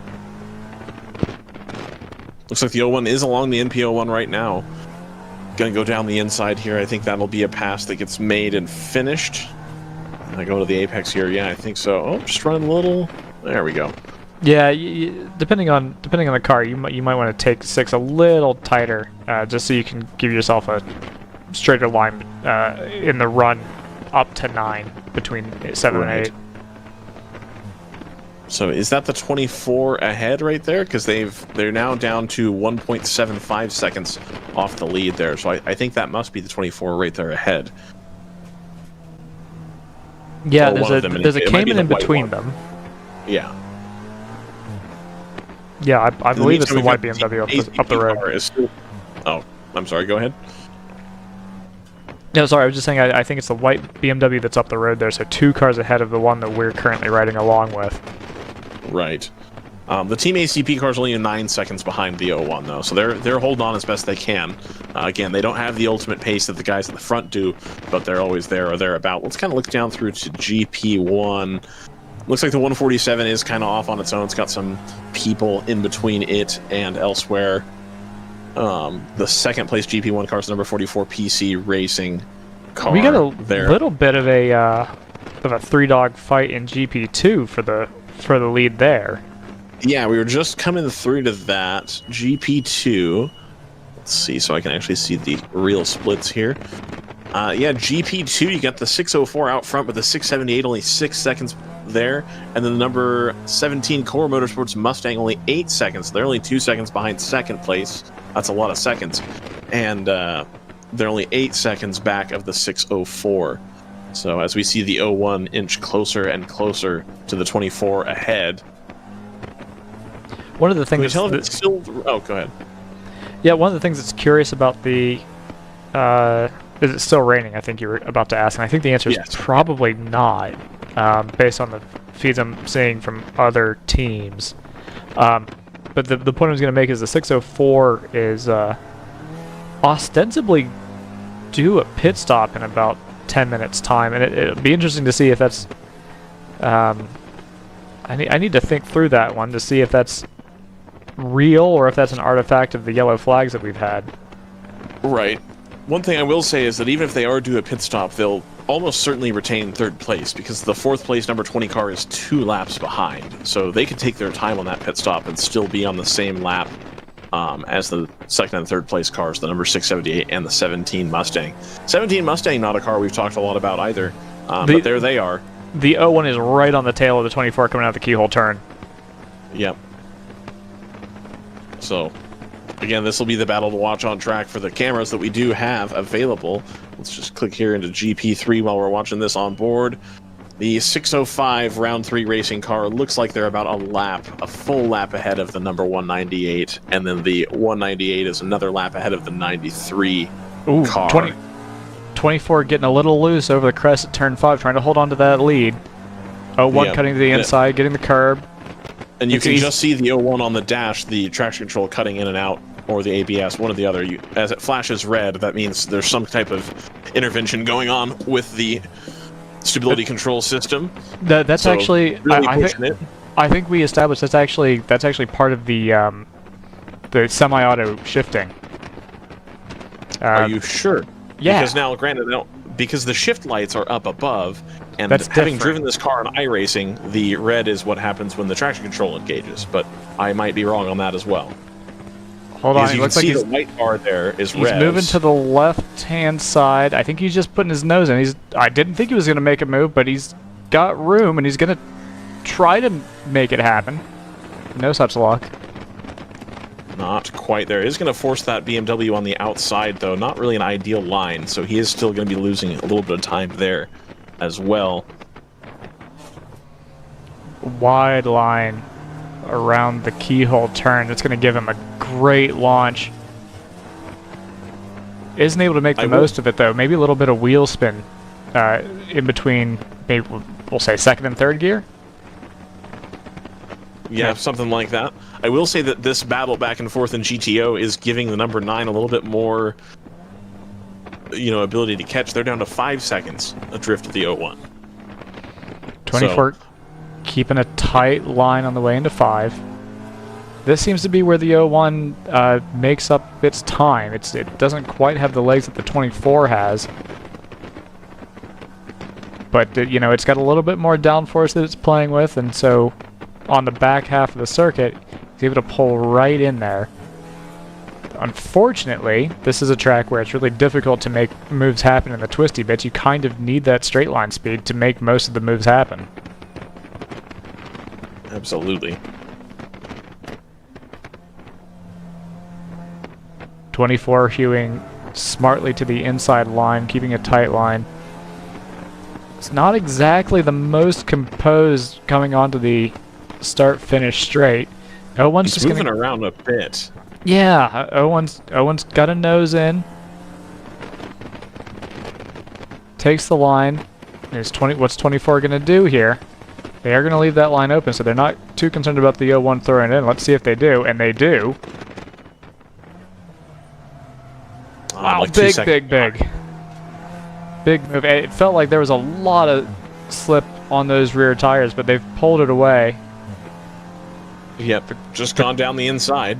The question's going to be, is the 24 going to be able to slipstream in on turn 4? And the 01's not making a defensive line at all, so either the answer is no, the answer is yes. The 24 is to his right-hand side. He's left the lane wide open, but that gives him the inside of turn 5. You can see in his rearview mirror the 24 is right behind him, so that looks like position gain for the 01, and he'll try to make hay.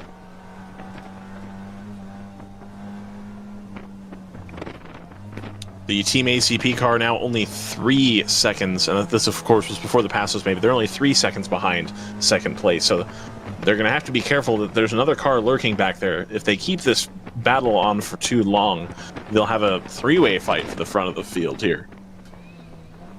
Yeah, we had mentioned earlier, I don't remember if you were online with us, but we had mentioned earlier that we were surprised at where the 9 was running for most of yesterday, and how they tend to be one of those teams that is kind of just always there, kind of lurking. They didn't really have the opportunity to capitalize on anything that happened yesterday, but they do today, up in third, right, as you say. And not really do a pit stop anytime soon, which I can't say the same for the 01. They pitted on the penultimate caution right after the red flag, and so we actually expect the 01 to come into the pits in relatively short order here. This may be good for them to get out to the front and try to gain a little bit of time on the rest of the field. Obviously, that's not going to help them on this particular pit cycle, but to get ahead and try to make up a little bit of time might make your pit stop a little bit less impactful, especially later on down the road if you are trying to back time everything. Worth noting, the 24's in a similar boat. I think we will expect them relatively soon. Yeah, actually, yeah, okay, I'll stand by that. I think the 24 owes us a stop. We'll say within the next 5 laps or so. 605 has gone missing for us, and I assume that means that they've taken to the pits. This is on board the 604, not the 605. And the ACB car now back out to 5.7 seconds. So, yep, sure enough, those 2 cars fighting at the front was slowing both of them down. And then now the number 9 losing a little bit of ground to the both of them. But again, sounds like they're going to be able to be there on pit stop. Probably come back to the lead for a short time at least in GTO. We're coming up on 4 hours. We'll be at the official halfway point for the second round at Mid-Ohio here for World Racing League. I'm Ryan, that's Joseph. JT, I believe, is out having a sandwich somewhere. He'll be back shortly. JT's out in the ether. Oh, he's back. Oh, there he is. Okay, all right. I've been back. I've been trying to very smoothly interject that the 143 Pro Sport Aston got around the 983 Porsche a few laps ago, but no good time to really get in that conversation. So the 605, but yeah, well spotted, JT. The 605 has, with their what we assume to be a pit stop, although I can't confirm that yet, they've given up the lead in GP3 back to the 198 for Ramey Motors and Pellegrini.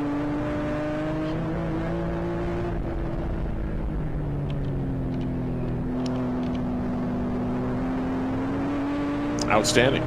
I wanted to give JT the opportunity if he had something to say. So. I don't. I was I was going to also mention that the number 60 old-fashioned Janetta lost out to the 34 Hitman Racing. I see you down there for 9th and 10th place in GTO. Yep. And directly behind them is the 981 Porsche as well. So that's a very good fight for 10th place, or 9th. I can tell you that the 605 did pit, so that was that they did not have an on-track issue. They just had a normal, apparently normal pit stop. In the lead in GP3, good. It looks like the closest battle on track right now for position is the 604 versus the 17 for GP2. I think this is what we're on board with right now, is it not, Joseph? Yeah, it is indeed. So that pass has been made by the Core Motorsports Mustang.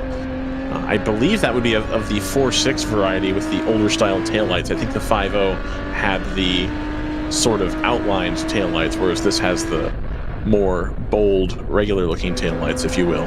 Yeah, and that overtake has just happened. So on my monitor, yeah, that's the 17 is just overtaking the 604. Gotcha. So that'll be a new leader, number 17, Core Motorsports. They know their way around a Mustang. Going to the front of GP2 here over the 604 Round 3 Racing. Is this a Cayman or a Boxster strictly? I believe it's a Boxster. I believe everything that's sub GTO is a Boxster in that stable. Okay, perfect. Well, then there we go. That is a Boxster then. You, of course, would expect that the Mustang's going to have a little bit more leg on the straights, but the Boxster probably can dive the corners a little bit harder, especially now that we're getting the dry weather. It does look very overcast and awful there, but I don't think we're going to be seeing much more rain. No, that's out to, I think we're trying to remember orientation. I believe we're looking up to the east there, maybe the northeast. I've been to this track often enough that I should really know which direction it points. However, I do not.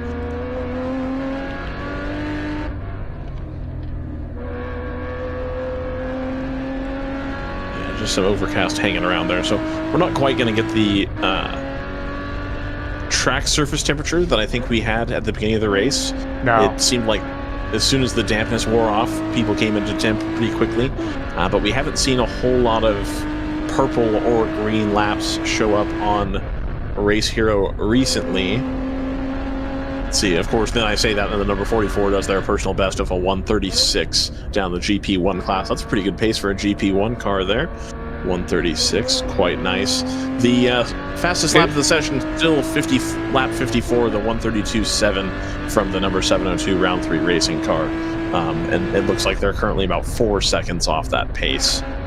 Everybody's kind of in the 35, 34 range. Nobody really touching the 33s at the moment up front. 702 in on the 983. I'm not sure that's for position. If it's the 982, then it is for position. I'm not sure that it is. It was. Okay, great. Glad we got that.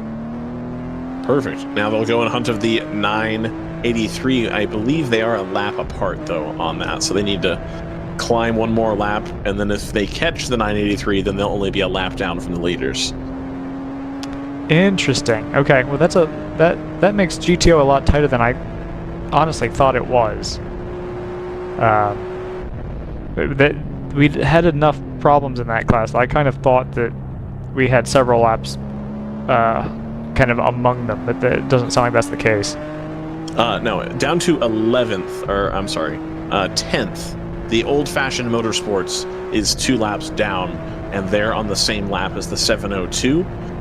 So all those cars in between are 2 laps down, and then from 4th down to 6th, they are 1 lap down of the leaders. So, and I'm guessing the 702 is probably about to unlap themselves. If they're probably close, well, I mean, they'd still have to catch the leaders, I suppose. But I think they have an opportunity to get to the 983 is what I guess I'm saying. So you asked earlier, Ryan, are my predictions useless at this point? I would argue, maybe. Because I'm showing the 702 as like strong favorites to win this, and I don't think I buy that, if I'm honest with you. I don't think I buy that either. They're 2 laps down on 3 cars at the front that, again, aren't necessarily the fastest cars. They're not as fast as the 702, but they're 3 very solid cars that can click off pretty consistent laps. The number 24, I don't know if you want to go back off with the 01. The 24 is only 5/10 off of the 01. So I don't know if you can find the 01 camera again to see what that's impossible. Like. Can't do it. Can't do it. Can't get the 01. No can do. No can do. That's unfortunate. So we'll have to wait for the timing to reach it. Oh, there we go. They do still have the lead, it looks like. But the last timing, again, only 5/10, the number 24 off the bumper of the 01. Now, here's the caveat on the 702. I say that I don't trust it. We have 4 hours of running left. The 702 is, if you even just compare best laps, it's about a second and a half faster than. Sorry, I heard something. I thought something had happened, but I think it was just the wind in the window. But if you compare best laps, the 702 is a second and a half faster than everything that's in front of it. So there may be something there. I haven't convinced myself that it's real, but just watch that space. Just keep an eye on the 702 for the rest of this race. If they don't run into mechanicals or get docked a lap, we could be in for an interesting finish. That's still only if you figure they're 2 seconds a lap faster on average, which I don't think they're 2 seconds a lap faster. They're probably closer to 1. And you also figure we have 130, 140 more laps to do. You're still only looking at about 4 minutes, and right now they did well. I guess that would put them there or thereabouts. I suppose 4 minutes up the road. Yeah, when they're doing 135, 130s, yeah, 136, yeah. So that they're definitely still in contention. Okay. Got all that traffic to deal with, though. That's what kind of leads me to believe that 2 laps is a lot. I think in a endurance race, just because. Well, but it's about 2 laps. All traffic. But it's about 2 laps exactly, because look at where they are and look at who's in front of them. I see. Okay. That's not 2 laps and change. That's 2 laps and a cent at best. Right. And it does just show how much the number 9 is holding on to those front 2.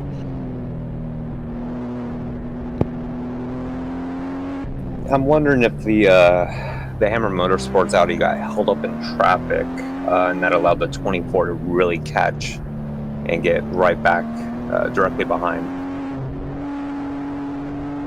Yeah, it's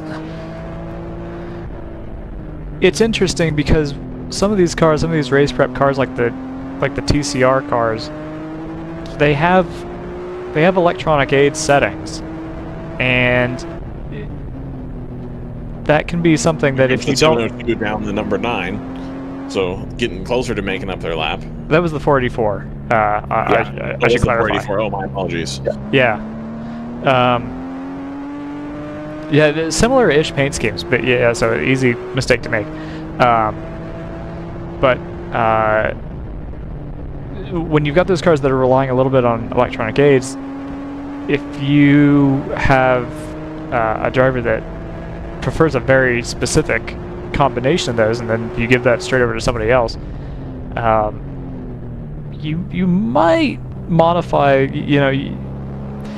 Endurance racing is always a compromise, right? When you have multiple drivers sharing a seat, everything is compromised from setup to settings, and even seat inserts, right? Maybe the classical example.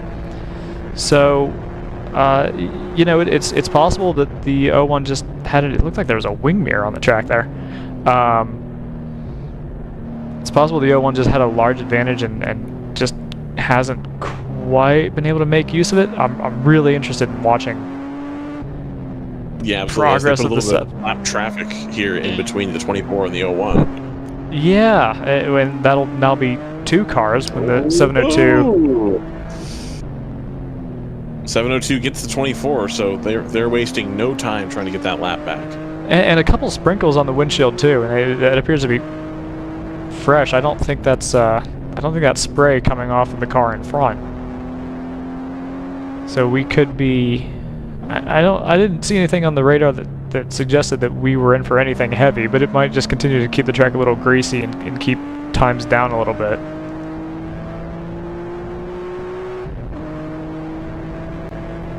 Interesting. We have a tow truck and other vehicle, drivers left on the front straight.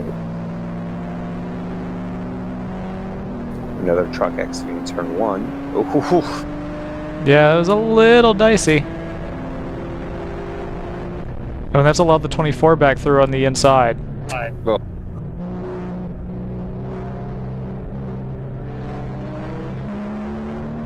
Oh, that is a really bad spot for the 702. Yeah, that's difficult. Okay, so the tow truck is taking the shortcut. Still green. No yellow flag, but we do have a waving yellow here. Do have a waving yellow here, so they've got to be careful to not overtake. Okay, there's a flag station at 5, and I didn't catch. Usually that's where they would wave a green flag. Particularly that's where they would wave a green flag if there's a car off at China Beach. 702 does not seem bothered by a yellow at this point. It looks like they are trying to stick the nose in. Ooh, nearly contact, not quite. So maybe, possibly, we just had a car off drivers left that we could not see because it was being blocked by the 24's position. Yeah, no, I that would be my bet if I were gonna if I were gonna make a wager. I would say that we've got a car off in the gravel trap outside of turn 4. And the 143 has been missing for a little bit of time here. So I wonder if that's it, or if we're still waiting on the pit loop. I'm going to look through here and see if there's anything else. No, they haven't pitted yet. The 198 as well. No, they're not in the pits. So that is both, or actually same situation for both or either of those. Was there something drivers right there on the 702 feet? I was looking somewhere else. I didn't see. Oh, I believe there was what looked like a vehicle stopped on the road. Okay, so standing yellow at the kink. Waving yellow here. Yeah, they're going fishing out in turn 4. I'm not sure how many cars are out there. That's just not a good spot to go fishing, I reckon. You're coming down from the long straight. Obviously, you're supposed to be going slower because of the yellow, but, you know. Yeah, the 143 is dropping in the standings. Yeah, and I can see that they're not in the pits. Yeah, the 143, that's the Pro Sport competition car. That's the GT4 Aston Martin. So we were just talking about them trying to do what they need to do to stay on track and stay near the front, and something's gone wrong there. I don't know if that's as a result of the greasiness on the track or if that's driver error. You know, I don't want to speculate, but not what they needed to pick up the pieces where they could, for sure. Yeah, so the 199 has a pit stall before the timing loop. So it's possible for them to go to enter the pits on scene from us. I don't believe the 143 does. No, they're at the end of the lane. So if the 143's gone missing, it's because they're actually missing. Yep, and they are missing. They've been missing for quite some time. Yeah, that's not somebody who's come through and gone to the paddock. That is possibly the reason why we're pulling somebody out of the gravel trap here. Yeah, I'd say that's pretty accurate. And so the location of the tow truck, that's standard procedure in Mid-Ohio. There's a grass berm in between the tarmac and the gravel trap. So typically what they'll do is they'll put the tow truck on the grass berm, run the tow hook all the way down to the car that's beached, that's in trouble, and then they'll pull it out from there. So that's pretty we have standard just gone here. towards yellow though, so Okay. looks like we have the 987, Joseph. Where does it pit? Do you still have that data available? The 987? Yeah. Good question. The 987 is before the lane, so that's not that would be expected if they were pitting. Gotcha. Alrighty. Well, that brings us up to a yellow. And you know who this is going to be huge for? Is going to be both the 01 and the 24. Yes. This is slowing down any of the progress that the 702 can make, I would say. Hold that thought. Has the 702... The 702 has gotten past the 01. I missed that. I hadn't seen that either. If the pace car picks up the 01, that's basically a free lap to the 702. Yeah, absolutely. So maybe they will stand to gain a huge advantage here, and that'll put them back in the lead lap. Almost like the algorithm knows all. Well, the algorithm doesn't know that. The algorithm is... The algorithm's pretty stupid. You know who else this yellow flag is going to be good for, Joseph? Well, I was going to say the 24. No, it's going to be good for WRL and their bank account. And it's also going to be good for Cooper Tires. We'll see what Uncle Cooper has to say this time around. We're live at Mid-Ohio for the 8 hours on Sunday. I'm Ryan, that's Joseph, and then JT out in the Pacific Northwest. We are covering this one remotely this week just because of a mixture of timing and personal events going on, making it difficult for us to be there in person, but we will be there in person for the next event at Road America in about a month's time or so, a little bit less than that. Will be myself, Brendan, and Brendan's wife, Layla, will be live at Road America, the National Park of Speed out in Wisconsin. And now, a word from the best tire, because it resides in the perfect zone. Not too much, not too little. Cooper Tires. Here is a bit of wisdom from your Uncle Cooper. Tires exist on a spectrum. On one end, you got too much tire. On the other, you don't get enough. Both ends are rip-offs. You're either paying for more than you need or needing more even after you pay. So if you want a tire that costs what tires should cost and does what tires should do, go right for the sweet spot. Go with the Coopers. Cooper!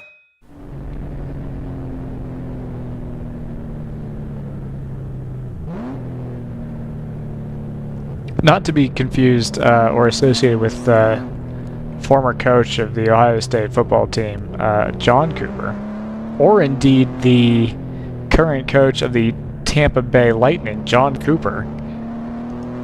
Or the sub-trim of Mini, the John Cooper Works.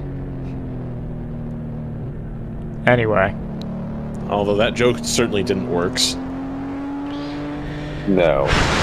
Ah, got him. Did you? JT. So, I don't think I know how this is going to play out. Which is a good-ish situation. It's a good situation to be in as a fan and as a follower. It's not a good situation to be in as an analyst. Absolutely. I'll check the radar. That seems like the only useful thing to do right now. That does seem there. I will say the number 24 has just pitted in. They've taken this opportunity to get a pit stop in. It looks like we did. Looks like we did have a. Was it the same cell or a different little pop-up? No, seems like it was basically the same thing. So I think the sprinkles that we have been seeing have been kind of just remnants of the same little cloud just hanging over the Mansfield, Lexington area. Is Lexington a town or a census-designated place, Joseph? I believe it's a town. Okay, excellent. It is certainly incorporated. I don't believe that it has enough residents to be a city. The differentiation in Ohio terms is 5,000 residents. Ah, okay. Yeah, so you can have, 5,100 people. You were a city, my friend. Outstanding. Sure. Outstanding. We're on board the 702. The 702, I mean, looks like the 01 Hammer Motorsports car, as well as the number 9 Team ACP Tangerine Associates BMW, both into the pits. So the 702 is sitting pretty good right now. Do they owe us a stop, Joseph? The 602? No, the 702. The 702. The 702 were in a pretty... Oh, they do, actually, yeah. So that's okay, so everybody's going to stop. Well, it's tough to say. I think the answer to that is... You know what? No, I don't think they owe us a real stop. I think they've been stopping at every yellow flag, so they may choose to... Ooh, that's been a collision. Ooh, that's the, is that the 199 in GP2? Well, that might... Or the 198, I'm not sure.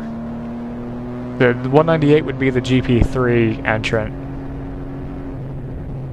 Well, one of those had an issue earlier, if we recall, towards the beginning of the race. Well, that's... Is that not accurate? 199 did.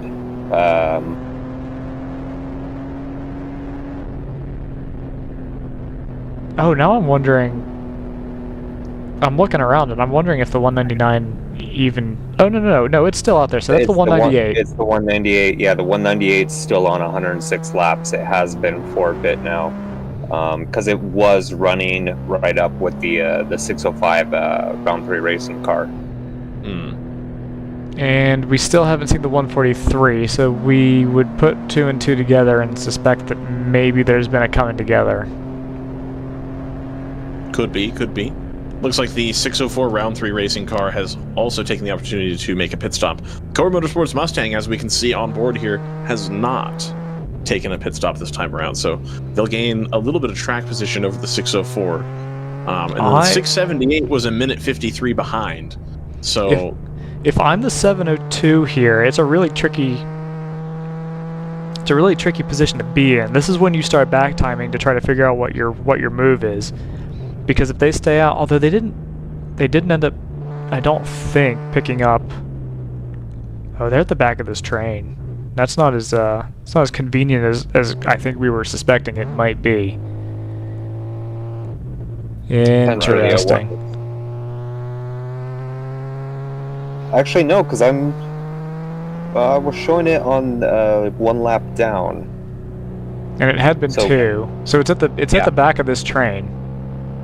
So they got their lot back, but they're just going to be at the back of this. Yeah, and they've only been out on track for 2 cars in front of them are going to pit, and they're not. Let's think this one through. So the 702 last pitted on lap 95. They're working lap 121 now, and you expect they're about halfway through their stint. So the question is, would you rather have that track position of being kind of half the train up ahead of the 01, but now the 24, I suppose. Right. And it looks like the 9 has come out ahead of the 01 as well. So a little bit quicker stop by the 9 than for the 01. Yeah, that's interesting. So are they gambling on another yellow then? Well, that's something Brendan and I were talking about earlier. Is you might at some point you're going to start making the calculus of, is stopping now actually going to help us or not, or is that just going to shove us back in the order and we're still going to make, say, 2 more stops anyway? So if they're out for another, say, 15-20 laps, that puts them out on track for at least another half. It takes them to about 3 hours to go, and if they can make it an hour and a half, then that means that they've only got 2 stops to do anyway. It doesn't really advantage them to pit now. So that may be what they're banking on, is that they're just going to make 2 more stops, and there's no point in taking extras. Yeah, and considering this is our 5th yellow, I can see that, but you always run the risk of having to pit under green flag conditions, and that's always going to hurt more than, losing a bit of track position and, refueling under yellow. Yeah, I don't know. I think I agree with that. I think I'd rather pit now, but the hedge would be, I guess. Now they do have track position over the 01 and the 9 and the 24. So if another yellow comes out in relatively quick succession, that potentially cycled to a full lap behind rather than if they pit now, they're definitely back to 2 laps behind, if that makes sense. Right. It's a I tricky... think it's worth being able to see that there's going to be another yellow coming, because we're not only, yellows breed yellows, that sort of thing is fine, but then also we're coming to the end of 16 hours of racing. I think we're going to see a little bit more attrition here before the end of the race. Yeah, we only had, I think, 40-some cars enter or start this race compared to the 56 that we had yesterday. So we had attrition just by starting. Are we catching up to the pack, or no, we have not yet gone green. On board here with Mike. Not anymore. Gone. So to put things in perspective, we've consistently had yellows about every 25 to 30 laps. Mm-hmm. Yeah. A lot of the projections that I'm getting are technically, not even technically, they're influenced by the fact that we've had yellow flags with a shocking amount of periodicity. So you could make an argument, I think it would be flawed, but you could make an argument to say, well, we're going to have another one in 35 laps anyway. I don't think that's quite the right strategy. I don't think it's going to be that predictable. No, but you do have a good chance of seeing one in that time. Ooh. At some point. So if they have to make the green stop now, but then they can make a yellow stop later. Hold on. Yeah. Hold on. So they're putting oil dry down on the right-hand side of the track here. You can see there was a trail of smoke that I saw in the monitor. And I just wonder I wonder what the cause and effect is here. Joseph, are we still going out? I'm frozen on the VLC. Yeah. Oh, okay. Refresh.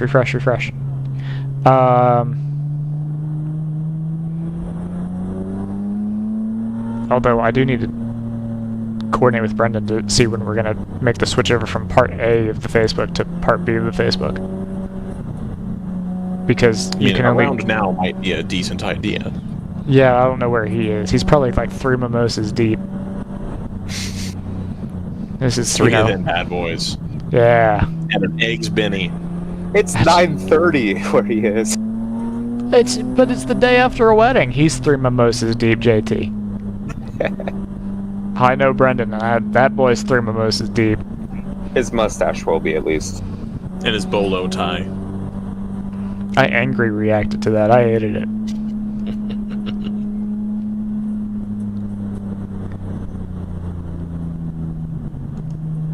Well, we're live here under yellow from mid-Ohio. Ryan, JT, Joseph on the keyboard. On board one of the Sentinel carrying Porsches. We started to talk about that earlier and then kind of trailed off because we had something else come up. But these Sentinel cameras, pretty good. It appears to be all-in-one solution for an onboard system. Is that fair to say, Joseph? Yeah, I think that's certainly how it's marketed. We spend an awful lot of time talking about trying to spec out equipment and what makes the most sense for, I guess, to use the cliche, bang for your buck. The idea behind the Sentinel system is that you don't really have to worry about that. It's basically a prefab system. There are, I believe, options available to you, including, I think, James Candelario was looking at, for example, a redundant antenna system, for example, when you have places like situations like we had at Barber a couple months ago where cell service, for whatever reason, was just a little spotty. There's certainly going to be events that we go to where that is more of a problem, since it's really easy to build racetracks where population is pretty sparse. Means that relying on cell towers isn't always the best option. But the idea is that that's kind of a one shot. I think that's the 0-1 coming out of the pits here. One shot, sort of all-inclusive thing. Data is obtained by GPS for the speed, racehero.io timing for the data that you see in the corners. In a lot of cases, it's a 2-camera setup. So most teams elect to have one feed pointed out the front of the car and one feed pointed at the driver. I believe Big Mission Motorsports was running theirs with a camera pointed out the rear, so you had a rear-facing camera.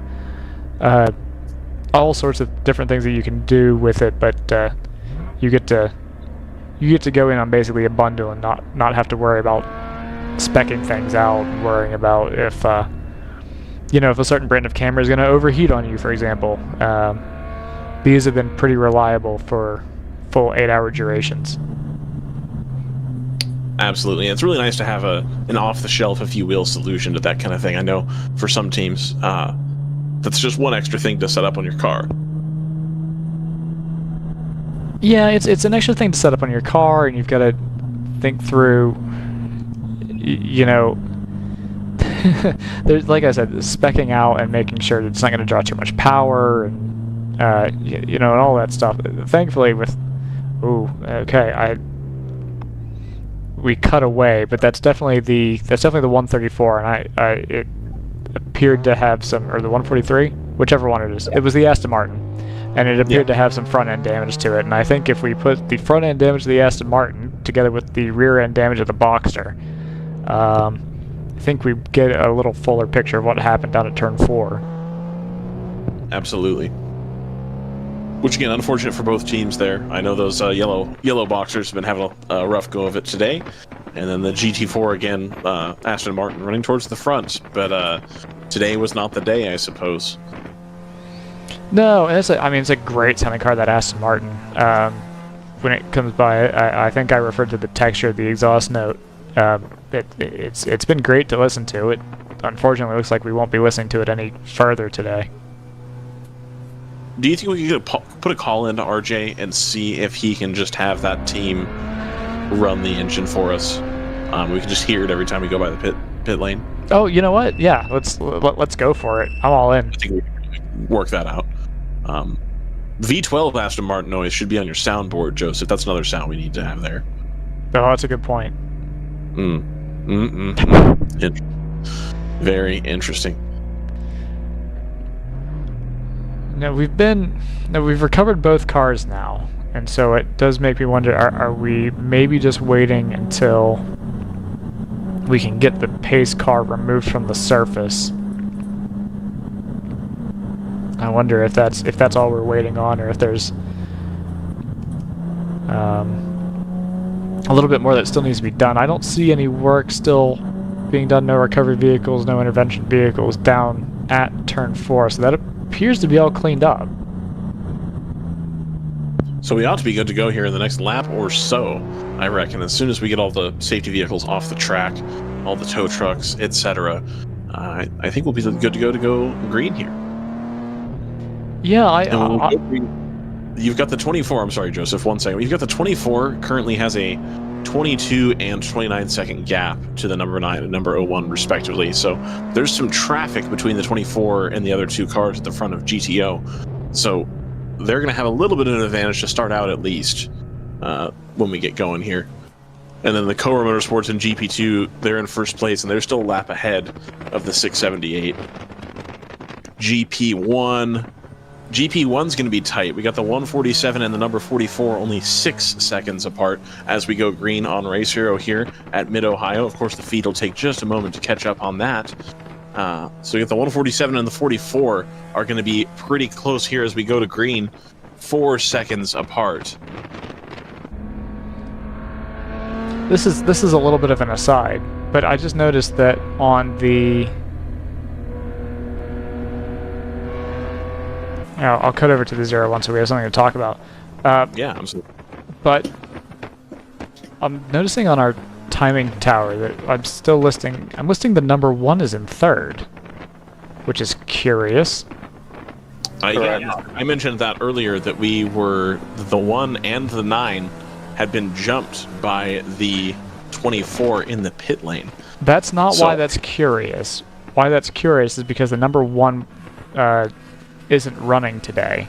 So I wonder if they've switched the... I think they might have moved the no, registration. Joseph, I noticed that yesterday, and I forgot to mention something. You had 2 number 1s yesterday. It doesn't show the 01 on there. Huh. All right. I thought I had mentioned to you. I forgot. Ooh, a little bit of lockup or dirt there or something from that BMW, the 242. Yeah, 100% a lockup. I was looking at it from the 604 as well. Okay, so that answers that. It's just that it's not getting the leading 0 fine. All right, I can live with that. I thought I had something much more significant that was wrong, so I was a little concerned. But that answers that. So if you're seeing a number and you're not sure who that corresponds to, check for a leading 0 that's been dropped off. Yes, absolutely. So we'll go back to my rundown through the order. GP3, they're a lap ahead. The number 605 is a lap ahead of the number 84. That 84 Lexus, not a mark that you see in endurance racing very often, Lexus, but they're keeping that IS near the front, keeping the nose clean, and really you can't ask for a more reliable car, especially since I'm assuming they left the engine very much alone to still be in GP3 with that car. So that'll be there or thereabouts, I think, for the rest of the race, as long as they can keep their nose clean. But they are a full lap down and about 2 seconds off the ultimate pace of the number 605.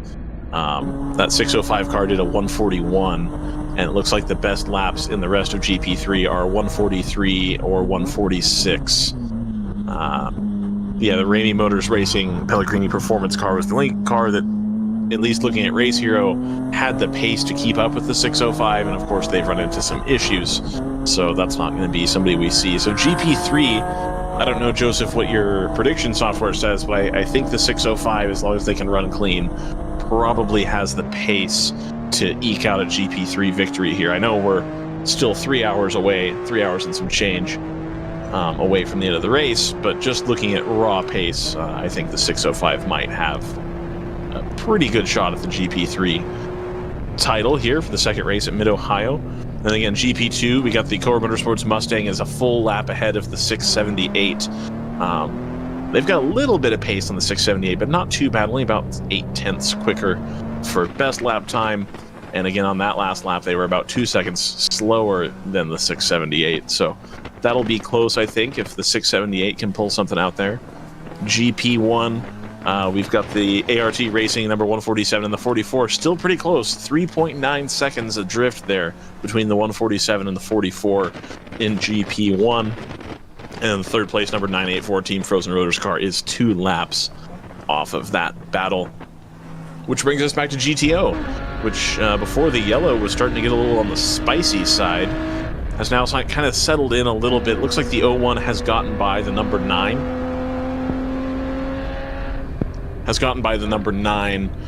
Tangerine Associates Team BMW, so they can start to work on trying to eke some time out of the number 24. But again, the 24 got about a 20-second head start after this yellow over the other 2 cars. And then Split Decision Racing, the number 484, is a lap down. And 702 now showing as 1 lap adrift of the leading trio. And they are, looks like 15 seconds off of the number 484. So they really aren't that far into their 1 lap down. Yeah, I was just looking at them because I was curious to see if they had snuck into the pits during that sort of more extended yellow flag, and the answer appears to be no. So they are just going to run that dry and hope that caution comes out to give them some sort of an advantage. I'm very curious to see how that plays out, because obviously when we have those yellow flags, especially when they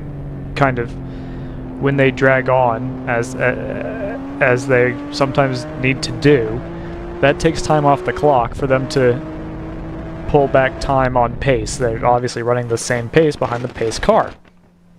So, you know, we were talking about how they had 4 hours to play with. Well, if you have a 20 to 30 minute full course yellow in the middle of that, well, now you have less time to play with. So are they? You've only got about 3 hours and 20 to play with. So yeah, so it's, you know, it's a real question of, you know, are you going to try to throw more at it, or do you just Are you saying that's, this is our lot? Hope that we can get something out of it, maybe a podium. A podium would still be quite a fight back if they're able to do it. Yeah, especially since I really do feel bad for what kind of happened there, and I'm sure that they'll get clarification, and we may or may not get clarification on what happened with the do you pull into the pits or not, didn't see the black flag, was there a black flag situation, I really do feel for them on that perspective, and I think it speaks volumes that even though that happened, whatever it was that happened, they're still in contention, it looks like, to be near the front, even though they are currently a full lap down. It looks like, I want to wait for the timing to update, but I think the 484 unlapped itself. Is that something that we think might have happened? You know what? I'll take your word for it. It wasn't something that I was anticipating. Because they're currently showing us a minute 30 behind, so I don't know if... Okay, yeah, I went back to the timing had to update. Okay. So the Hammer Motorsports and ACP cars not making any time up on the 24. Hammer 01 is now 24.6 seconds behind. They were only about 21 or 22 to start at the end of that yellow. So the 24 is doing what it needs to do to keep that traffic in between them and the 01. Be efficient with your passes and try to stay ahead. They're 2 seconds faster than the 01 that last lap. So they're doing what they need to do to stay at the front. But I think once that 01 reaches some... Oh, they should be in clear traffic right now, it would appear. So we just need to get some laps going here to catch the 24. Yeah, and that's going to be one of those things where... not just driver preferences, but I mean, drivers are going to have different paces too. So if they've made a driver change, and I didn't notice on that last... I don't know if either of you managed to catch whether or not they changed drivers on that last stop. I did not. But if they did indeed make a stop, obviously that's it's a different pace in general that we should be expecting. Same for the 24. I believe that let me check. Yeah, the 24 also pitted in that stop. So we've got a lot of variables changing. The only car that didn't pit in that rotation would actually be the 484, I think. So we'll expect to see them pit, and we would assume lose probably a lap and a half in that. Right, that would make sense. That might, yeah, and the same will go for the 702. So it's a really, we'll see. Like I said, they're probably hoping to get a yellow flag out of it. Otherwise, I think they'll be pitting, say maybe 15 minutes from now, if I had to guess. Again, what I'm assuming they're trying to do, this is a guess, is to try to make it to the point where they only have their next stop and one more to do, and that'll be pretty straightforward to the end in that case. Right, that makes sense. And then we'll look at the GP1 here. Still only 4 seconds separate the 147 from the 44 for the lead of GP1. And then the 984 Team Frozen Rotors is 2 laps behind that battle. And then they are 2 laps ahead of the 4th place car, the number 110 Thunder Bunny racing car. So GP1 starting to look like a 2-horse race here. Of course, we still have 3 hours to go. We've got yellows coming, I'm sure. We've got, plenty of time for something out of the ordinary to happen as far as the strategy and as far as reliability is concerned. So we're not over yet, but it is starting to settle into kind of a rhythm where we know who the top runners are and what to start looking for. Lots of people multiple laps down, but the front of the GTO is still pretty close together. GP3, you've got 2 cars within a lap of each other for first and second, the 605 and the 84. And then GP2, you've got 1, 2, 3, 4. The top 4 are separated by 1 whole lap, give or take, on the number 4 car there. The number 508 might be closer to 2 laps down than 1 lap down, but doing what they need to do. Yep, they just went cycle through time and they're 2 laps down. So we're seeing a rhythm. We're getting a good idea of how it's going to shake out at this point. Pass for position here. This is going to be the 702 rounding up the 983. Let's see if they dive to the apex or if they still get the 983. No, looks like they've cleared them, so that'll move the 702 back up into the top 5.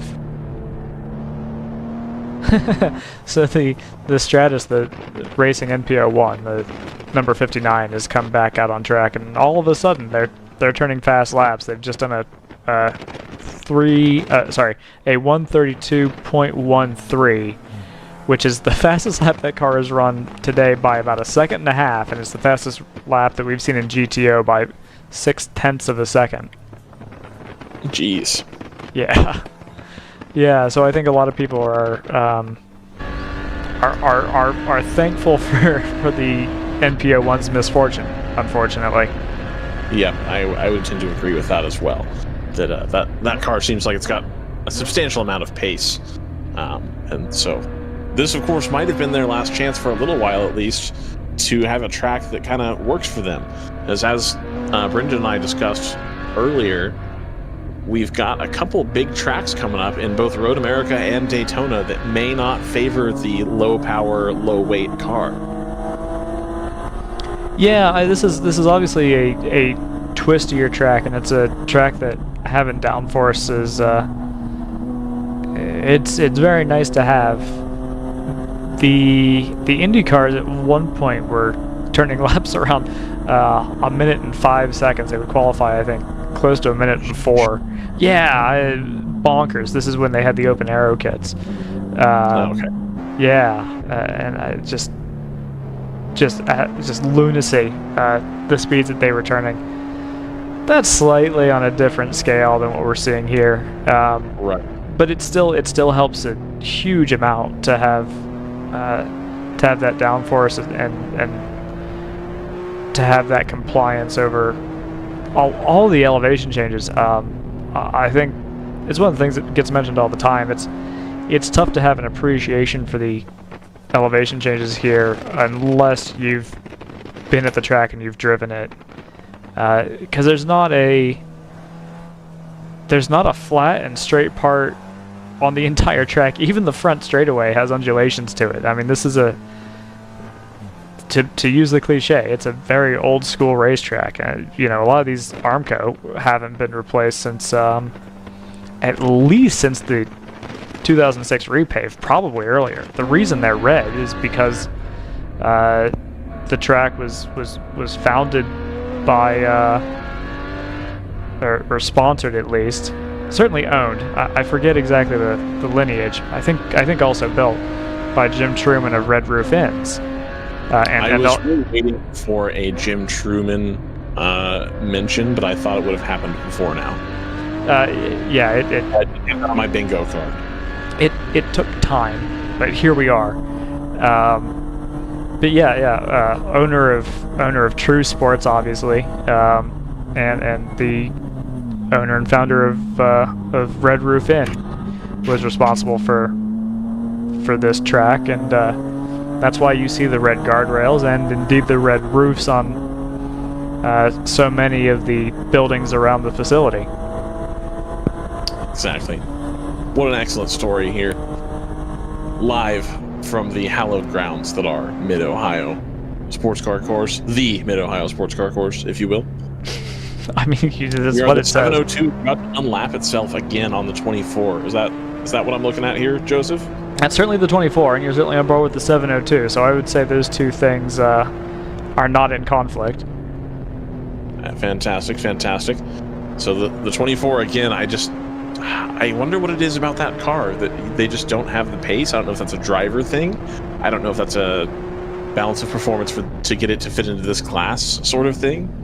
But it looks like the 702's got quite a bit of pace on the BMW, and a pass is coming here shortly. Yeah, what exactly is the model of the 24? That's an M4. It's an M4 GT4 car. Okay, so that's a proper right. Exactly. That is the real deal. And then you've got the, M2 CS keeping up with it pretty regularly. And some of that's going to be down to size of the car, I reckon. That M2 CS probably a hair lighter, I would imagine. Probably not nearly as much power, but you get a little bit smaller wheelbase, a little bit more nimble, perhaps. And like we talked about earlier, the 702 car would probably be the Cayman to have if you were going to buy a racing Cayman. This is probably the one you'd want to buy. Careful there. Ooh, You can see the reflection of the headlight on the bumper. That's how close they are. Yeah, that's still got 3 hours to go, guys, and the 702 can't make up his lap if he ends up busting the front end of his Porsche off here. So we got to be a little bit more careful. Looking. See if he's going to come back to the inside here. Still looking. Yep, comes to the inside. Don't think he's going to get it done into turn one. Oh no, that M4's got the legs there. Late on the brakes though. Is he going to go through? Well, looks like comes all the way to the edge of the track. Looks like the 702 did make it happen into turn one. What do I know? They are now going to, I imagine, check out into the distance to try to get. They're now on the lead lap. So Yeah. they're not on the lead lap by much, but they are on the lead lap. So another yellow. I think they would be able to pit and stay on the lead lap. Is that accurate? That is mostly accurate. It depends on where the pace car picks up the field, and it depends on whether or not they go for a full fill or not. You could potentially, if it was close, you could decide to maybe fill it up halfway on one pass and then come back around and fill it up halfway again on the next. Still sprinkles in the air though. It has to be said. It doesn't seem to be affecting the surface of the racetrack at all. But maybe cooling it down a little bit and maybe facilitating faster lap times. Nobody's really putting in PBs or anything. As I say that, leader in GP1 ART Racing puts in a PB by about half a tenth of a second. I believe, and we'll have to wait for the timing screen to update here. Yeah, the Team ACP car has lost a gob of time. They're now down to 37 seconds behind the 01. So they're starting to slowly drop there. And that 01 car still 20 seconds behind the number 24. So they're still within fighting distance. We don't know what the driver situation is going to be at as we get to the end of the race. Who's going to get in for who, or whom rather. I was so busy hearing myself, listening to myself talk that I forgot to make note of the fact that the 24 definitely had the legs on the 702, right? But it was in the corners where the 702 made the pass on track, not for position, but made the pass and where it seemed to have an advantage. So the answer may well just be, a combination of setup and driver in that car, because it's clearly not detuned. Or if it is, it's not by much. Maybe it is ballasted up to the point where it's not particularly nimble. Right. Obviously, like you were saying about the NPO1, this is a track where you need some amount of agility, where you might choose to wind the power down a little bit rather than weigh the car down. Exactly. Yeah, I'd tend to agree with that. Unfortunately, it sounds like you don't get a whole lot of option on that on the GT4 cars, as far as being able to change the power level that much. You can certainly do a little bit, but I don't know how much power they would have to sacrifice to be in the correct weight bracket here for what they would want, and if that's something that motor is even capable of doing. No, and supposedly that's the reason why we don't have any Audi GT4s in this field, because they would require so much ballast to get to the right power to weight spec that it would be pretty difficult to drive, it sounds like. Right. Yeah, so just looking here, the timing doesn't update in a consistent fashion just because of how spread out. People are in GTO. But the 484 also, the split decision racing car, is on the lead lap in GTO as well. And they're a minute 28 behind. And the round 3 racing 702 is only 2 seconds behind them. So we should be seeing a pass here shortly on that. Let's go check in on GP1 and see how that is shaking out. The number 147 increasing their lead a little bit. Now they're out to 6.8 seconds over the number 44. So doing the job they need to do there in GP1. GP2, the Core Mustang, still at the front. You've got the number 678 putting in a personal best, though. Only a few laps ago. They're in a 138 for lap 132. So they're pulled 4 seconds out of Core that last lap.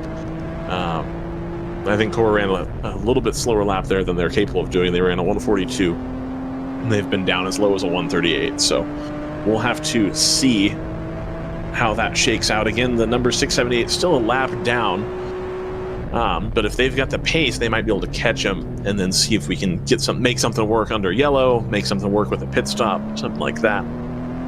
And then in GP3, you still have the number 605 round 3 racing Boxster out in front, followed by the number 8494 Motorsports Alexis, which is also a lap adrift at the moment. Yeah, just scouring the wild internet to see if we've let any onboard slip through the cracks. I'm not sure that we have. So this may be all that we have to offer. JT, thoughts so far? So far, the 187 ART has been doing a really good job pulling away from the 44. The Team Frozen Rotors, the 984 GP1, they won yesterday. They managed to stay out of trouble. They've been doing a great job today. So if they can keep that up, they're also looking at another podium. Outstanding. Thank you, JT, for that. Looks like the number 15 AOA Motorsports car in GP3 just put in their personal best, a 143.924. They're about 17 laps down, so I don't think that's going to get them what they want, but still having fun out there, getting some time in the car and setting personal bests. You know, the best you could hope for when you're not in contention for a win is just go out there, have a good time, work on your laps. And they were yesterday's winner. I see.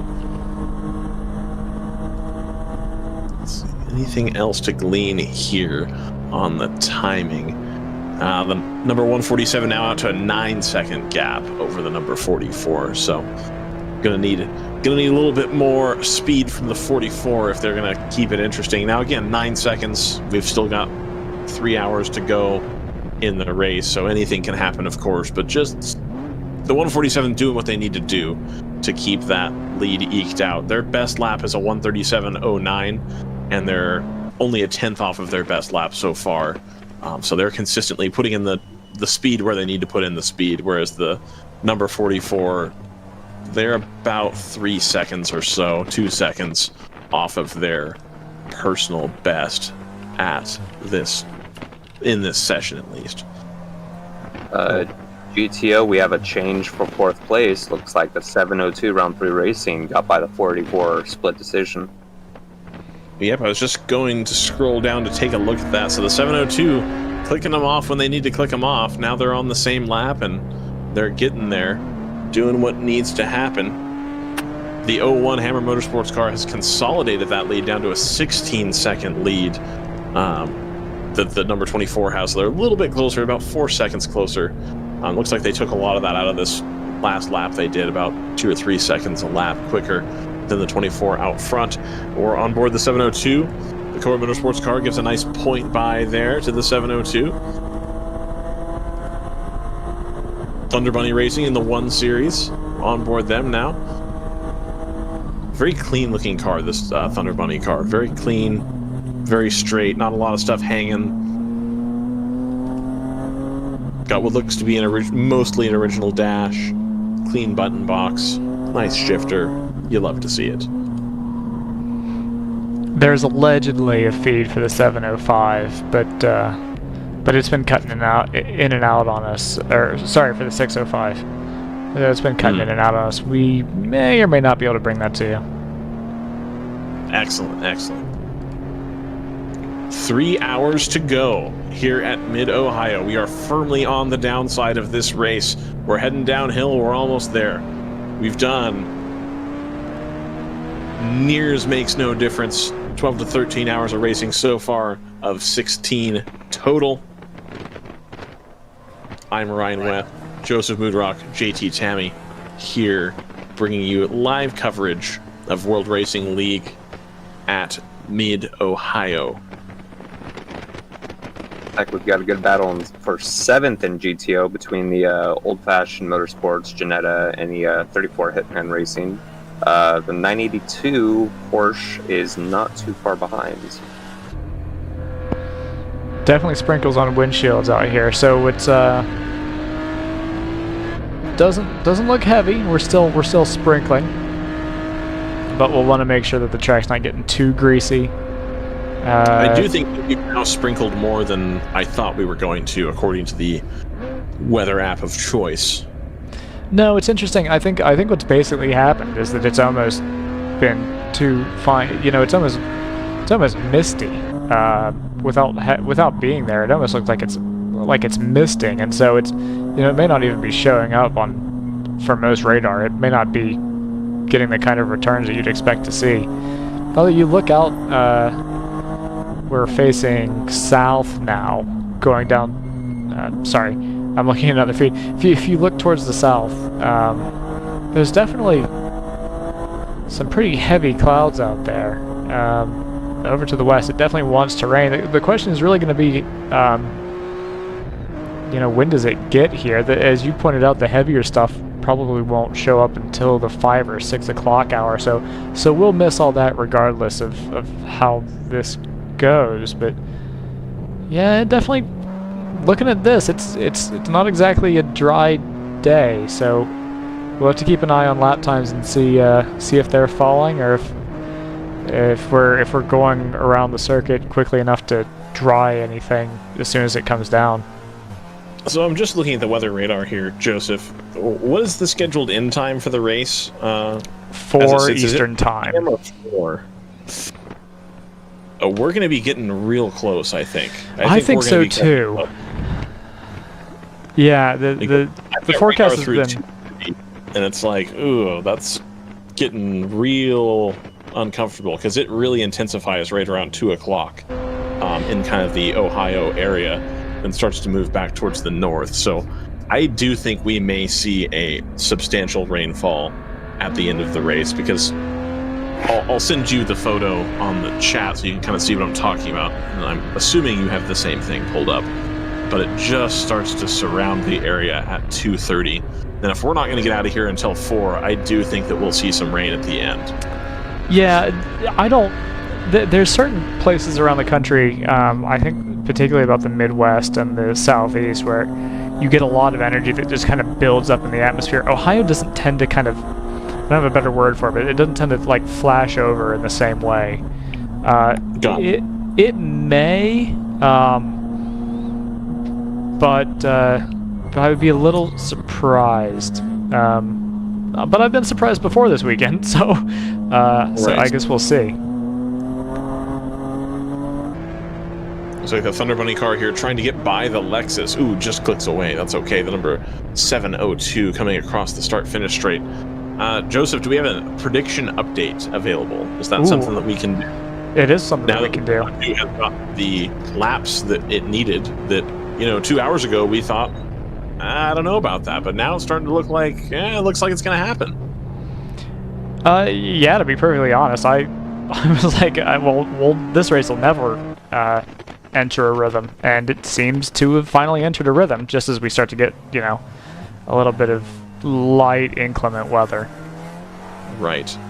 It is worth noting the 01 Hammer Motorsports down to 10 seconds off the number 24, so they have responded, and they're doing what they need to do to get the car back towards the front. Team ACP, Tangerine Associates, down to 44 seconds, so about where they were before. And then the 702 hot on their tails, trying to come around. They're a minute 20 adrift right now, but again, taking big swaths of time out of the number 24. That's the thing, is the number 702 is gaining on the number 24, but not really gaining on the 01, if that makes sense, because the 01's putting in some pace. So we'll have to see. Yeah, another lap there at 139 by the number 24. So I wonder if the rain's coming down a little harder than it looks. We've got continuous wipers here on the onboard, and it looks a little bit darker than it did earlier. So I wonder if the number 24 is not liking the rain.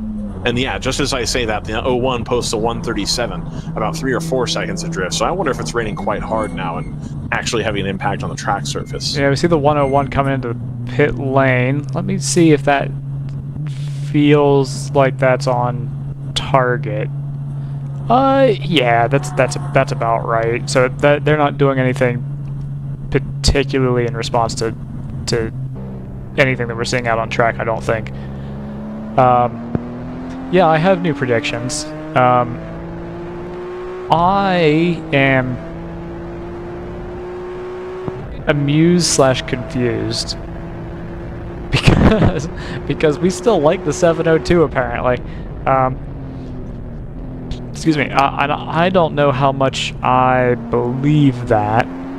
If the 702 doesn't live up to the predictor's estimations, it would seem that the 01's in a pretty good spot, a better spot than the 24 is, it seems. So that's how I would read that. Is the 702 may claw this one back. If they don't, I would say advantage to the 01. GP1 is pretty straightforward by the looks of things. We haven't really paid much attention to this class most of the... No, it's not straightforward. That's confusing too. So we may have some weirdness going on because of the rhythm of the race and the yellow flags that we had earlier. Right. But it seems like... Okay, so the predictor likes the 44 in this one, and not the 147, which surprises me a little bit. Well, that 44, they've been staying right there. They've been within 10 seconds of each other the whole time, so I don't think pace is going to be a problem so much, because their ultimate lap pace is only 2 or 3 tenths apart from each other, and they've been pretty consistently near each other. So, ooh, now they're 20 seconds off, so that's actually come out quite a bit for that number 44. Yeah, the GTO, I just don't know. You've got all the cars now, except for the 702 running in the 140s. The 24, the 01, and the 9 are all running in the 40s on their last lap. The 702 just ran a 136, which is still pretty good, but they were running 134s, 135s before. I do think the track is getting a little greasy, and if we're on board the 702 here, did I see it move around a little bit more coming out of that last turn there? I was looking elsewhere. JT, you might have a take. Maybe, but they're also pushing. You do have a few laps where the 01 is around the same pace as the 702, but consistently over this stint, the 702 is by far the quicker car, and it is definitely catching up. Looking over at GP2, I would appear to give the advantage to the 17. That doesn't look like that's going to be much of a surprise if that holds, because they're the current leader. And the money on second would go to the 678 for chill out. GP3 is looking like 605, 84, and 93 in that order. And that is, yeah, that's basically how they run now. So not really expecting any surprises in the bottom 2 classes, but it'll be GP1 and GTO that might have the most turbulence to deal with. We are inside of 3 hours to go, and we still haven't gotten that call to the pits for the 702. So that is looking increasingly like that was the reason they did not come to the pits on that last stop, is because they knew that they'd be able to make it on 2 from there. The lap times in GTO are now in the mid 140s, and again, the 702 is still 3 to 4 seconds a lap faster than everybody else, but they're now in a 140 as well. So we're not seeing nearly the lap time. I think it is greasy out there. Yeah, we're not seeing too much in the way of local yellows, people going off track, anything like that. So everyone's been pretty well behaved for what look like fairly treacherous conditions. So 37.8 for the 702 and a 37.5 for the 983. So it's getting a bit slick, but they can still go quite quick. I think we're still seeing a lot of traffic right now as well. That would make sense as well. But you've got the tons of gas just at a 139, so they might have just found the clear air, and then the 01 just did a 138. But still, we're about 2 to 3 seconds of drift of where we were consistently a few minutes ago. 484 in pit lane.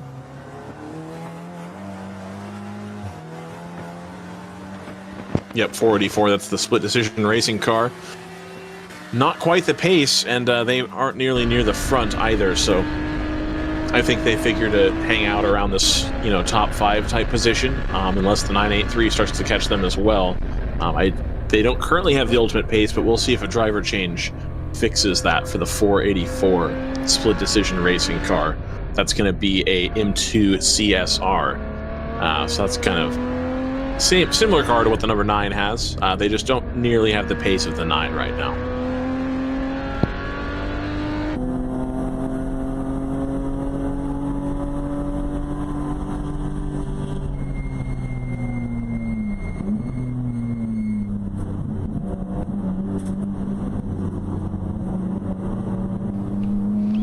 Yeah, I can tell you that there's some light rain down here in Columbus as well.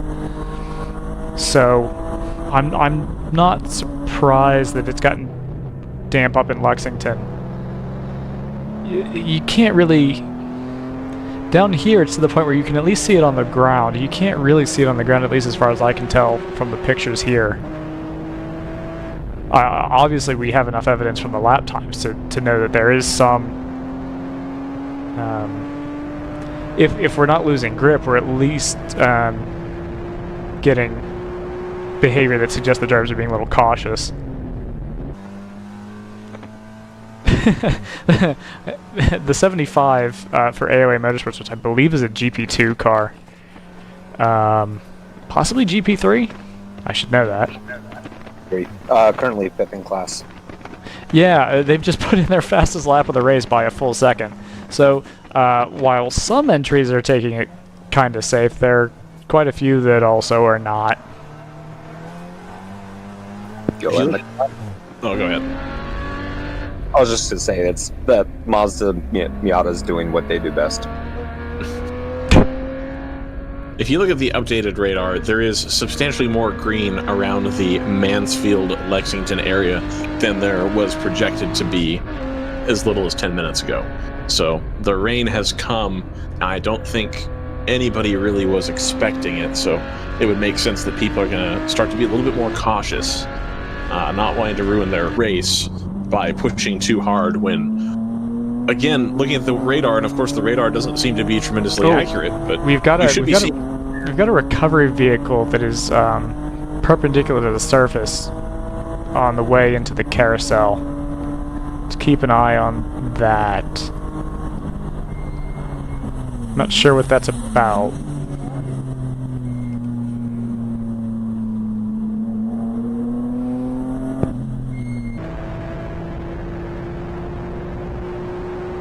Back on board the 702 here. 702 really doing what they need to do. They're still, it looks like the Hammer Motorsports car has gotten the hammer back down with a 34.8. They are catching the 24 in a hurry, and they're going to be in striking distance here, powered by AWS, probably within 2 or 3 laps. My stuff is not powered by AWS. I'd just like to make that point.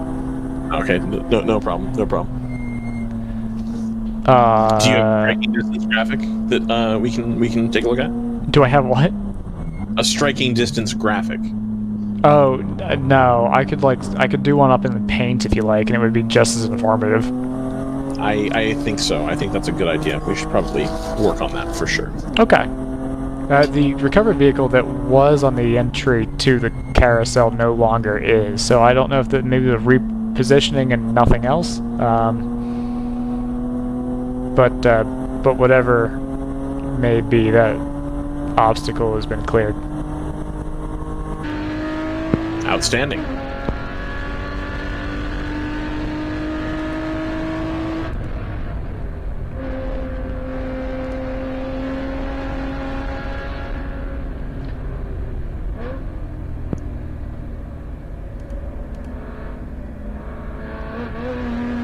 And JT doing the arduous work of,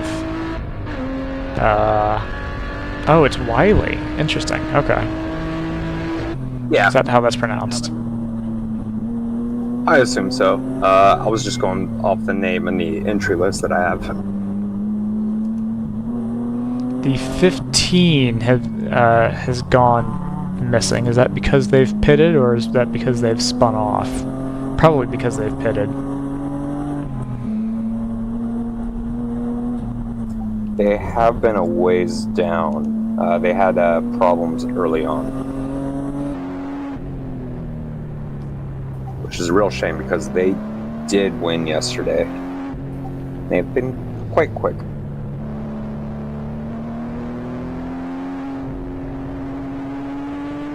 Yeah, so all the AOA stalls are prior to the pit-in lane. So I'm gonna say that's until we... Oh, and they've just come across on their outlap, so that answers that. Yeah.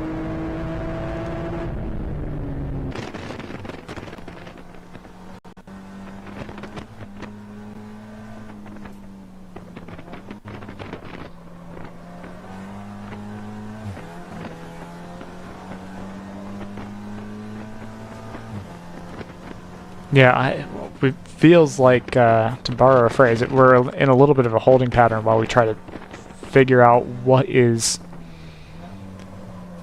How are the next 2 hours and, was it 42, 43 minutes, how are things going to play out?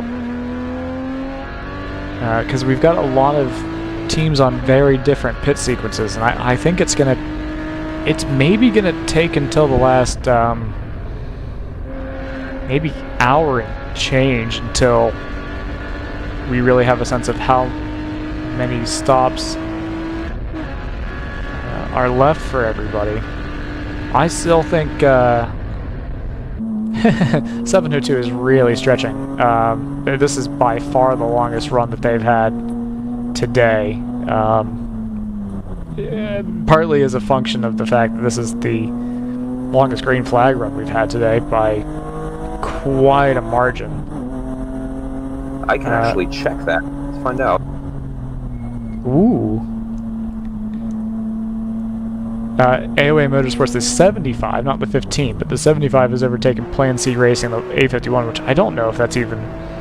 There's a few entries down here that I have to confess we haven't given much mention to. Plan C Racing in the A51 in 5th, and then Silver Martini behind them in the 57. Yeah, Plan C had been running 6th in class for quite a bit. I'm trying to figure out if they're in the middle of like a pit stop rotation, because you originally had your top 3 being the 605, the 84, and the 93. And then for a while you had the 75 Miata from AOA, the 57 Silver Martini Racing Miata, and then you had the 851 Plan C. And you have those guys all on the same lap, battling for 4th place. Just about a few laps down from the lead. Let's keep an eye on this feed. The 01 is closing back down on the 24. I think we must be assuming that the 24 lost, or the 01 lost time in the pit stop. That has to be the case, right? Because they had already overtaken the 24 on the previous stint. Is that right? I believe so, and I think after the pit stop they also had traffic, whereas I believe the 24 did not. Once we went green flag racing again. So yeah, they had a 20-second gap to the 24 after the pit stop, and the number 9 jumped them on the pit stop as well. So I think the 01 had a slow stop. I'm not sure what for though. 702 in the pits. So they managed to go to lap 152.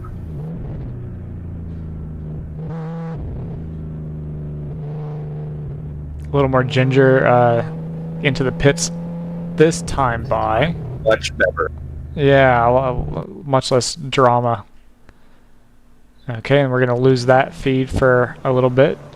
Probably until they get up to the keyhole on their outlap is when we'll be able to pick them back up. Here's that run coming out of the carousel for the 01 towards the 24, though. So I think if our leaders get to lap 156, that should be the longest green flag we've gone. Oh, okay. Didn't get our first caution until lap 33. And that was for oil on the track. Feels like the rear end stepping out quite a bit on the 01, but being a front wheel drive car, they're just able to keep their foot in it and drive it out of the keyhole. Keeping about equal distance to the 24, not losing too much as they make their way towards the S's. 24 dives to the inside, a little bit of a defensive move. 01 looks to the inside, but just to kind of get in his head. He wasn't actually going to try to make that move. I was just making sure he's the 24 is looking in his mirrors more than he's looking forward. Yeah, absolutely. 24 is taking these pretty wide lines. It's definitely using the entire track, but looks like the 01's got a cleaner run. They are going to be able to clear the lap traffic, so they're going to be able to keep nose to tail into the carousel. You can see where the rears of these cars are losing a little bit of grip, and it's kind of you can watch them kind of seesaw through the yaw of the corner. This one's going to be tricky. Is the 01 going to be able to clear the Boxster? It is. Neither one got a great run through turn 1. Neither one was quite on the apex there. 24 is going to be at risk of getting balked a little bit at the apex of the keyhole. And the 01 may decide there's that diamond line through the keyhole again. So this is as JT mentioned, this is a TCR versus a GT4. Obviously, weight balance. I believe the TCR is actually a little under power for the class. And you can kind of see that in the straight line.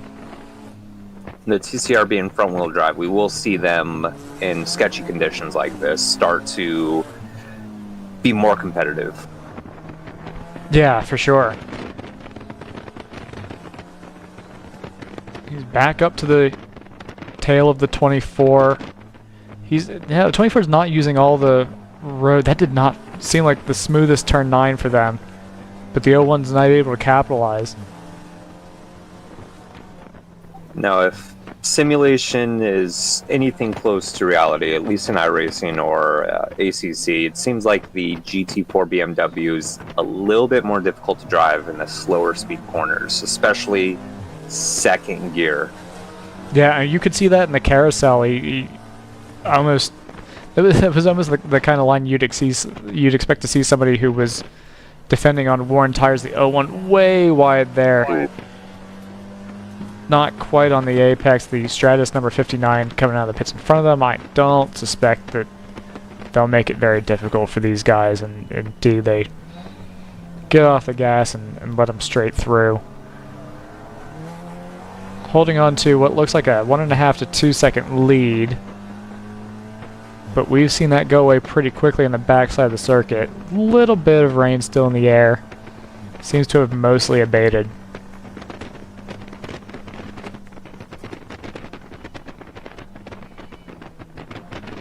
Alright, so to give us a good idea in terms of keeping track for GTO, the Round 3 Racing 702 car did come back out in 6th. Okay. Let me see. Sometimes I'm able to get an estimate of how much time they lost. A fast pit stop lap seems to be...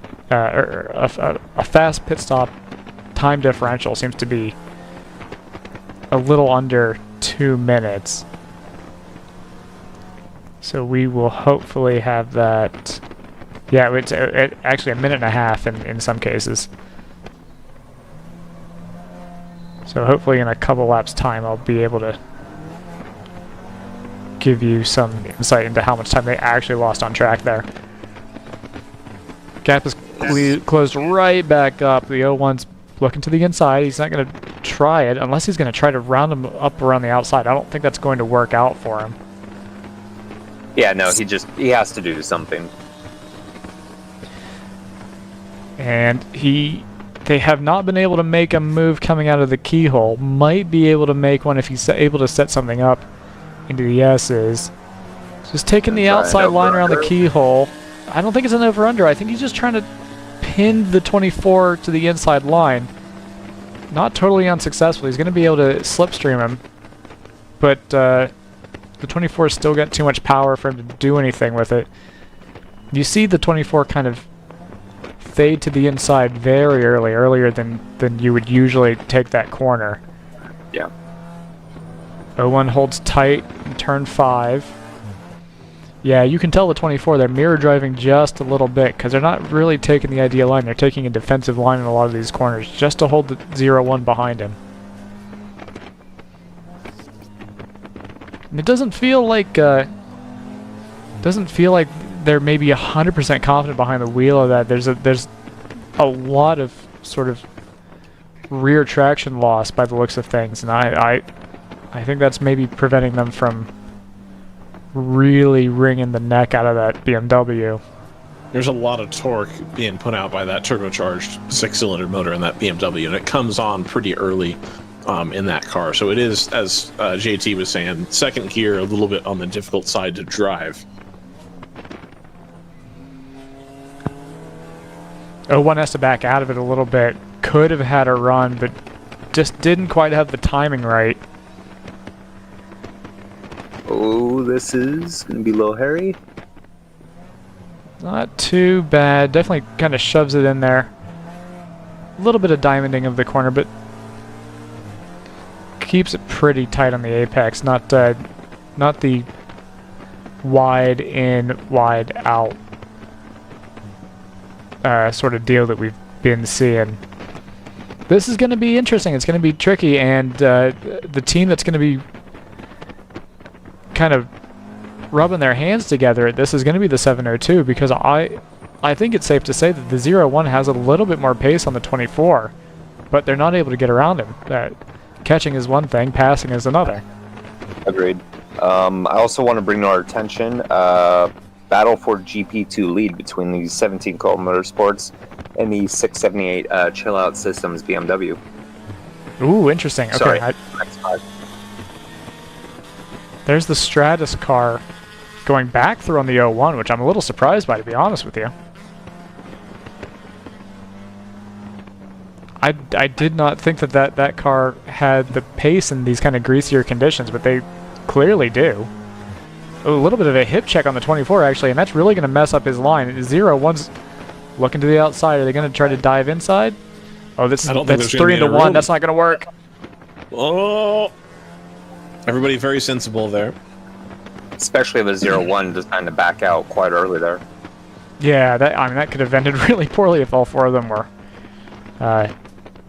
entangled in turn 1 like that. But the net effect is that the 01 is still about a second or so behind the 24, and hasn't been able to find a way past. And let's fast forward a little bit. If the 702 doesn't catch up to these guys, and this is just how the race is going to play out, we could be looking at a little bit of a preview of the finish here, and the 01 might not be able to make a move on the 24.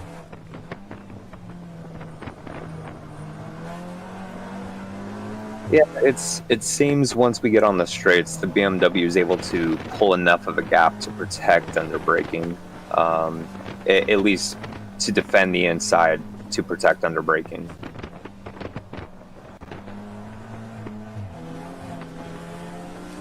We did not get confirmation or either for or against the idea that Brendan is indulging in mimosas. More on that story as it develops. I tried to bait him on that, and he Nothing. did not respond. Nothing. Again, it seems to be you know, it's unfortunate for the 01 that that turn 1 is that it's not a little sharper, there's not a harder braking zone, because I think the run that they're getting out of the carousel provides them with a big opportunity that they're just not able to capitalize on because of the difference in is this going to be it right here? Is the 01 going to use this BMW ahead? The BMW is going to track out, so he's going to be pinched here in this spot. Yeah, it's going to put the 01 as close as he's been, although I feel like I'm watching a rerun of the last 5 laps. I don't think he's going to be able to do anything. See 24 just feeling the brake pedal. Yeah, just seating it. Coming up on the Ginetta. Blue flag's waving. Ginetta does not quite see the full inside line. That holds up the 24. 01 is able to go through just barely, but not able to track out and use all of turn 9, so that's going to hold him up a little bit. 24 gets a little bit of breathing room there. Hopefully they can start to put the foot back down and get the pace they need instead of trying to drive defensively. A little more rain on some of the windshields out there. I think we're in this just kind of cycle of dry and spitting and dry and spitting. And I think it's going to keep... And if you're already... Oh, go ahead. Well, so I'm looking at... if you'd like to see other feeds, other feeds are available. That's where we're getting our feeds.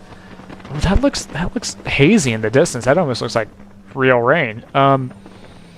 But if you go to some of the round 3 racing feeds where they're using the Sentinel product, well, this looks wet. This is this looks like proper weather.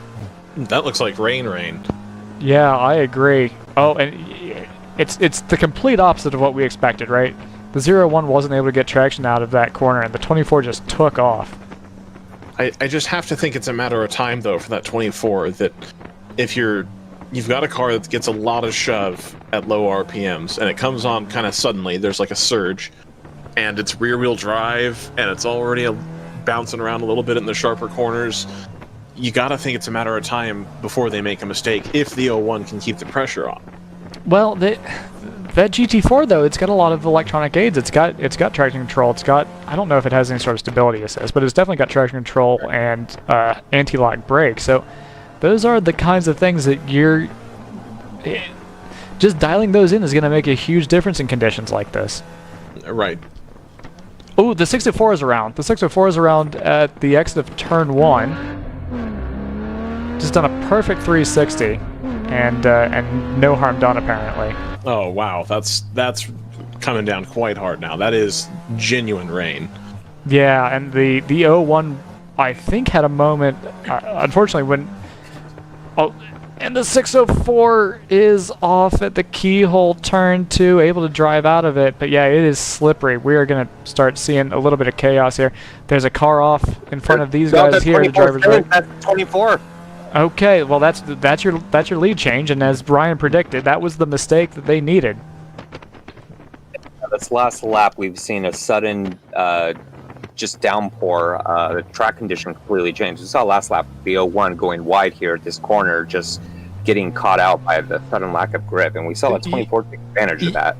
Yeah, if you've seen Mid-Ohio, you can actually, well, okay, if you haven't seen Mid-Ohio, the 604 is off again. The 604 is in China Beach. No, they've just kept it out of the gravel, so they're going to keep it going. But if you look at the 01 up here, there is going to be a car off to driver's left. This is getting treacherous. They're actually coming back out on track now.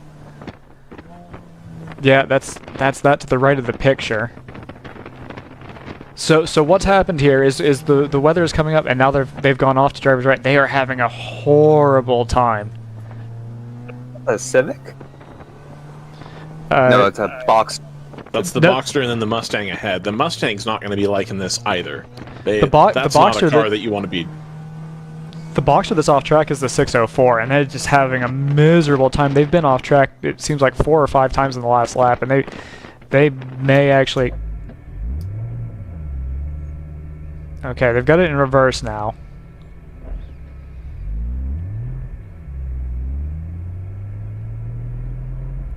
These are difficult conditions. No lightning in the air that we're aware of, so shouldn't be any reason to go full course yellow unless somebody has a big off. But I just want to direct your attention to the track map that's on the dash of the 01.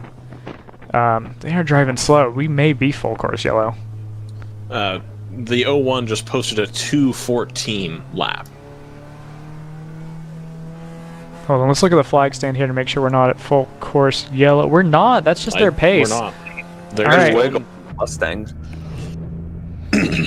One thing we should keep in mind is, we've had quite a bit of dry weather running, and we've also had some oil down on the track. Yeah, so I was just thinking the same thing. Once we start to get this decent amount of water on the track, that oil is going to be very slick. It's going to rise to the surface, and so we're going to be seeing some spins. We're going to see some very tricky driving. We're going to see drivers dancing in these corners. And yeah, not only that, but you've also got the rubber that's been laid down is now going to become pretty slick as well.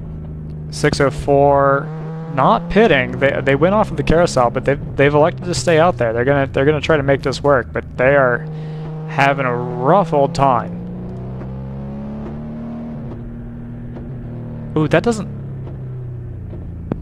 Is that the 702 does not appear to have the pace in the wet. They are listen, 15 seconds down. Turn your audio up. That doesn't sound right. No, it's fine now. Maybe that was just a single wiper, but nothing was coming across the screen. There was a repeating clunk, clunk, clunk that you could hear on this onboard, and I just wonder if they've got a secondary issue in addition to the rain here, because this car is going like stink in the dry, and all of a sudden they're not giving full throttle at all. No, it's not even close.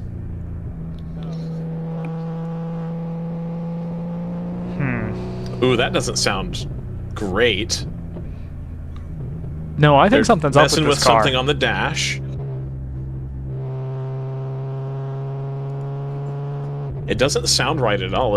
I wonder if the exhaust has come undone. And that would be a clanking, and then also the engine noise being strange, but they're going to pull it into the pits and see what's going on there.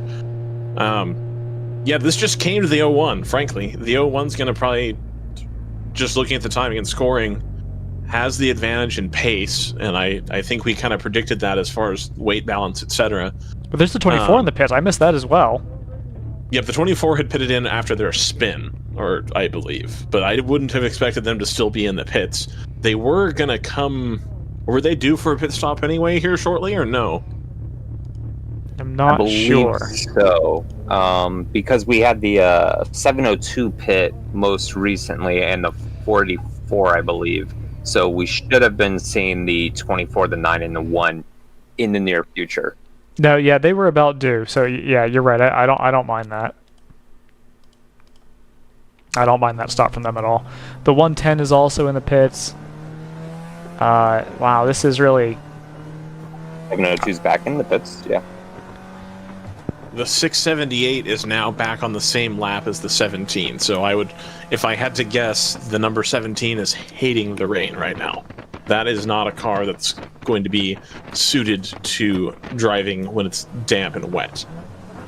Of course, we can see it now behind the 01. The Caymans are making out like stink. I'm really curious to see what this does to the order. If it stays this wet for long enough, this could really... I mean, look at the W2W Cayman just rounding up everybody in sight.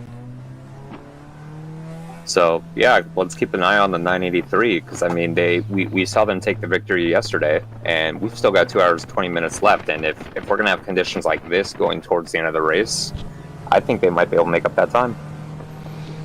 Yeah, it definitely seems like a possibility. I'm not really sure what to make it. The 9 and the 484 not quite as competitive as the Caymans, it looks like, in timing. That's going to be wild. Unfortunately, I don't have a line of code that says do this if the rain comes and everybody's lap times turn on their head. 24 Is this is the first time the- we've used the script in the rain? Oh, Mustang goes, or sorry, the MX-5 goes off when the AOAs, the That- 25, I believe. That Mustang stepped out so much again, right there, coming through the slow part of the lap. That's got to be super uncomfortable to drive. Let's see, what's going on with the 110? The 110 seems like they're offline here.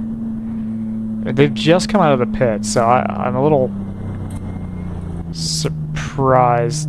I can't quite tell if they're nursing a problem or if they're just trying to make it around the track. And shifting gears just fine, so they don't have a transmission issue. It might be just trying to stay off the racing line right now. Might be a little bit too slick for them. It seems like it's too slick for everybody. We need to start, at some point, we need to compare lap times. Some of these different cars, the Caymans and the TCR, and just see. Yeah, no pit for the 110, just kind of dawdling. But just, whoa, there it is. Don't hit it, don't hit it. Oh. Ooh. Looks like he's got to refire. He's got to refire. The stock starter system on that car is probably not what you want to have. It looks like he's got it going, but that's one of the last things you want to worry about is getting the combination right of stuff that you need to hit to get the stock starter function to work. Yeah, we'll pick that feedback up when it comes back to us. Here's the 01. Just looking at the timing screen, nobody's doing any laps consistently, and I think that probably comes down to it being slippery and traffic, etc. The number 9 just took 5 seconds out of the Hammer Motorsports car. 2:15 for the number 9 versus a 2:20 for the Hammer car. Yeah, everybody's over 2 minutes, basically. You got the 981 just did a 2:06. Oh, we've got a car off the driver's left. That's the 44. That's the PC machine. Uh, They were in contention right there. The number 44. That was going to be a big deal for GP1. the 44 or is that the 147? Both are very similar looking, and both are that very dark black color. It's the 44 because of the Airbnb logo on the side.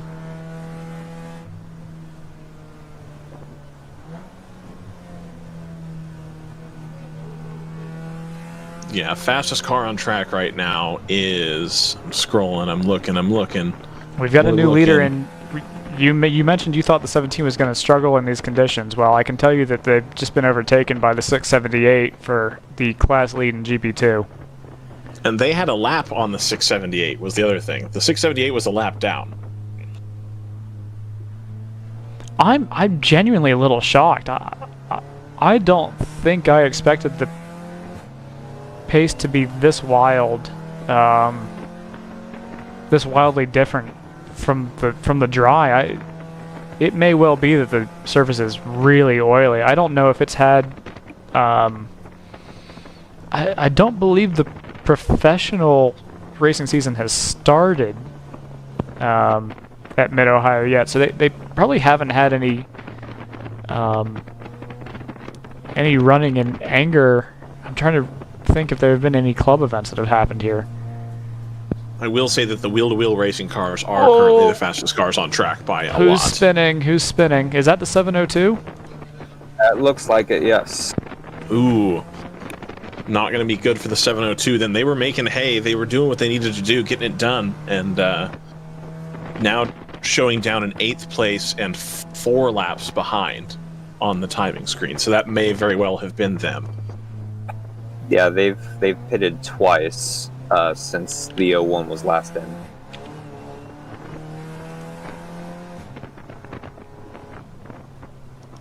The 01 just taking it nice and gentle here. Ran a 2:18 last lap. They've been between that 2:15 and 2:20 range since the rain really got going. The number 982 just did a 2:08 though, and the number 983, which is up into 5th place, just did a 2:09. So they're about 10 seconds a lap faster. You have to wonder how long the rain is going to hang around.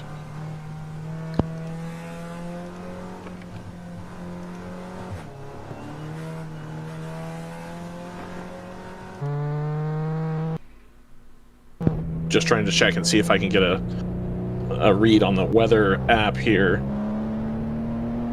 Even though it's proven to be not very accurate recently, as 10 minutes ago it told me there would be no rain in a minute. But that's clearly not the case here. Just watching this here real quick. It still almost looks like we're just part of an outer band and that this is going to go away. But by 3:15, we will definitely be in the thick of it.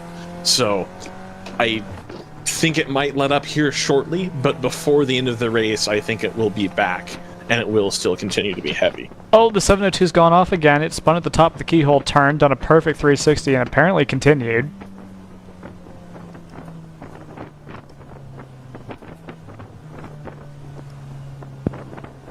Number 982 does a 208. 983 does a 209.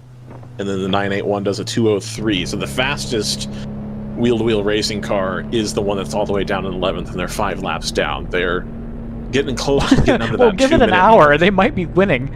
No, that's my point, is you've got all 3 of these cars are smoking the people up front to the tune of 10 seconds a lap. And, you know, the 983 is only a lap down. And they're only... I mean, they are firmly a lap. They're a lap and a lot down. But, I mean, again, if you're 10 seconds a lap quicker, it's not really going to matter. I mean, if you were to... This looks like they're racing on ice. This is unbelievable. And it's not like he's just, you know, pedaling it because he's cautious. He's at the limit of grip every corner. I mean, this is just what the car's capable of. Going over the hill there.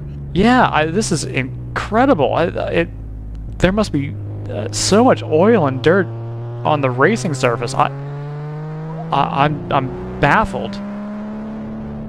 I mean, it's not even raining. You know, this is just the dampness that's still in the track. Right.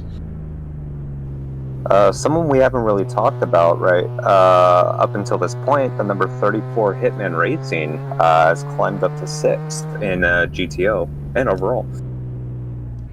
In the BMW M240. 604 into the pits. I'll tell you what this is going to do, is it's really going to do a number on fuel mileage in the sense that nobody here seems like they're at full throttle, other than maybe some of the GT4s and the TCR.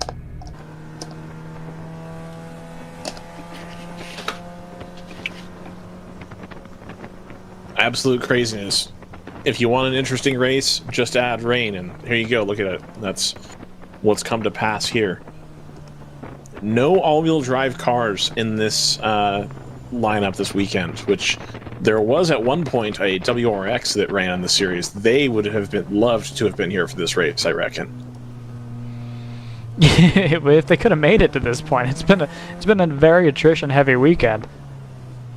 That's fair as well. Yeah, I'm just clicking through to see, try to get an idea of what cars would really have an advantage in the rain.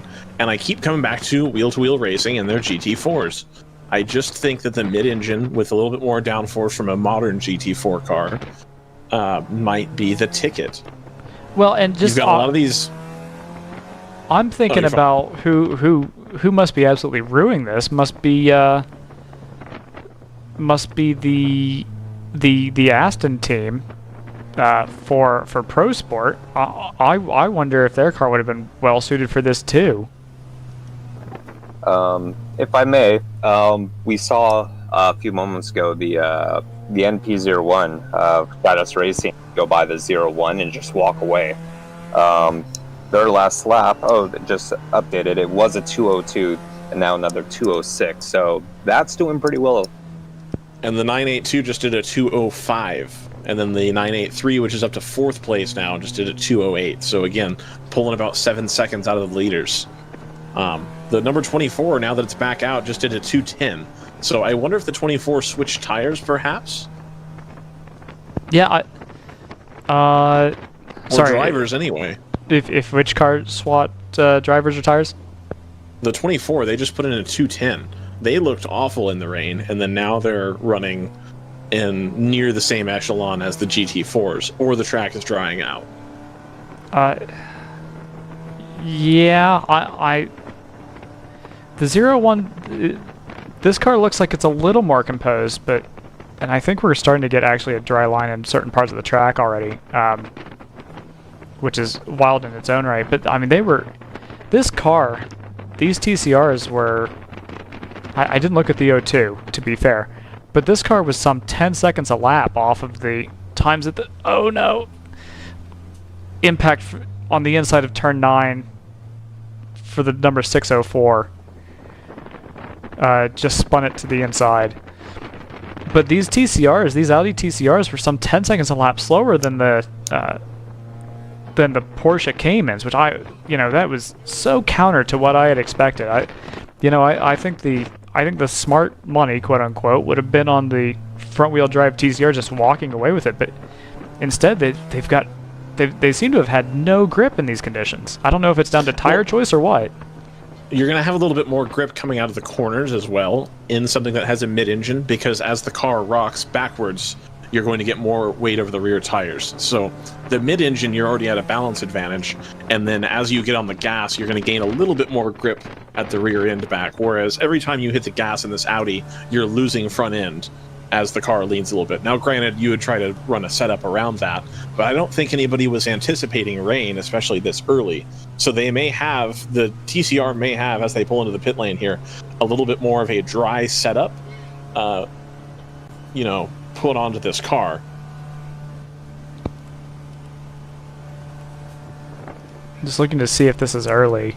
Yeah, no, not quite. This is about when you'd expect them to pit. So they're going along with their plan.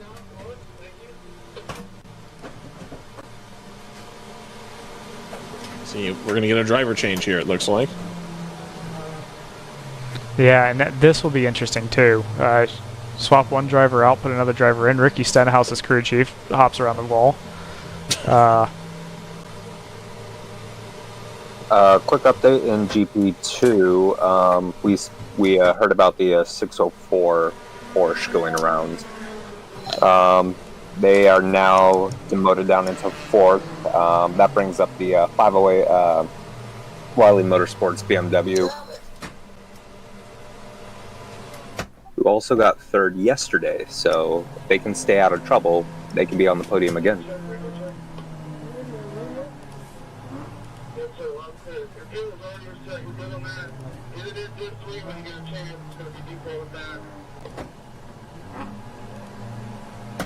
Just 981 just ran a 159. Yeah, so the track's getting quicker. We're still some 20 seconds, more than that, 25 seconds off of the ultimate pace of the track.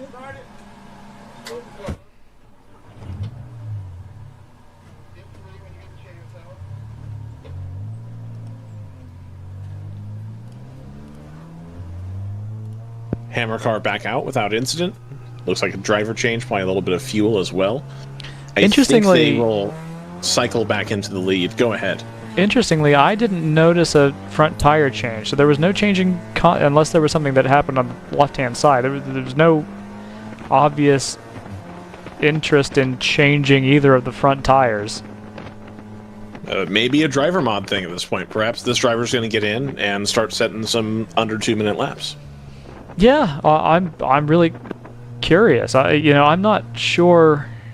I'm not sure which dials are available inside the car and which ones have to be done in the garage, basically, in terms of traction. So that looks to me like an awful lot more bite coming out of that keyhole.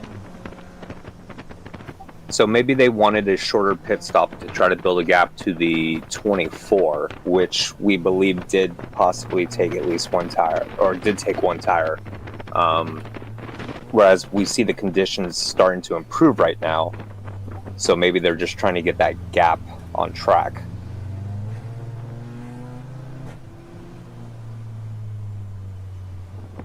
Yeah, definitely still feeling out the track here on the backside, the northwest part of the circuit. I mean, your lap 1 as a new driver into changing conditions. You're going to go a little easy on your first lap coming out. Yeah, you would certainly expect. And, you know, these guys obviously also have access to their feed, have access to this feed too if they so choose. I believe it's the 702s in front of them. Sure enough. Yeah, the 702's got nothing. I don't know what's going on with that car. It's also a Cayman, for one thing. Well, right, but I think that kind of speaks to the difference that, you know, this Cayman, assuming it's based on kind of the GX / early Pirelli World Challenge, was a sprint car at the time, not designed to do the long runs, and may be a little bit more built towards the dry. Well, the thing that I thought... the GT4 cars are, you know, Nürburgring, endurance racing, etc., etc. I think there's a little bit more downforce. Like, the 702 is probably a little bit more slippery and may have a little bit more power, but I think the traditional GT4s, the newer ones, probably get a little bit more downforce and a little bit better chassis setup on those as well. The thing that threw me for such a loop was, you know, the 702 seemed so softly sprung when we were on board with it. It looked so compliant, and I was, you know, in my mind, I was like, okay, well, they should be in pretty good shape for this. They've got a car that's pretty soft, that leans pretty heavily on the mechanical grip. You'd barely know that they were racing on tarmac if you were watching the 702. So I don't know if they've had, maybe they've broken a shock or something. But their last lap time was a 2:32. That puts them way down the order in terms of lap time. There's probably there's almost certainly lower class cars that are circulating a little quicker than that. So there's a lot of bones to pick out of this one, and maybe we'll get a little more information after the fact. Maybe they've got something going on that they're dealing with. We also have to take into account we have lots and lots of drivers, different skills, different amount of experience, and this is definitely very tricky conditions. You don't want to ruin your race, and so you're not going to try to push right now unless you absolutely need to. Yeah, for sure, but it didn't even seem like a driver issue. You know, that was the thing that was wild to me, was it didn't seem like a we've got a car off to drivers right there, BMW. That wasn't the 24 again, was it? I think so. That looked more like a E46 or E46 body. I'm not sure. Okay. But yeah, the point that I was going to make was that, you know, it doesn't seem like he's driving it poorly. It just seems like he's running out of grip, and that was the thing that was surprising to me.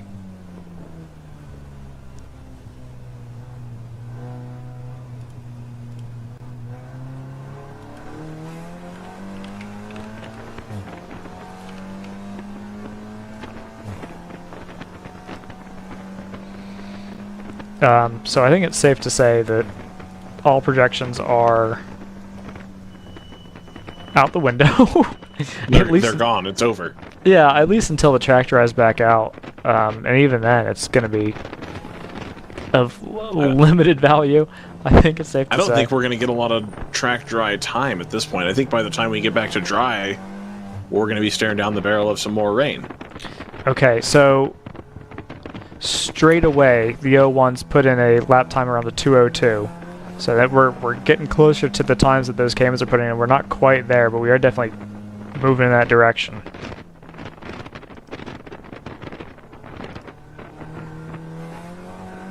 Yeah, we're in the ballpark. Okay, so the 983 is putting in comparable lap times, so it may well have been partially a driver deal. The 9 is a little on the slower side, but nothing that I would consider shocking. They're doing everything they need to do. It is, as we mentioned earlier, we mentioned a couple times this race, it is typically their MO to drive it pretty safely and consistently and try to be there at the end. They're there now. Let's see where they are in 2 hours' time. Yeah, 2 hours to go here at Mid-Ohio. So, 2 to go. Getting down towards the end, I still think that we'll see a little bit more rain before the end of the race. It looks like it's going to rain. Look in this direction. Is that to the east or to the west, Joseph? sorry, I was looking at Slack. What was the question? Oh, a moment ago, this Audi was coming down one of the straights, and it looks like the rain gets heavier, whatever direction it was. Basically, the opposite direction of how they're going now. Yeah, as you're going into basically the keyhole is the southernmost point of the racetrack. So as you're going across start-finish line, so we'll go on board with the 702 now here. Here you're pointing due west, right?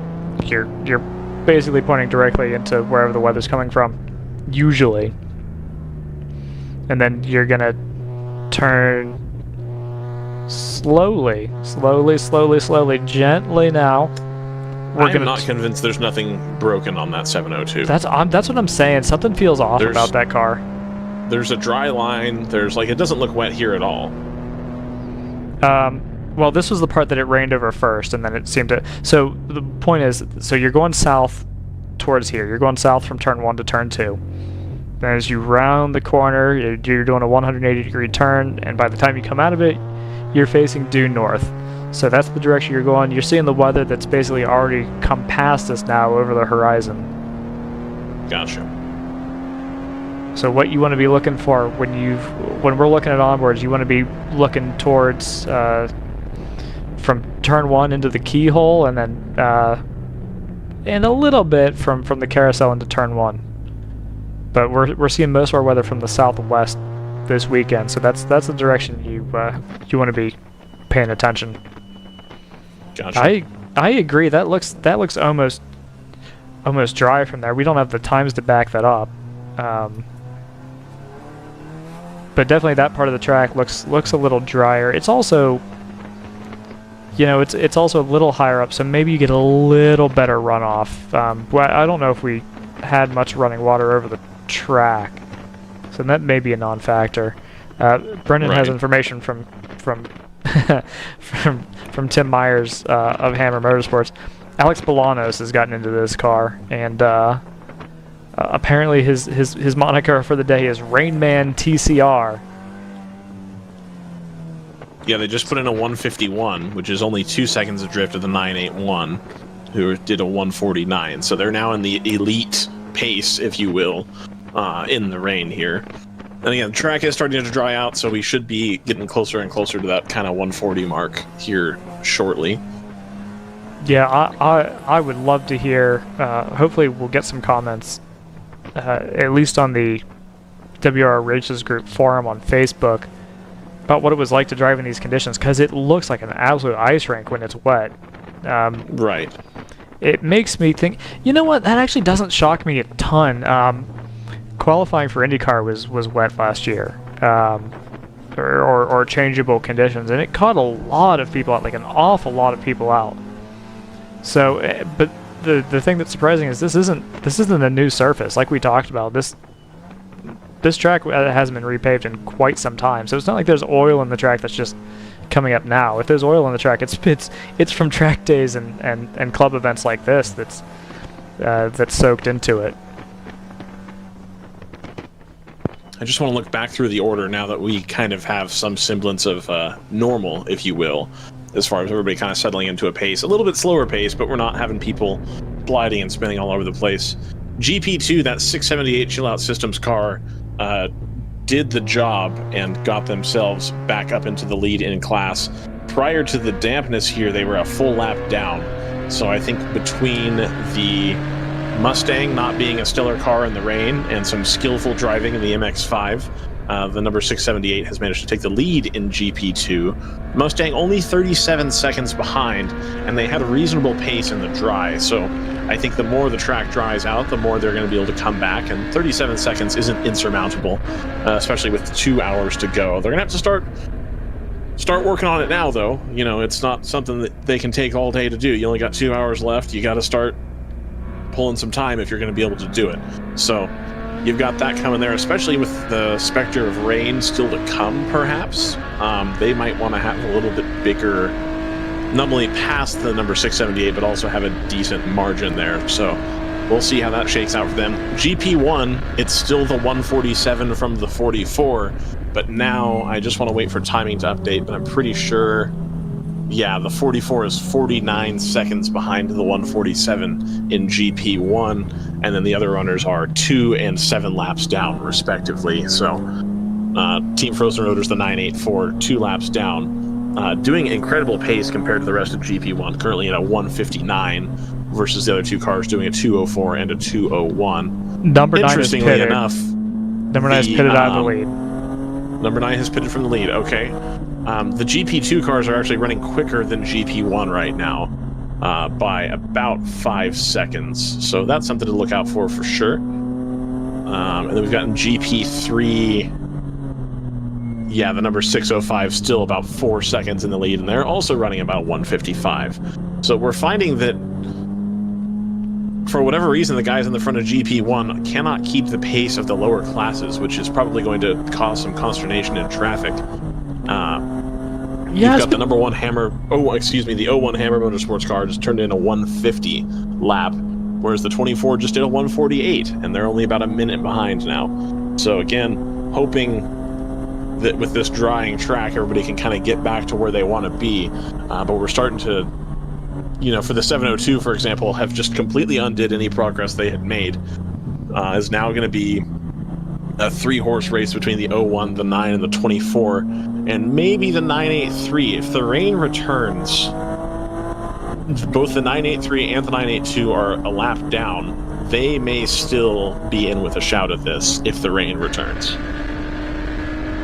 Yeah, the thing that's so interesting, like you say, some of the higher powered cars are really struggling. The 604 round 3 car, which is a GP2, is still turning laps some 15 seconds faster than the GTO car, than their 702, which is absolutely wild. Now we'll have to wait and see. Once this track dries out, we'll have to reevaluate that and see if maybe they are just taking it real easy. Obviously, we saw so many spins right when the rain came out that clearly some of these cars are a little less compliant than others. Maybe don't have the right tires too. I know everyone's on DOT tires, but everyone's probably on slightly different choices of tires too, and that absolutely could be something that could play a role. I mean, that would make sense that the 702 had stellar pace in the dry, and then suddenly when it starts to get a little damp, a little bit wet, they start to fall off the lead, whereas the 983, 981 wheel-to-wheel racing cars that were a little bit more steady and level in the dry suddenly came alive in the wet and in the cold. So yeah. I almost think that it might be down to the tires at that point. That's what it seems like. I mean, we're on board with the 702, and I know I've already made this point a dozen times, but he's soft-pedaling it really badly, but doing a great job of it, if that makes sense. It's a little bit of a contradiction, but they had a couple spins, but they found the grip. Well, what grip there is available, just fine. It just doesn't seem like there is much. They must be. Yeah, I think we're coming to the conclusion that it must be down to tire choice, really. I'd be interested to see what that tire choice is as well. Yeah, I would too. See, that's why we need a pit reporter. I could be down there taking pictures, doing things like that. The wheel-to-wheel racing car has actually got by the Team ACP car. Team ACP, Tangerine Associates, a little bit of a, I don't know if it was a slow stop, but they are down to 4th after that stop. So the 983 is now onto the podium and praying for more rain, I would imagine, since they were turning in some stellar laps. But now we've got the 01 Hammer Motorsports car all the way back down to 142. So still about 7 or 8 seconds adrift of where they ought to be as far as ultimate pace in the dry. But we are, 15 to 30 seconds a lap quicker than we were even 10 minutes ago. Well, interestingly, we were talking about when we were in this damper conditions, we were talking about how the 983 was gaining hand over fist over the 01 and the 24.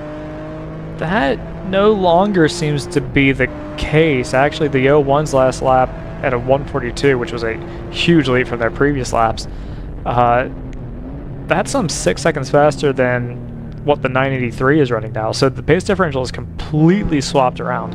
The 24 is about neck and neck with the 01 on pace. So the GT4 and the TCR appear to be at least in the same ballpark as each other. We'll have to see how the 9 goes, because we made the point when the 01 had its driver change that you now have a new driver in that car, and it's going to take them a second to really get a feel. I mean, you can see it on the stream and you can hear it over the radio, but it'll take a second to really get an actual feel for where the grip is around the track.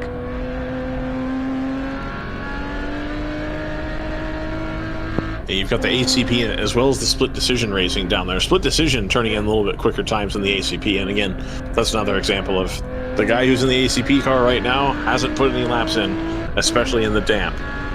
So they're going to be feeling that out a little bit. They may be as low as 5th here shortly if they're not careful. Still about a 24-second gap between the two of them, but you don't want to take that for granted.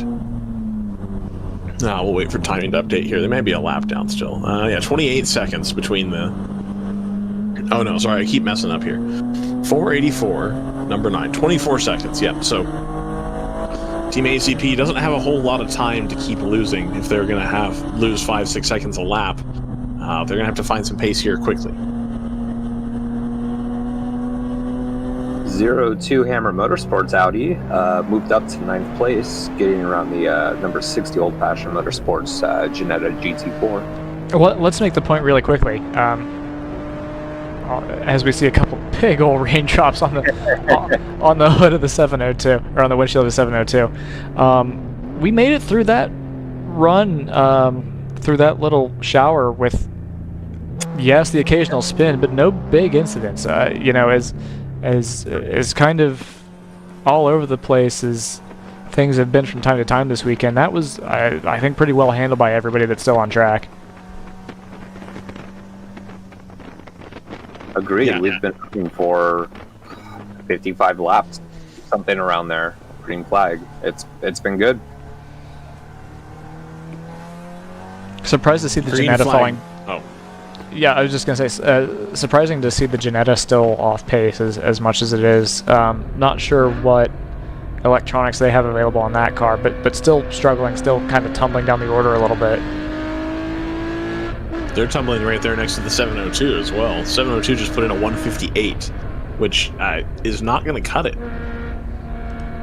No, and I suspect we've got, based off of that information, putting those two cars together, that tells me that they must both be on pretty similar. Well, there's the Ginetta actually that we just cut away from on that shot. I'll cut back to it real quick. But we're on board a GP2 Boxster right now, and we're gapping the Ginetta track car basically. It's a wild situation, and I think, as we were suggesting, the rain's coming back down on us, I think. But oh my goodness. Yeah. We just got this sorted out, and now we're going to start the rain again. but as you were suggesting, I think, I think you can put a lot of this down to tire choices. Apparently a lot of the field is on Hankook RS4s, and those seem to be handling situations just fine. That's, obviously the Audis running Hankooks. These GP2 Boxsters, I believe, are on Coopers. It's not necessarily a brand thing, but just, a decision that you're making in terms of what tread and what tread pattern you want to put in your car. That's definitely rain coming back to the keyhole. So get ready for round 2. It looks like. But yeah, obviously you're going to optimize for dry weather conditions most of the time, because that's what you're going to see most of the time. And then when the rain comes down, you're going to be in potentially big trouble, as some of these cars have been. You hear the 01 getting on the binders way back in the braking zone. And that almost makes me wonder if maybe it was the 983, 981, the wheel-to-wheel racing team, if they made a decision, hey, this tire we want to use is going to be a bit of a dry weather compromise. But with the potential for rain in the schedule, maybe that'll work to our favor. And It's we'll see if entirely that makes a possible. difference. Yeah, it's entirely possible because depending on what forecast you were looking at earlier this week, it looked like it was going to be a really rainy weekend, and so it wouldn't have been crazy to see that and say, well, let's bet on wets. That's going to be our best shot. That's what it looks like the weather's going to be. That wouldn't have been a crazy move at all. You just watched that GP2 Boxster go right around that Cayman. Like, didn't even think about it, just went for it. No trouble at all there. Yeah, I mean, that's one of those. Yeah, that's wild. I don't know what's going on, and it's not like they have a bad driver in the car. He was setting great times and catching at will, basically the front of the field. So I struggle to believe it was a driver issue. But also, if the car was broken, would it still be out there right now? And that's the one we're on board with. Oh no, that'll be a little bit of contact with those two cars in front. I believe it was the 604 who lost it. Yeah, at the top of the keyhole, and just was broadside enough for. It looked like a yellow Boxster, which I think the process of elimination would leave the 198. I think that was an NC, Joseph. Oh, yeah, was it? 75 AOA. Okay. Well, glad I'm not the only one talking then. Because so yeah, it just was broadside enough, and the 75 wasn't able to woe it down in time, and just made the lightest of contact. They'll probably both be able to get away with that, I think. I'm wondering if the 702 took a driver change when they came in lap 118, I think it was. No, 150, whatever, when we started getting a good downpour. If that's the case, then it wouldn't it have updated the driver name on the bottom right, which has remained this not automatically. No, don't trust that. Yeah. That's up to the entry to whoever's running the device to update that data field. Sometimes they will, sometimes they don't. Okay. It's not an automatic, Le Mans type thing. They're not having to pull the data card out every lap. Yeah, I don't actually know how that would be a question for Mr. Candelaria, I think. So so the rain appears to be okay here on the front stretch, but like I said, most of the weather that we're seeing, the south end of the track is going to see it first. So as we make our way towards the here, I'll cut back over to the 110 since this is the direction that the weather's coming from. And as we come up here, this is where we'd expect it to be the wettest earliest. We got some dark clouds overhead right there. Yeah, dark clouds, very cold brakes. I mean, that's the other thing, is everything's going to be cold on these cars because they're not running it. They're not running it at full tilt, clearly. You're managing grip all the way around the track.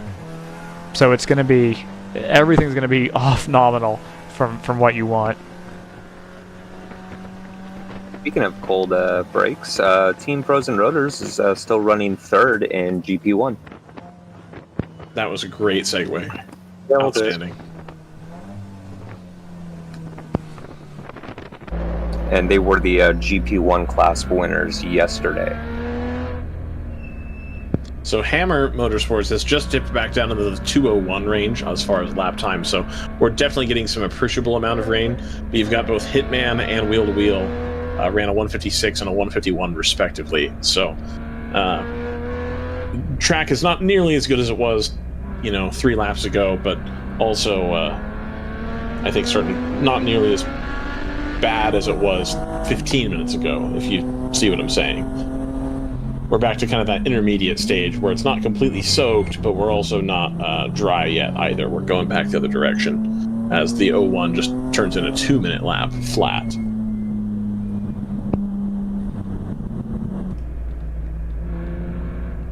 Yeah, this is tricky stuff. We're on the brakes in between the right-hander and the left-hander in the carousel. I don't think I've ever seen that before. That's what these track conditions are like. I don't remember the rules on this. I don't think you have to have taillights on in the rain,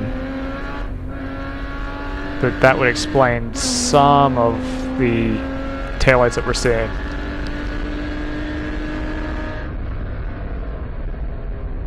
Let's see. Quick update in GP2. We still have the 678 chill out systems MX5 leading, followed by the 17 Core Motorsports Mustang. But third, we now have the Slipstream MX5, which I believe is first time for them today to be up there on the third position. Yeah, Slipstream, I believe it's the 20. They've had kind of a slow but steady charge up through the field. That was another team name that I noticed we hadn't really been calling out very much, but yeah, as you say, maybe taking advantage of these changing conditions. Yeah, we saw the 604 round 3 racing Porsche Boxster have just horrendous lap and a half, run into quite a few issues, and that briefly promoted the 508 BMW up into third, but they've now dropped back down to fourth. Same lap though as the Slipstream Miata. Yeah, they're having to pedal it again on the 604, so just kind of reacclimating. In this situation, I think you'd want to keep the driver in, you know, as long as they weren't too drained by the experience of the last half hour or so. I think you'd want to keep them in because they know where things are going to be slick, where oil is coming back up out of the tarmac. That's going to be the tricky stuff. So as long as, well, just as I say that, he's coming back in, so maybe they are going to swap drivers here. There would absolutely be a part of me if, you know, if you've got the wrong setup for the conditions, you may well just be thinking, well, this is exhausting. I'd much rather give this to somebody else. Look at the conditions. So this definitely, that looks like rain to me. That looks like more precipitation. It looks like from the, you know, as we've mentioned, inaccurate radar, that we may see another hole for 15 or so minutes. And then after that, the threat of rain is going to loom large, and we'll be right in the thick of it. Probably right around 3:30 local. That early, okay. Yeah, look at this. Yeah, we've got people with very different levels of comfort and available traction. Yeah. Yeah, the conventional wisdom is always to go to the outside, basically go where the rubber isn't, because the rubber is the thing that gets slicker when the rain hits. The tarmac is porous. The tarmac is porous, so you don't have to worry so much about that becoming completely. Not only is it porous, but it's rocky, right? It's not smooth like the accumulated rubber is. So you still have traction out there where it hasn't been rubbered in. When it's dry, you want that interface of smooth rubber to smooth rubber. You want the increased grip that gives you. When the rain hits, it's the rubber that loses the grip first, and that's what you're trying to stay off of here. That's why they're taking these wide lines that are so different from what you'd expect to see even an hour and a half ago. It's fun occasionally catching a sight of the 75 AOA MX5 up ahead, the yellow car on our screen. Very aggressive with running those outside lines. We did see them spin briefly earlier doing the same thing, but it's just fascinating to watch how aggressive they are with their directional changes as they move to get on that outside line so they can try to find what grip there is. Oh my gosh. Yeah, that speed differential is insane. Yeah, the 702's been struggling. I don't know if you guys have been watching the timing at all, but they had previously done like a 230 something, and the last lap was a 243.7. So they're limping. There's the O2 bring the car in at this point. I mean, you're down in 10th, and probably going to keep dropping. You've got the old-fashioned motorsports and there the it is. FSR motorsports. Oh, there's the spin. But that's what I'm talking about. Saved It's clearly saved it.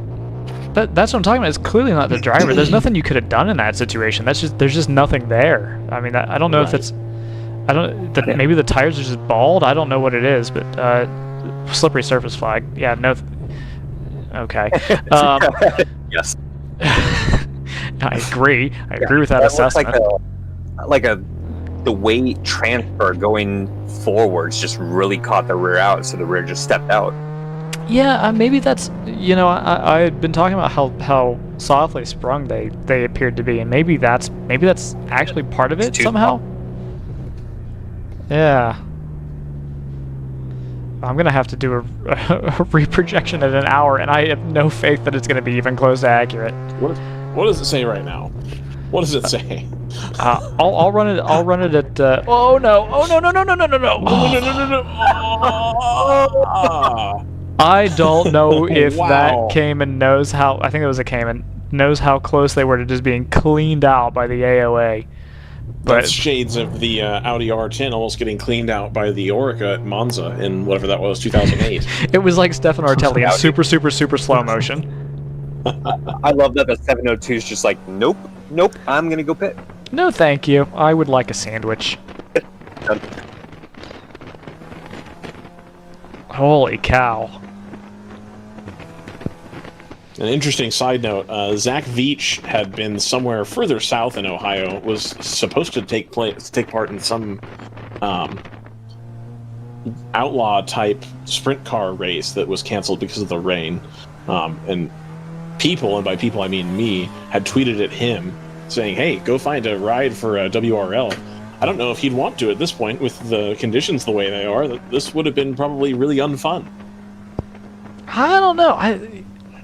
He did all right in the lower formula. That's a pretty low grip situation. If he had the right tires underneath him, it would be interesting to see what he would do.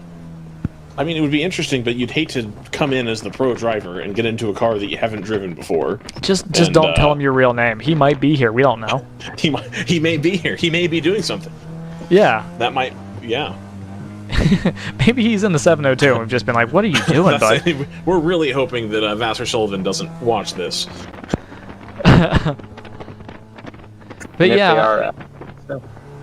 No, all I was going to say is I just keep coming back to it. It seems like the tires on that 782, I mean, I'd be curious to look at the tread because you watch the onboard, it feels like they must just be bald. It looks like the way that you have to drive a car on slicks when it gets this kind of damp. It looks treacherous, to say the least.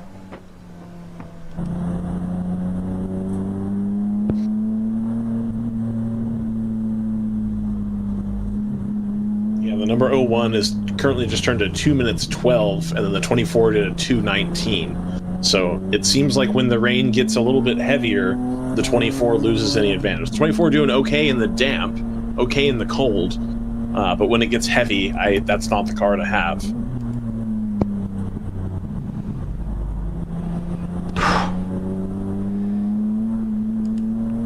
See where the wheel-to-wheel. Wheel-to-wheel just ran a 2:18, so they're 6 seconds off of the Hammer car. So it would seem, let's see, the 981 ran a 2:06.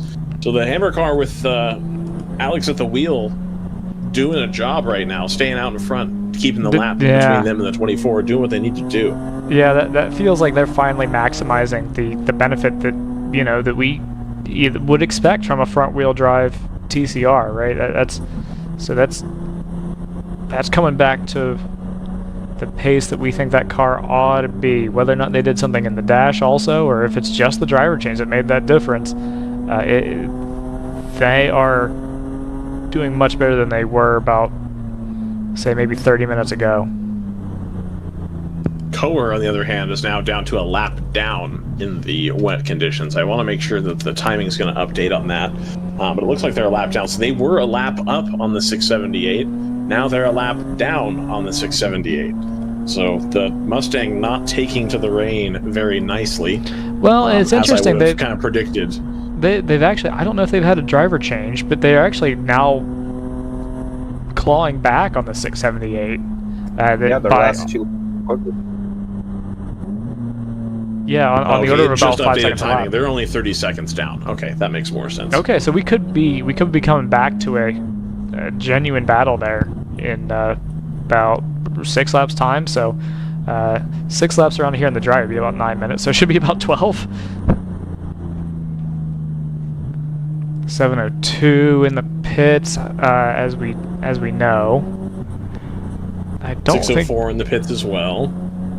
Yeah, neither one has come back out, which I'm a little surprised by. The 604 took a shot to the front end when they spun to the inside of 9. Just a little tap to the tire barriers there. Hopefully no substantial damage. Tappy. A little Duncan Tappy.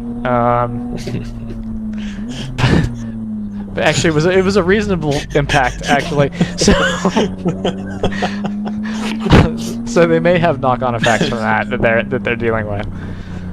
There was a while I was perusing the race car classifieds, there was an Chris Nissen Formula Renault 2.0 for some stupid amount of money listed. Speaking of obscure drivers, Duncan Tappy and Chris Nissen, people like that. Yeah. We've seen a couple spins in front of us. We've seen a couple spins in car, but again, this batch of rain, we've kind of sorted it out. It hasn't been too much major drama. I think we've only seen the one collision, and that was awfully light. The one thing that is nice about these conditions, it does slow the game down a little bit. So you if something happens, it's going to be at slightly slower speed. You go off into the barriers, it's more likely to be recoverable and be able to come back from that than a shot at the dry in full speed. If you get a corner wrong in the dry, sometimes it's a much less pleasant experience. Yeah, those 2-3 series at the front of the GP1 field do not like the rain either, as they continue to set 220s, which are they're doing 220 in GP2 now as well. So not nearly the discrepancy we were seeing earlier, where they were 10 seconds or so a lap slower than the lower class. Hammer Motorsports just did a 209, which puts them within a second of the quick Cayman time right now. Under 90 minutes to go. I'm looking at the feed for the 604. They've parked it up. I think they're about done for the day. Tough Number to blame 9 them. ACP car back into the pits. I'm sorry, Joseph. Yeah, no problem. But I think that's earlier than we would have expected for the number 9. They just pitted, I feel like. For the 9, I think it's been a while. It's just the time is. I want to say about 15 ago. Yeah, 15 laps ago. You're right. That is earlier than you'd expect. I wonder if there's something going on with that. It looks like rain still off in the distance. Like you were saying, Ryan, you expected something, or were anticipating the possibility of something in about an hour's time, and that seems pretty likely looking at that. Yeah, it should start to clear up now here pretty shortly. There's going to be a little bit of a gap, and then the major system that was over Indianapolis this morning is going to arrive on scene here pretty quickly. What to make of this? This has been quite an event.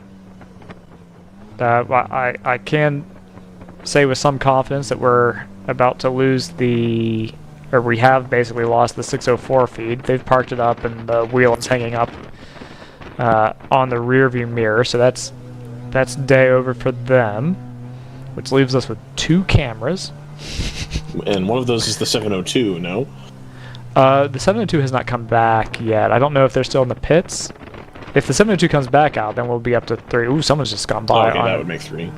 Yeah. Do we have the 110 Thunder Bunny camera? Do we ever? Okay, good. Outstanding. Still got a Good. few. Glad to hear it. In the 1 Certainly. series, getting it done. I don't think the 350s come back out. I think they had a mechanical that ended up being severe enough that they just called it. Yeah, that they were the ones that were off driver's left on the entry to turn 4 down on the slope. Yeah, that ended up being. I'll double check. but I don't think they ever came back out.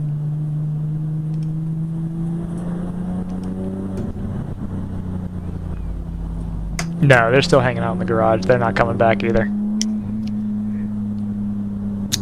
Just waiting for the team car to come home, I think.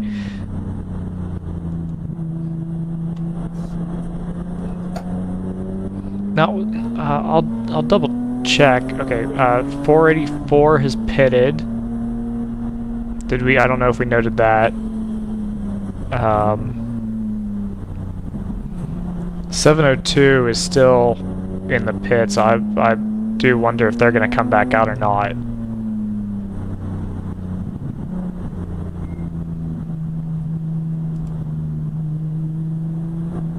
Number 9 is going to be on their outlap, we assume. So the fact that they're missing on Race Hero is not necessarily a problem.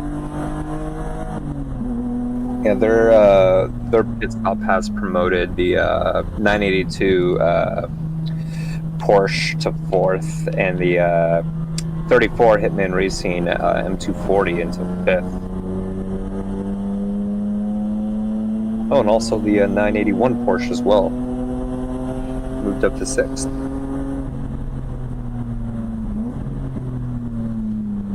What are your thoughts, Ryan? I think we're going to see this settle out, not only because people are going to get more used to the weather conditions, but if you notice in any of these onboards, the number of cars on track has dwindled substantially.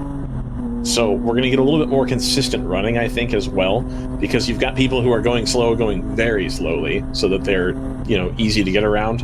And then you've also got, fewer cars. I was just looking through here. In GP2, we've got 4 cars currently running total out of 15 starters yesterday. Now, obviously, 5 of those didn't make the start today, but just since the rain started, there are 4 cars currently in the pits. One of those is the round 3 racing that I don't think will come back out. The 199 Pellegrini performance car, that's not coming back. The 41 Copeland, I don't think we'll be seeing them. And then the 601 round 3 racing, I don't think we'll be seeing them either. So you've only got 4 cars in GP2. You've got 5 cars in GP1 currently running. And then you've got GP3, slow but steady, wins the race. You've got 7 or 8 cars. You've got the 2 AOA Motorsports cars kind of at the back of the field there. So you've got 8 there, and then GTO's got probably 10 runners. So we're down to, 22, less than 30 cars currently on track, I reckon. So if anything, you're going to be a little bit safer to run the pace that you think you need to run. You're not going to be having to take as many chances in traffic. There's going to be fewer yellows. So if you're hoping for a yellow at some point, that may not come to pass, because I think we've, for lack of a better term, weeded out all of the cars that are not so good in the rain, or people who weren't, necessarily suited to doing the rain driving, as the certainly Thunder Bunny racing car losing it on the straight. They catch it though. Right as another car was going to try to come by, I think that's the AOA NC MX-5 going by. That would have been scary to be on board that car as another Porsche, or as another car is spinning or about to spin in front of you. That wouldn't be fun to be behind. Anyway, I don't think we're going to see a whole lot of yellow, even though the rain is coming. I think we're going to settle into a pretty good rhythm here, and we're just going to have to see where people are going to be on pace, because there's not going to be a whole ton to be gained as far as yellow strategy. So we'll have to see where the pits are. Of course, we don't have the prediction software to tell us when the pits are going to be, because people have been running around on low throttle because it's been rainy. Their lap times are all over the place, and people have pitted, some people haven't, so it's going to be a really messy prediction, I think. This BMW's got a lot of oversteer going on. I don't know if it's more wet out there than it looks, or if they're out of rear tire, or what, but he's working at that substantially. Yep. Yeah.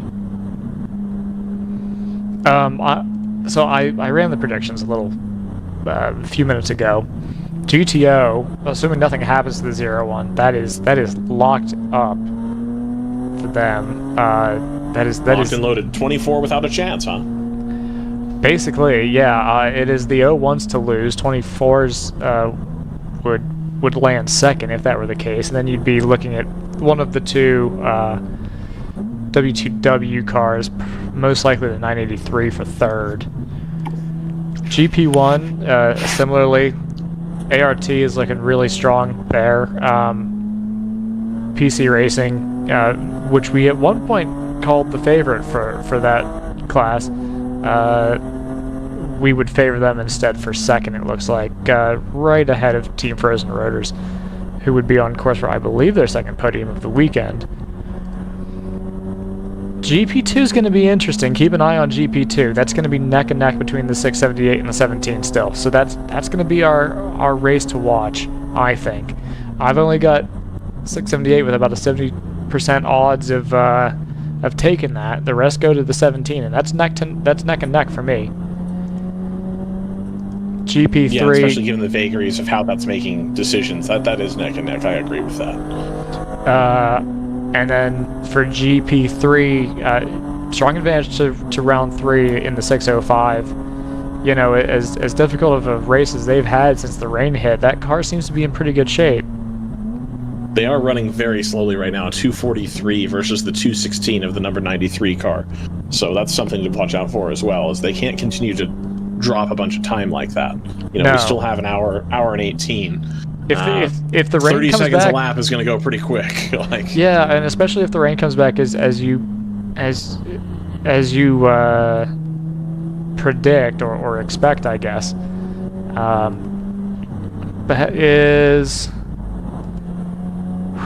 But yeah, you're right. You're right. Just because the prediction says it doesn't mean it's going to happen. They are wheeling the 350 back to the paddock.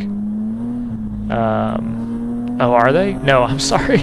That feed has just restarted. So they've just turned off the feed entirely, and what I'm looking at is the feed from this morning as they went to the false grid. Disregard all of that. I want to try to get that 605 feedback because I really want to see how they're doing. yeah, 242. They must not be doing too hot. You're getting close to the 3-minute lap mark on that. Yeah, 30 seconds a lap, even if the number 93 is 3 laps down. That's a 330i that's going to be hauling, especially if it starts to dry out a little bit. That car's, you know, they're pretty nimble cars. You get the long wheelbase. I think that's part of what's plaguing this Rocket Bunny car here is the 1 Series has a little bit shorter wheelbase, I think, and I think that's going to lend it to it being a little bit more twitchy on the limit. And, you know, when you've got a cold or wet track, that's going to be magnified a little bit, whereas these 3 Series need a little bit longer wheelbase, get a little bit more time to react as far as having some lateral movement relative to the track. Meanwhile, on board the 01, yeah, the 01, it looks like they're going to run away with it. They put their quick driver in the rain, and they're still 4 seconds a lap quicker than the 24, running a 203 most recently. And the wheel-to-wheel cars appear to have backed off a little bit. So the 981, which is down in 6th place, and they're 2 laps adrift, just put in a 159. And that's consistently been the quickest car during the wet, is the 981. But they are 2 laps behind the leader, so that might not be attainable there. But the 3rd and 4th place cars, the 983 and the 982, are not clicking off laps at the same rapid pace they were earlier, especially relative to the Hammer car, which has now picked up some pace. There's some tire squeal there at the top of the keyhole, so there's definitely there's a dry enough line to get the tires to generate noise. It looks to me, look to driver's left here, I think we have a car that's stationary. We do. And I don't have a sense of who that is. It looks like a Porsche of some sort. Is that the 605? I don't think it's a 605. I'm willing to keep an eye on that, but I don't think it is. Nobody's gone missing for me yet, and that might be in part because of, or at least not recently, that might be a function of just how wild the pace has been so far in these conditions. Tough to obviously make a projection that we're missing somebody when we don't know how long it should take to finish a lap, but... Right. I don't know how many Boxsters there are left running. It might just... Well, if you're sure it was a Boxster, it might just be the 605. I really think it was. Like, hopefully we'll see it again here shortly, and I'll be able to hopefully get a little bit more accurate, but there's nothing... It was definitely sports car shaped and not sedan shaped, if you will. It was not a 3 Series, we'll put it that way. Well, my concern was that it might have been a Miata. It almost looked like the greenhouse was too low to be a Miata. That's why I kind of was like, maybe it's a Boxster. Yeah, Boxster came in body style is what it looked like to me. I'm wondering, no, it's not the 987 FSR Motorsports came in, which just cracked the top 10. And that has wings on it and stuff. This car that was pulled to the side didn't have like a big body kit on it. Most of those Caymans do.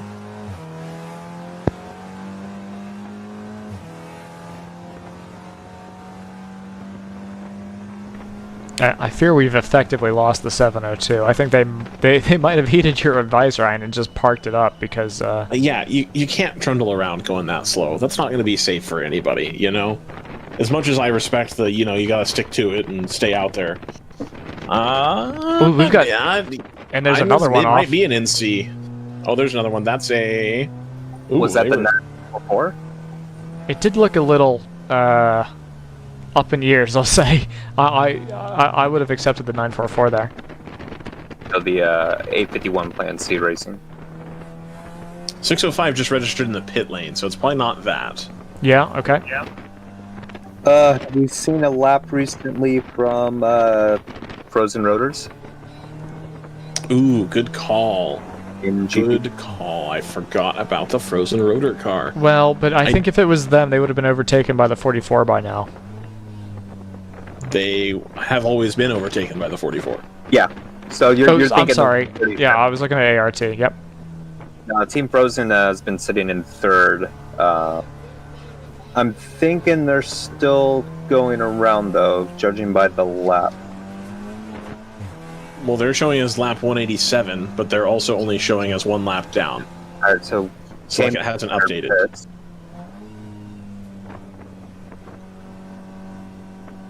So it could be the 984. Take another Again. look here aboard the 110. And they've got a recover vehicle out there already. Place your bets. The other cars clearly cleared the scene. Yeah, it's not the 199. Yeah, the 199 is yellow. That's a darker car.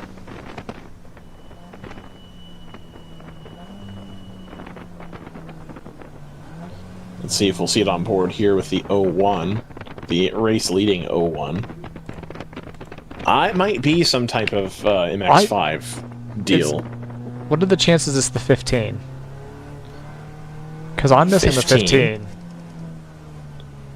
The 984 did just register a lap, so it's not that one.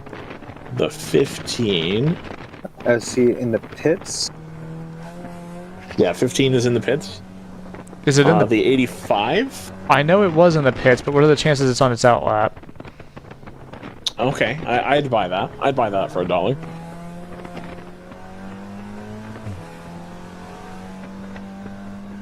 Because there's no reason... Here's the thing, the AOA cars, their timing is... Yeah, I think that feels more likely to me because the AOA garages are before the timing line. So that would have registered as a long lap in the pits.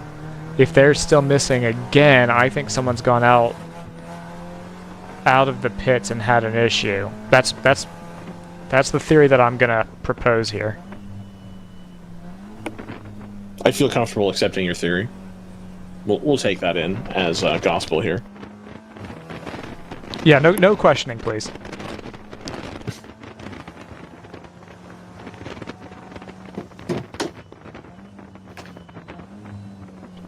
this has accidentally become the super mileage competition.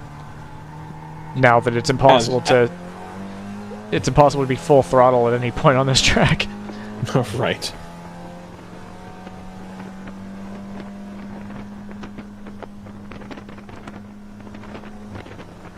Now I don't know where the yellow flag is here. Oh, well, it's been cleared. Okay, so maybe we'll come across this car at some point.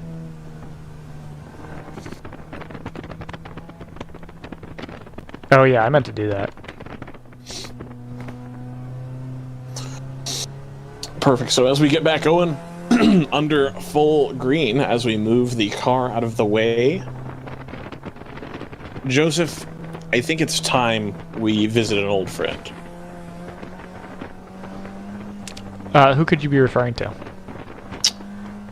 Somebody who's wise beyond his years. Somebody who knows the difference between paying too much and cheaping out. And who knows where to find the sweet spot on that. Do you know anybody like that? Hold on, look to the left-hand side here. Alright. I think that's the 15, gentlemen. Outstanding. Good sleuthing, Joseph. Alright. This good sleuthing was brought to you by Cooper Tires. Are you ready for it? Let's do it. Cooper Tires. As your uncle, I want you to know that on the road of life, there will be rough spots, and they will chew up your tires. I recently took a road trip to Greensville to attend a chili cook-off. Rough roads all the way down. I drove there on these Cooper Discoverer and Duramax tires. You know, they're made with the durability of off-road tires, but for on-road driving. Without them, we might never know the winning bean-to-meat ratio of a good chili. And those are the things in life, my friend, worth driving towards. So go with the Coopers. Cooper! I'm hungry now. Speaking of chilly, it's a bit chilly at Mid-Ohio right now. A bit chilly and rainy. Yeah, welcome to World Racing League's Sunday edition of the 8 Hours at Mid-Ohio. I'm Ryan. Joseph's doing the keyboard, and JT joining us, or joining me rather. We're all joined together as across one. 3 time zones, 1 America. We are family. Okay, I'm gonna mute JT. There you go. That's all he wanted. Oh, don't hit them. Please don't. Unfortunately, due to broadcast rules, one of us has to be within 3 hours of Secaucus in order to make sure we have enough, not enough delay for the play-by-play.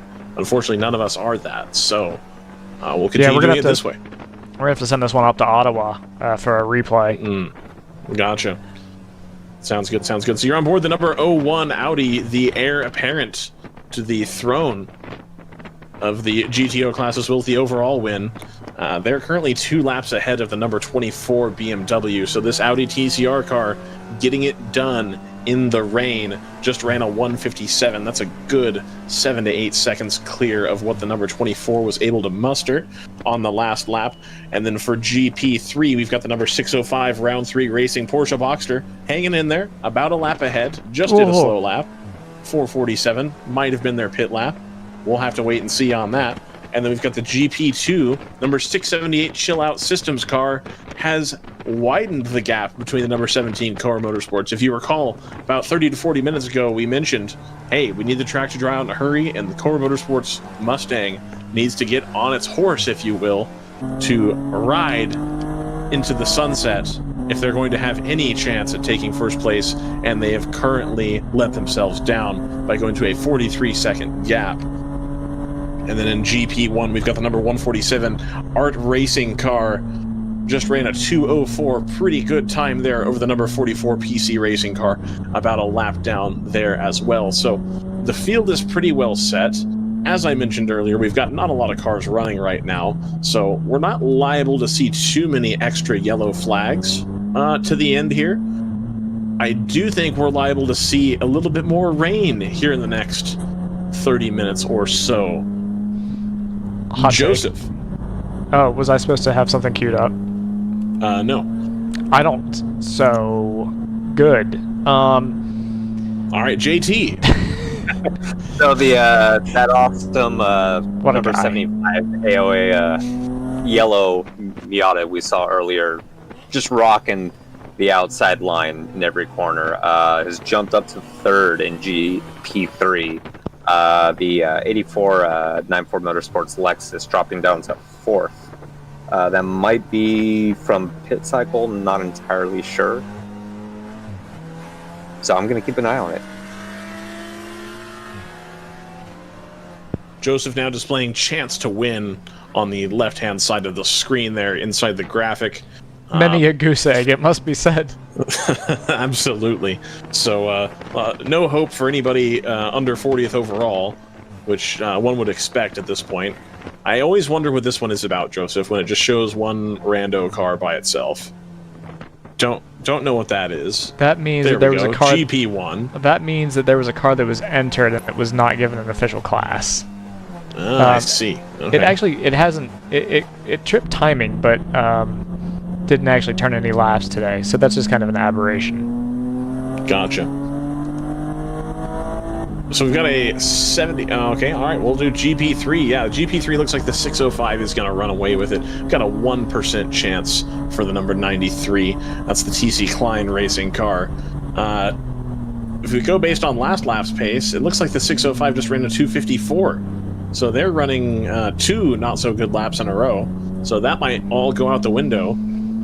Hopefully you went to the window to bet on the 93, since it seems like he's catching him to the tune of about a minute a lap here. You think people are betting on this? I hope so. I really hope so. Do not use anything that I tell you as part of your financial decisions. This is not financial advice. We like the stock. Yeah. We like the stock TCR right now. That's about all we like. Would you say that TCR is going to the moon? I mean, I would hope not. You know? I mean, if you recall, at like six hours to go, I was long TCR at this point. I believe I said the words, quote, Tim Myers is always working an angle, end quote. And so while I don't think this was in his plan... Good move, Tim. Yeah, you won, Ryan. Just took off from Cincinnati in a Cessna. Just seeded the clouds a little bit. Like, alright, this will come in handy later. Perfect. Here we go. It'll be huge. Oh, that looked like a Cayman off at the top of the... Ooh, that is a Cayman. Is the 704 back? Or 702 back? The 605 just ran a 245 that last lap, so they're losing 45 seconds a lap somewhere. The TC Klein car is going to be catching them in a hurry.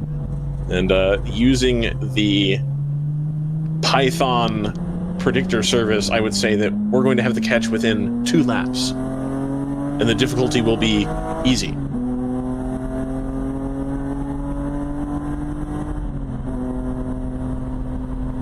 On board 2 seconds, the Rocket Ted. Bunny BMW.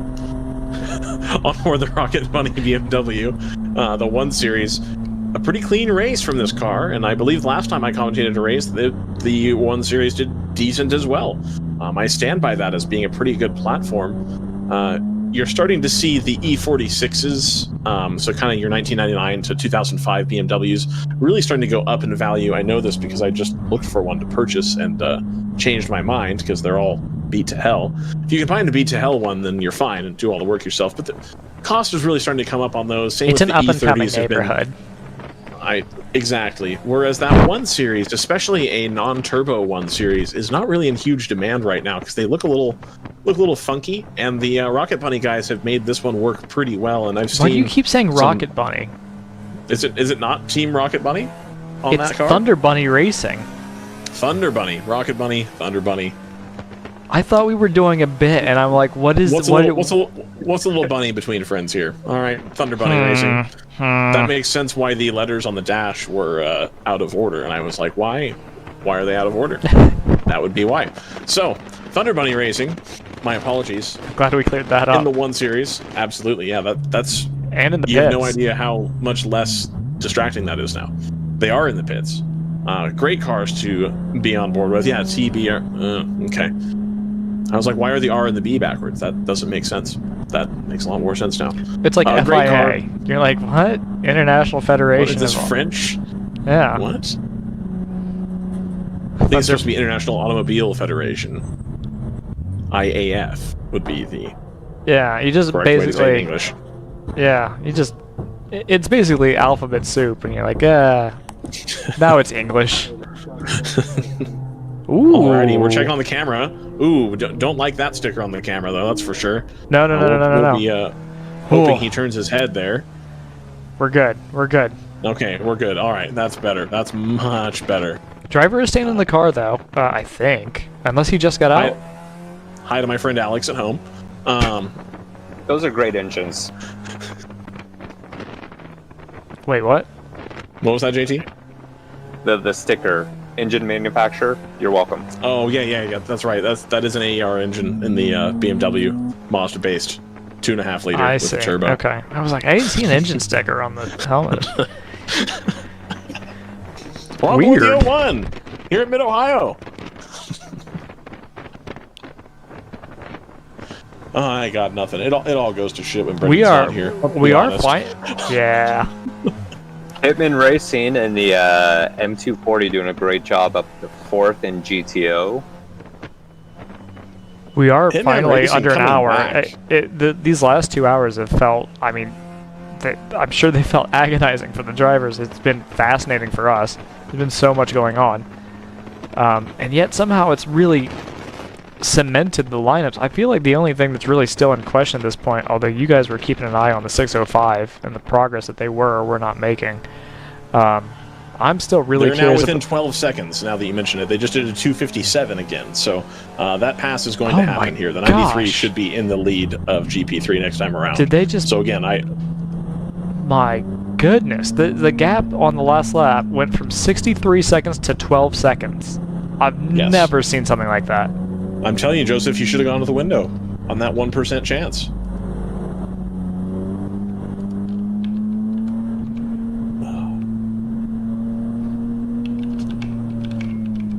So we've got that working. I think that's going to put the AOA Motorsports car into contention as well for a second place.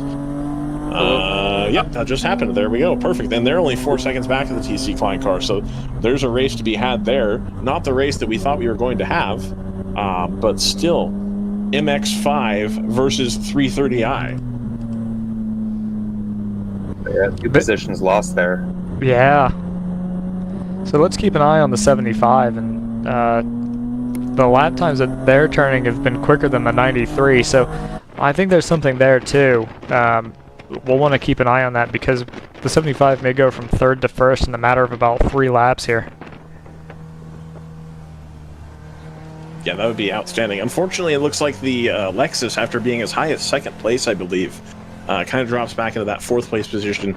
He may also have an answer for somebody at the 605 team and might get himself back into a podium just based on being what Lexuses are, which is reliable and simple. Getting yourself onto a podium. He's got 3 laps to go, though, on that. So we'll have to get the hammer down, and we'll have to hope the 605 continues to run slow laps at that point if he wants to catch. 984 into the pits. That would almost certainly be their last stop, as well as the 44 for that matter. So we've got 2nd and 3rd both in the pits in GP1. Yes, GP1. And then in GP2, we got the 678 Chill Out Systems car. They are currently in 1st place still, and they've widened that gap to the Coer Motorsports car. If you recall, Coer Motorsports was a lap ahead of the 678 before the rain came, and now they are a minute down from the 678. Hold on, is the 01...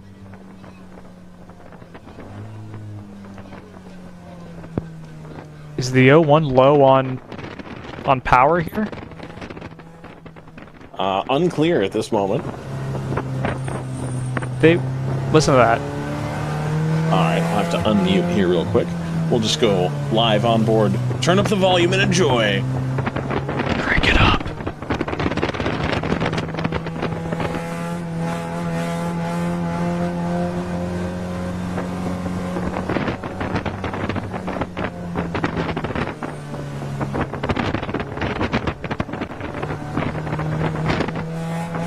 Yeah, that is not a healthy sounding race car either. As we just get a chat notification in the Discord, and that is that the chill out car is flying. And I would say that that's true, given that they just ran a 151, and the quick lap that I just saw in GTO was a 153 from the 24. So that car absolutely is flying. Thank you, Marshall, for bringing that to my direct attention here as we continue to look like a bunch of jokers. There's the 01 in the pits. You hope it's something. You hope it's something fixable. It is crucial. You hope it's something fixable and something quick, because if not, that's going to completely. They've got 2 laps in hand, and so they've by that token they've got about 4 minutes in hand. This is the number 24 just clicked through. They only have a lap in hand. Yeah, so they do. This is. Oh. That doesn't look like somebody in a hurry.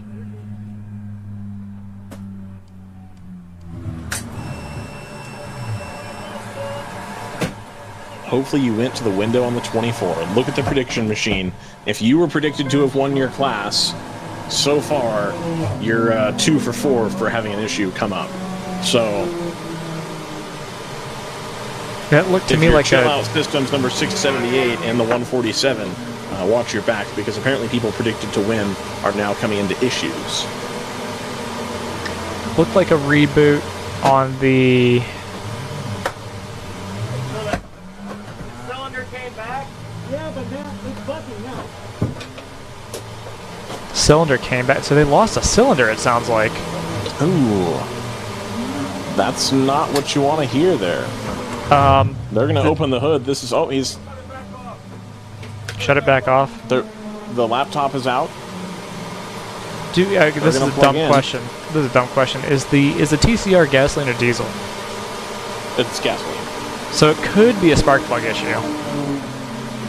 I mean, of all the things you would think that was, I would lean more towards like injector. Spark plugs seem like something that you would have replaced pretty regularly, but that's almost certainly not a thing that would go bad after 16 hours of running. Same it would power be something cycle that's the not car. after replacing. Well, but it's the rain, and it's the fact that you've been in the rain for about 2 hours now. That would be the. I mean, the spark plug's all the way in the cylinder, though. You know, it's. If you're just joining us live, the 01, it's gone all wrong. Had some engine issues. They are going to try to roll it back out of the pits here, but they lost Shut it right back off. Ooh, right back off. That's not going to go. That's not good. They've got the laptop out. They're working on it. This is crucial.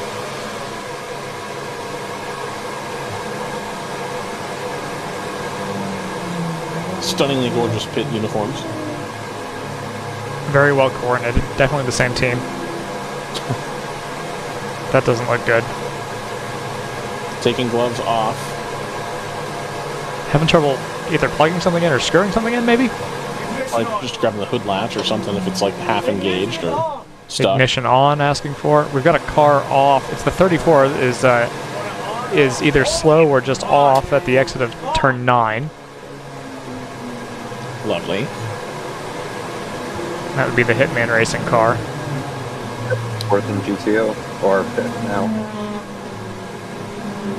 It looks like the 84 number 9 or the number 84, 94 motorsports car has made up 1 lap on the round 3 racing car. So we're getting closer to them being in with a podium. The 01 leaves the pit lane. They're rolling. Now the question is going to be, where do they come out with respect to the 24? Obviously, they won't need to make another stop. 982 is also in the pits. I don't know if we called that out. 147 just did a 2:48 lap, which again is about a 40-second loss to the car behind the number 44. I'll have to keep following up on that to see if that continues. We should be getting a stop from the 24. So the 24 has just taken the lead, but we are expecting a stop from them. So we're not. It's not a true lead, if you will. So we still need to monitor the situation on the 01. but the 24 is still going to need to pull back some time if they're going to, and I think that's the 605 that they're passing now. The 24 is still going to need to claw back some time if they're going to be able to pull back on the 01. I thought I saw a yellow flag being held out there, not waved. Could the 01 have been taking fuel while they were working on it? What's to the right here? That appears to be the 59. Yeah, I don't think there's any reason why they shouldn't have been fueling. I don't know when they were in last. Yeah, that would have been about... That was a little early for them, but it wasn't crazy early. But they can do 49 minutes on a tank, right? Yeah, I think that's no question. That still doesn't sound quite healthy. Maybe I'm being paranoid. We'll see if they come into pit or not. Could just be nursing it. No, no die for the pit, so they must be happy enough with the condition of the car. Must not be concerned they're going to make anything worse. The 147 goes back down to a 2-minute lap, so that must have been either an outlap or just a quick issue there. So they're still going to be... They're only about a lap ahead, though, of the number 44. So we got to keep an eye on that. The 678 still up on the number 17. It's just at a 151, which I think makes it the fastest car on track. Yeah, that's 151 would make it the fastest car on track, and the Cobra Motorsports responds with a 151.419. So the fastest cars on track are in GP2 right now. That's funny. We are rapidly approaching the bottom of the hour, where you were a little concerned that we might be getting weather at 3:30. Yeah, we're close, I'm sure. I need to find the time here. We've got a lot of stuff. We've got a lot of balls in the air, if you will. I need to find the time and take a look and see. But we're David versus Goliath in GP2, with the MX-5 versus the Mustang at the tip of that field. The Mustang's still about a lap down, I believe. I want to wait for that to update here real quick. Okay. So we're recovering the 59 up at the top of turn 8. Ooh. Is that going to be a full course yellow? I don't think so. I think we're going slow enough, and I don't think that the crews are unsighted there. I'll be a little surprised if it went yellow, given all the stuff that didn't go yellow yesterday, but it's a possibility. Right. No, we have gone yellow. I see two yellow flags being held out at turn 8, so even though timing doesn't reflect it, I think we're full course yellow here. It should be. And that should reshuffle some of the stuff. We're going to have to see where the pace car picked everybody up, and if the people who are down a lap are going to pick up another lap, or if they're going to be stuck where they're at. Let's see. You know who this is big for, maybe stating the obvious, is going to be the 24 here. Because as I said, I think that they're still expecting, or we're still expecting them to pit one more time. And obviously they'll lose a way less time doing that under a full course yellow condition than if they had to do it in the in a green flag stop sort of deal. Yeah, they're as you in were now. saying earlier, pit stop is what, a minimum minute and a half or so? Yeah, it's about a minute and a half, and you know, if you're doing that under caution, you may not lose anything other than track position. Depending on where you are in line, that it may not be much of anything. The number 24 car dives into the pit lane. I didn't think they needed another stop, but oh no, we just talked about that. They did need another stop. This is them taking the stop under yellow. So we'll have to see where the hammer car comes out. They were 10 seconds faster on that last lap, but again, part of that's probably in lap, going a little bit slower. Got a 3:11 for the 982. Just updates to a 2:19. Okay, that's a little bit better. 981, 983, and 982 all in line now, 5th, 4th, and 3rd. That's the number 9 in 6th position. Team ACP Tangerine Associates doesn't have the answer in the rain, apparently.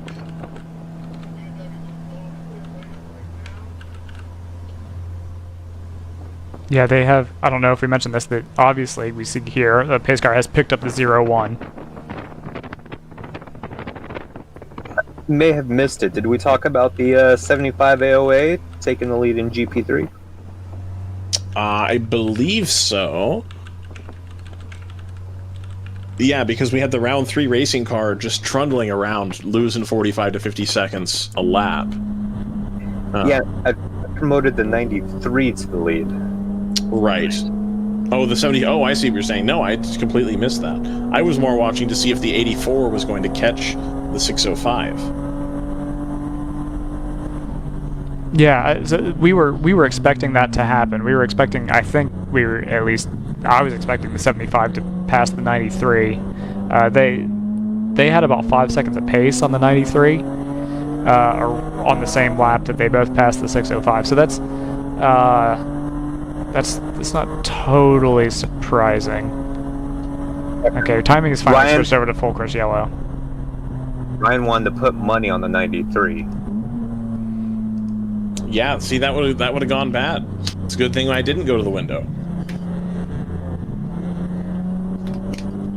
But the AOA Motorsports had a 0% chance of winning, whereas the 93 had a 1% chance. And so then if the you'd gone rain to the window came. on 75, then you'd be sitting real pretty right now. Yeah, I not to beat a dead horse, but I am just blown away at how big of an impact the weather had here. I mean, it some of the cars that were, you know, basically just hanging out in 5th are now in really strong positions. That's not true of all the classes. GP1 and GP2 seem to have emerged mostly unscathed, as far as I can tell.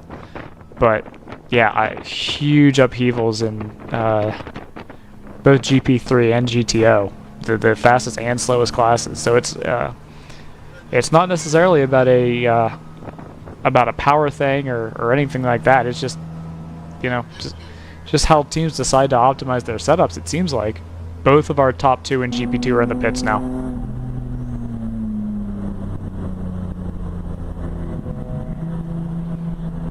Anyone who's pitting now, we're obviously inside an hour. This will be their last stop. So those 2 in GP2 in the pit lane are the 678 Chill Out Systems MX-5 and the 17 Core Motorsports Mustang. Yeah, it'd be interesting to see if they swap positions in the stop. I would be a little surprised if they did. But not impossible. It's not like these are professional crews doing this, so it'll be a matter of put as much fuel as you think you'll need in, and make any checks that you think you'll need. Yeah, I'm curious to see how this will go. If attrition was a factor yesterday, it's certainly a factor today.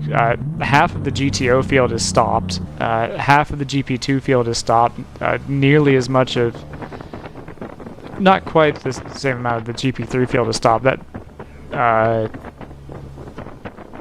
That's partially a function of some of them are currently shown in the pits. But a huge amount of attrition over these couple days, which I was not really expecting, if I'm honest. I knew it would be a little hectic because of the number of cars we've got out here.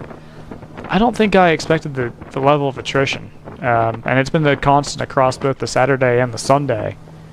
So lots of surprises so far this weekend, and feel like there's a chance we may be in store for a couple more.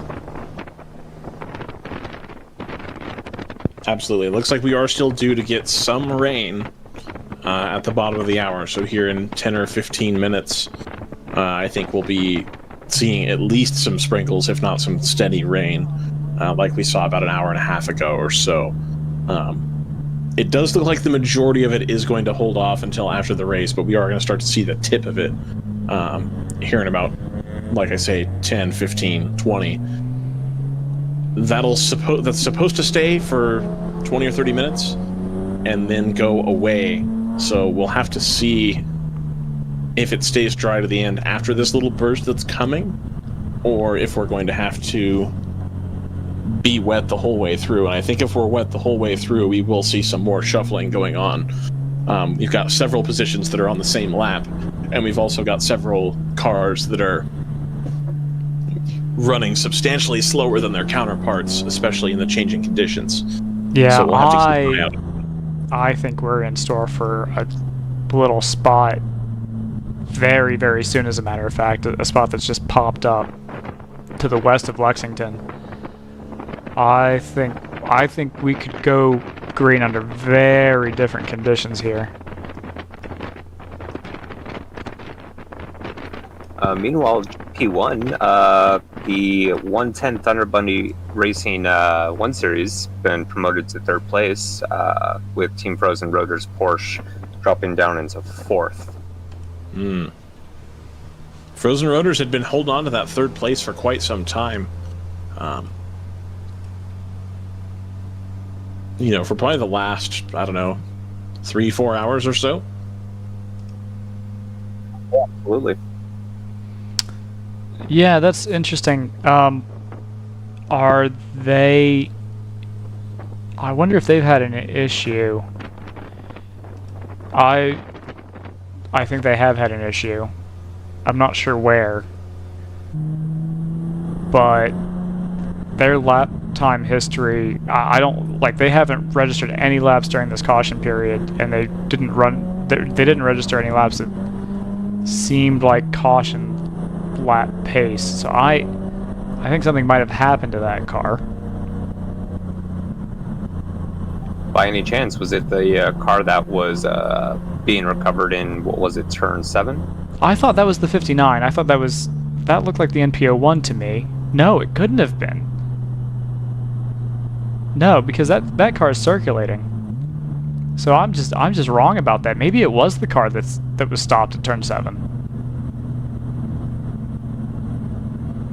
Yeah, it would have had to have lost several laps in order to be caught by the 110, so that would make sense.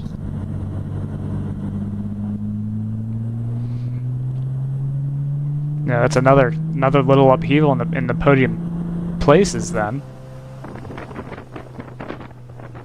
I'm surprised that something not unsubstantial must have happened for that car to need to be recovered from there. Like I said, at least I think I said, I'm a little surprised that they needed to go for full course yellow for that retrieval. It was almost perpendicular to the track, with the back end facing towards, I believe, the Armco on driver's right. So possibly contact. Pace car comes in. Yep, we're gonna go green here. And there you see it. Yeah, green flag for the 0-1. As the sprinkles continue and or restart. That's the direction that the weather's coming from. So when the exposure adjusts, we'll get a little closer to that as we switch away. A couple takers to the pits in front of the 110 here. Does it include the 110? No, it does not.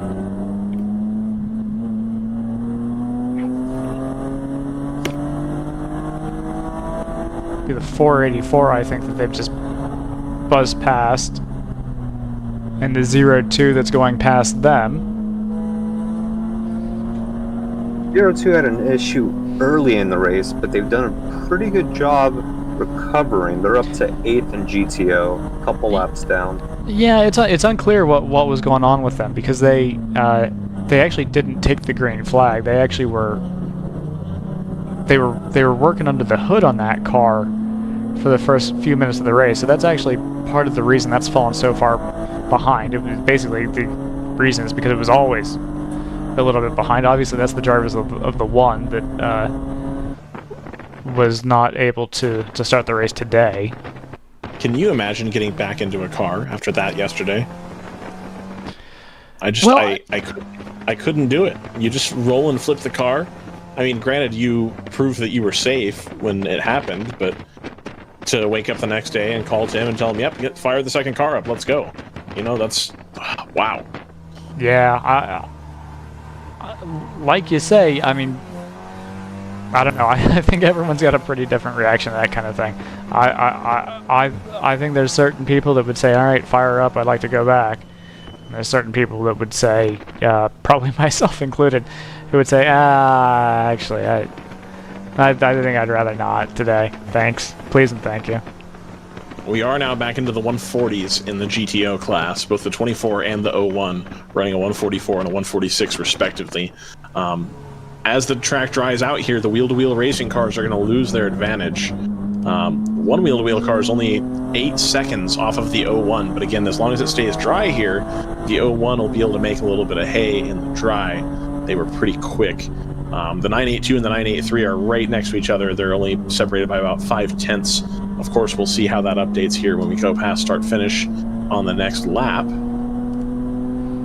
Hitman Racing, who are climbing the field, are in the pits right now. They're down in 9th.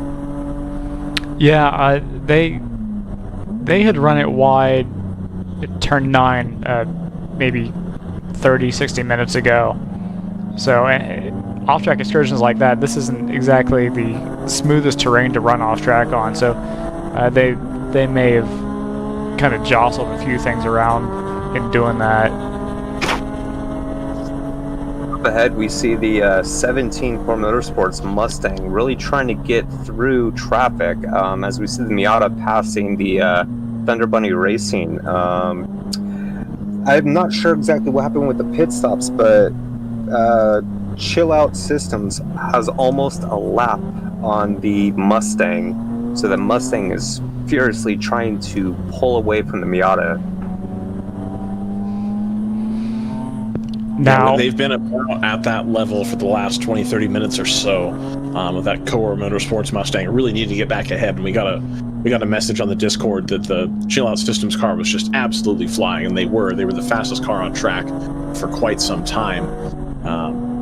Yeah, and see just there, Chill Out Systems still 2 seconds a lap quicker than the Mustang. We've got to pass back for GP3 lead. That's the 93 for TC Klein's retaking that spot over the 75. Stellar stuff here in the last 30 minutes at Mid-Ohio. Well, 33 minutes and some change. Winding down.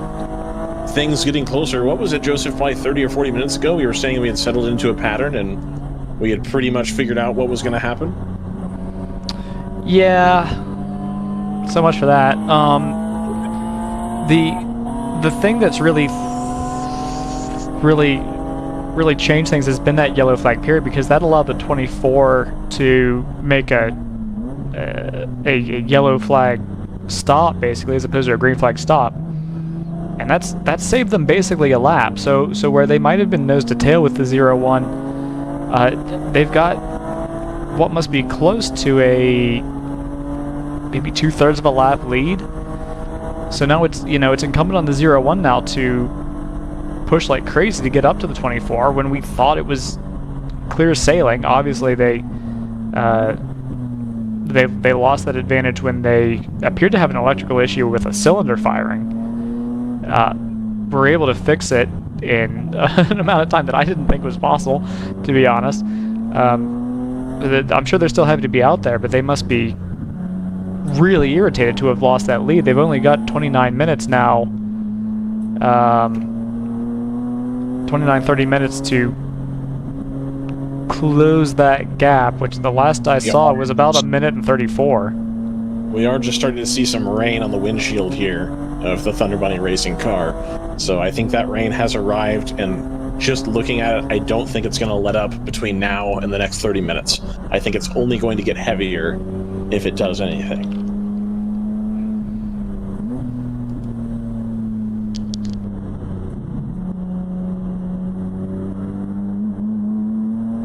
So we may still have something going on yet. As we saw earlier, the 24 not quite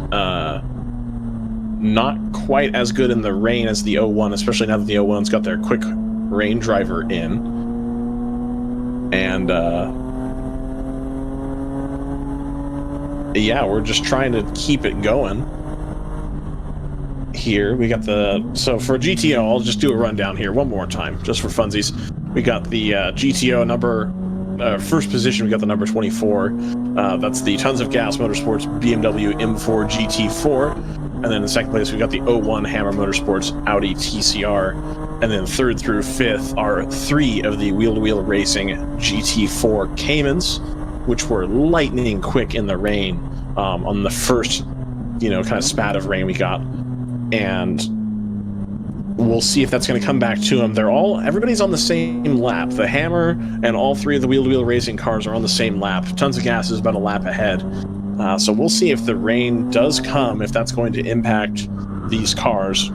The quickest wheel-to-wheel racing car was the 981, I believe, which of course is the one that's the furthest back. But all 3 of those cars had pretty good pace in the rain. If we go to GP3, we got the number 93 TC Klein Racing back into the lead over the number 75 AOA Motorsports, followed by the 605 Round 3 Racing car. They seem to be back on the pace right now, but there was a time when they were 40 to 50 seconds off the pace in kind of the damp and drying conditions. So whatever that was, they seem to have figured it out. And then the number 84 94 Motorsports in the Lexus bringing up the rear in 4th place there. And I thought for a moment they might be able to catch up for 3rd place when round 3 was kind of stuck adrift, and there's still about 1 lap between the 2 of them. Now we're going to go to GP2. We got the number 678 Chill Out Systems car, which was the fastest car on track for a large portion of the last 30 minutes. Great time after great time after great time. Faster than any of the other classes.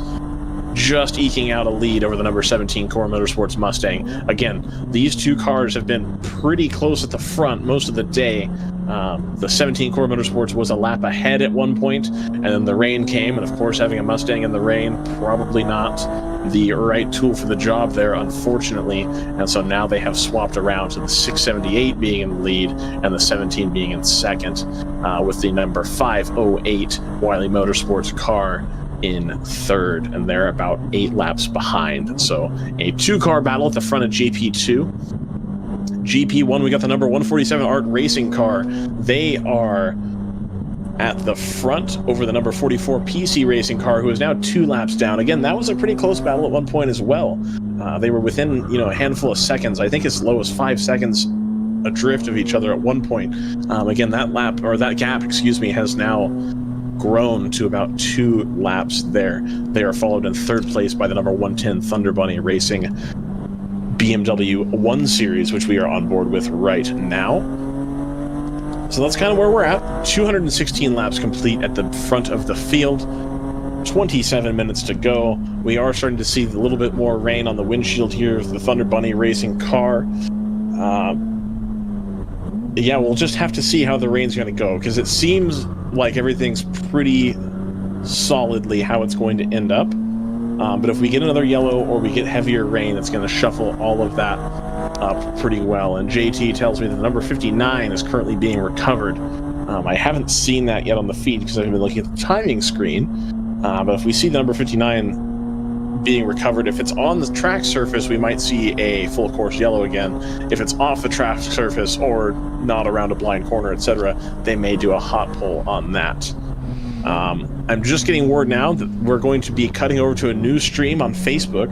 So Facebook has this thing where they only keep streams alive for about 8 hours, and we're running up pretty close to that mark with 26 minutes to go. So we are about to start a new stream. It'll be in all the same places. You'll just have to hit refresh on the World Racing League page, and you will find the second stream for the end of the race. And also, that also means that we've lost the feed for the 01. So if there's any way to refresh this feed for the 01, that would be so good. That would be great. Outstanding. As much as we like the Thunder Bunny Racing car, the 01 is near the front of a reasonably close battle for the lead. So if we could get that going, Tim, that would be fantastic. I don't actually know if they can do anything from the paddock, but that's fair. No, weren't they running the 2 stream at first? Maybe this is them, because they ran the 2 was the car that was streaming up until about halfway through. So have we already lost it? We've lost both, yeah. Okay, all right, well, let's lose our Facebook stream and get up the next one. Let's do it. Let's make it happen. Please join us again. Hit the refresh button. We're coming right back here at Mid-Ohio for World Racing League.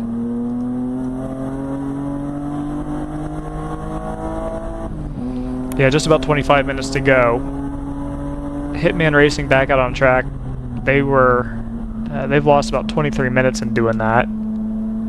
I wonder if they were at all involved in the... This is speculation, but I wonder if the timing of that would be about right for when the caution came out. So I wonder if they were collected in something there. Or maybe it was just purely coincidence. I want to make sure that we're keeping a close eye on the timing as well between the 01 and the 24. It's looking increasingly like it's going to be tough for them to bridge that gap. I think, with the amount of time that's left, I think something would have to happen. The advantage you'd have to say would go to the 24 car here.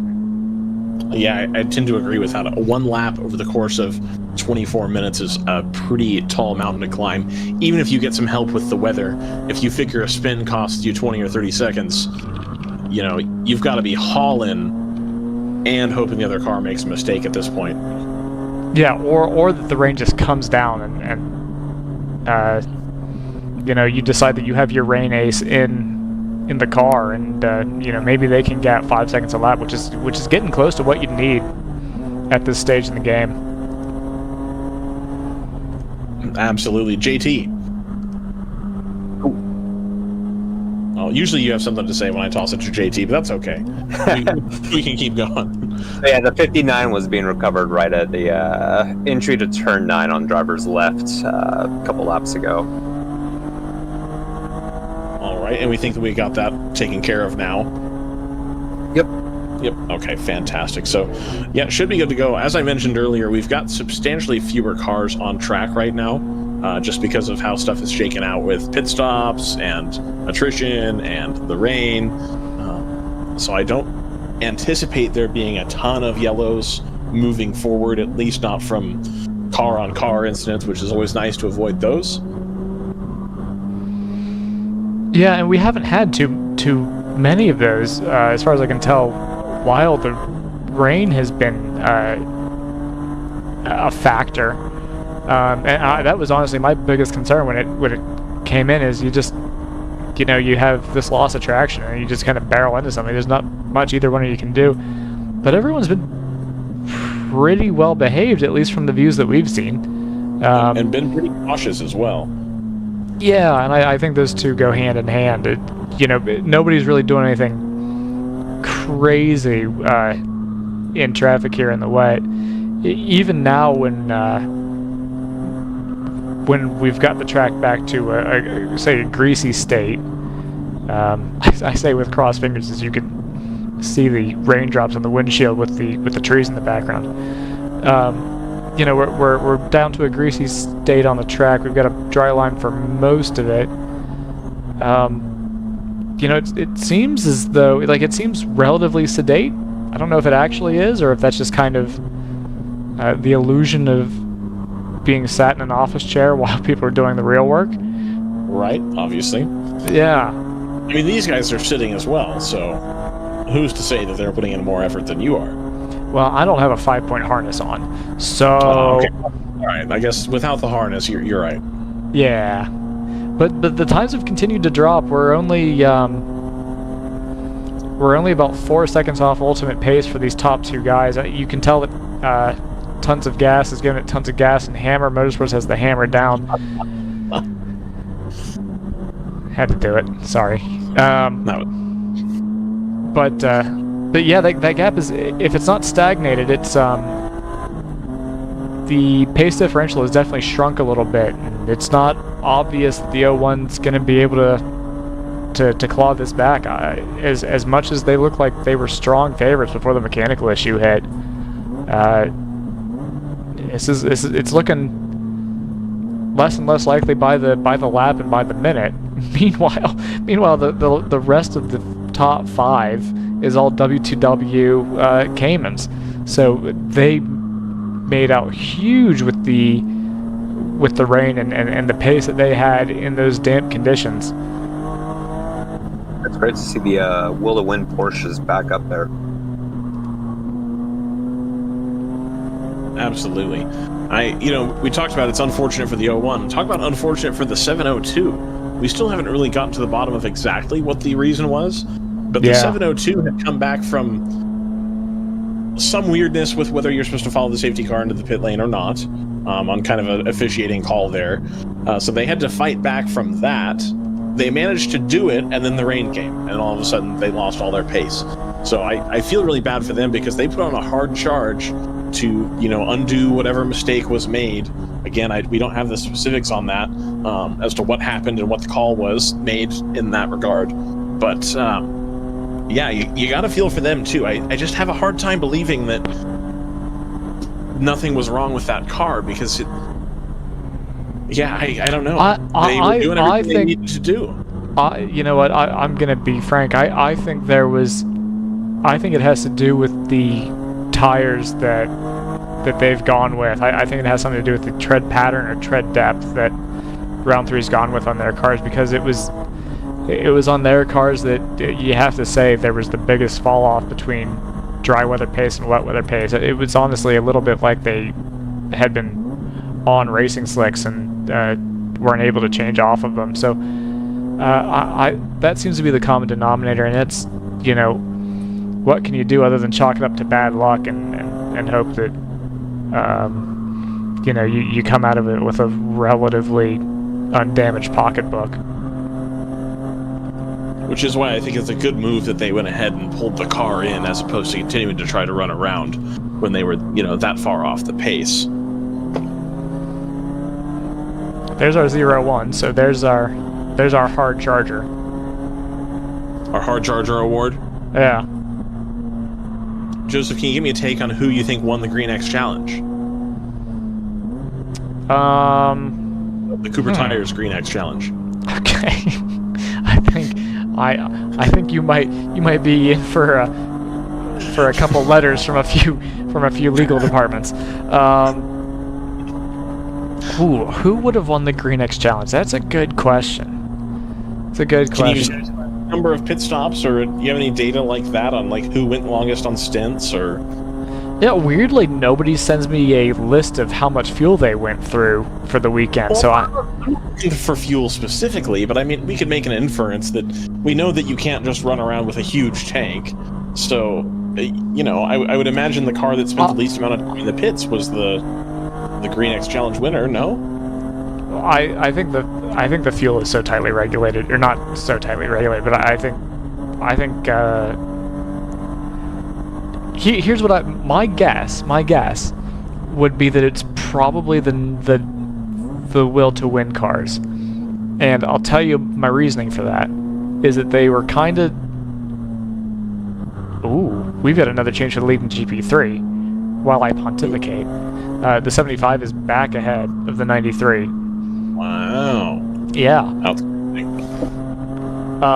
Ooh, there's actually about to be a fight for third in GTO. This is going to be an intra-team battle between the 983 and the 982. So they're about to. This is a computer program. This race is a computer program to find the slowest possible way to sort Porsche Caymans by descending order in terms of entry number. I see. Okay. That's a good program. Well, it's rare that you get to break it out, but when you do, it's a real hoot. The 93. Let's come back to that real quick, because I've just shown them as going missing for me, and I don't show them as being in the pits. It would be about time. Well, I don't think it would be, actually. I think they would have been able to make it to the end. I think something has happened here. That's not what you want to see. The 93 going missing, huh? That's, let's see, do they have a gap to them? That might be good for the 605. 605, who, had that not-so-great run during the rain and damp conditions, could be getting a second place back here, depending on the 93's issue. It's possible they're in the pits. They do have a stall that is... Oh, they just triggered another time. Yeah, okay. Okay, good. So they're not out of it, although I'm sure they'll be disappointed to lose that. Honestly, I would have thought that they were good to the end. They must have had an issue that needed to be addressed pretty promptly, because even with all the interruptions we've had, I still had them going another 20 laps. There was no real reason that I was expecting them to come in. I don't think they came in. It didn't register them in the pits at all. They just clicked off another lap. Oh, okay. That's a... Oh, hold on. They don't have any slow laps either. I think they've been docked a lap. Okay. That's the answer to that. Well, that'll do it then. Do I'm switching gears a little bit. I believe I owe the nice people at Cooper Tires an advertisement. That's the 15 that's stopped on the side of the road coming up the road to the keyhole. Okay, you see the Cooper Tires ad at the keyhole? That's the ad that we need to play. There's another Cooper Tires ad here. Right. We need to play that ad. Let's make it happen. How do you feel about that? Was that going to work for you? I feel okay about it, you know? Okay. Well, we've got a Cooper Tires ad, and we're going to play it at 13:45, and then we'll be back with 13:50 to go. Yeah. Here is a bit of wisdom from your Uncle Cooper. Tires exist on a spectrum. On one end, you got too much tire. On the other, you don't get enough. Both ends are rip-offs. You're either paying for more than you need or needing more even after you pay. So if you want a tire that costs what tires should cost and does what tires should do, go right for the sweet spot. Go with the Coopers. Cooper! Thanks, Uncle Cooper.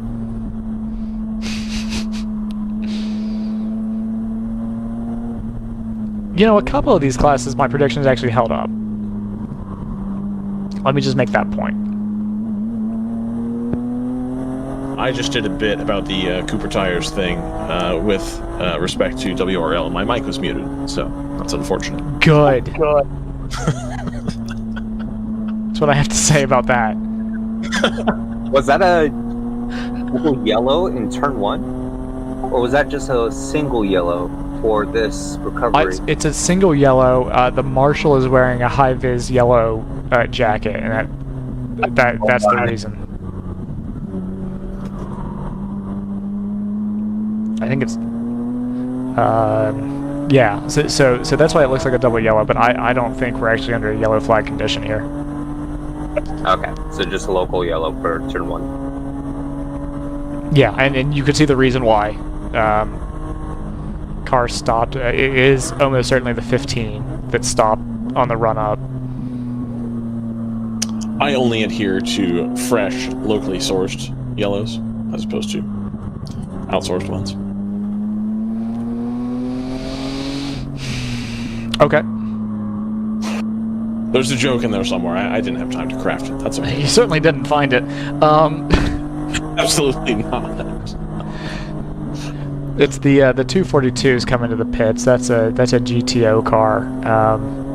I actually didn't realize that they were still running, but I think they're just kind of turning laps, you know, getting laps in, and it's only recently actually that they've passed the 143, so they are making up a little bit of ground. I don't think it's going to pay points for them. Let's see, they're on lap 121. Status Racing is on lap 154. Yeah, so they don't have anybody in reach, but you know you're getting laps. You've paid for the time. Why not?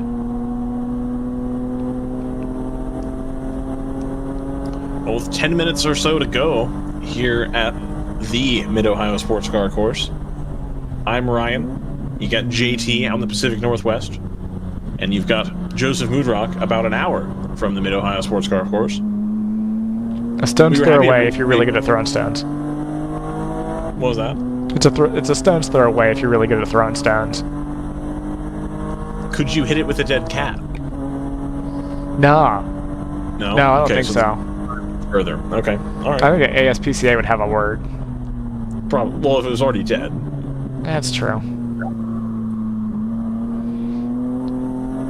Anyway, We're running in here. We got 10 minutes to go.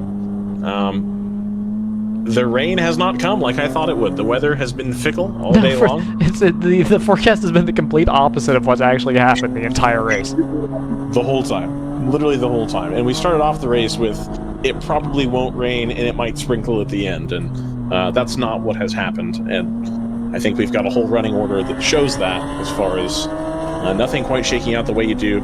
I still think the biggest disappointment of the day, the number 702. Whatever decision they made, tires, driver, broken, whatever, nothing worked out today for them. Just issue after issue, and I don't think anything that was strictly their fault or a mistake they made, but just stuff conspiring against them. And then you've got through these other classes, you had a lot of people that were pretty close, and we had some battles that were close, and the battles then inverted and went the other direction, where they were way ahead and suddenly they found themselves behind after the rain. So I think it's been a pretty entertaining race, especially with the rain in there to shake things up. Joseph, what have you thought about the race today and the overall weekend? It's been wild. To be honest, the first 6 hours of Saturday's race were so sedate, and I thought, well, this is going to be pretty straightforward. And cars kept breaking down. Which that happens. That's part of the endurance racing experience. And then we had just the most wild last half hour. And I don't think it's really. I mean, it's been a little crazy the entire last half of the day, really. Once the rain kicked in, that threw everything up in the air. I don't think anything ended up the way that we were predicting it. There were a couple cars and classes that stayed as they were, but the decisions that you make in terms of tires, I think we're seeing this as speculation, obviously, but it looks like the decisions that a team makes on tires when conditions change and it gets greasy or even full wet as it did, that definitely in a professional racing class that runs slicks, you definitely would have been on at least intermediate tires in parts of this race. It makes a huge difference. At least going in, I thought, well, it's not that big of a deal. They're on DOT treaded tires. It made a huge difference. It upended several classes, and it just in a way that I had not anticipated even a little bit. JT, how about you? What are your thoughts on the race? Up until this point, we're winding down here. Let's just get some closing thoughts on how you think it's gone. And basically, staying out of trouble's been key today. We've seen a lot of very quick cars run into trouble. Coming to mind, I'm thinking about the number 59 Stratus, the number 143 Pro Sport, the 702 Round 3 Racing Porsche, all incredibly quick at various points earlier during the race, but all had issues, and that has definitely kept them out of contention. If you look throughout the field, Fat and Furious, BMW, and the Thunder Bunny Nissan, both on the podium yesterday, but ran into problems today, and both have had to retire.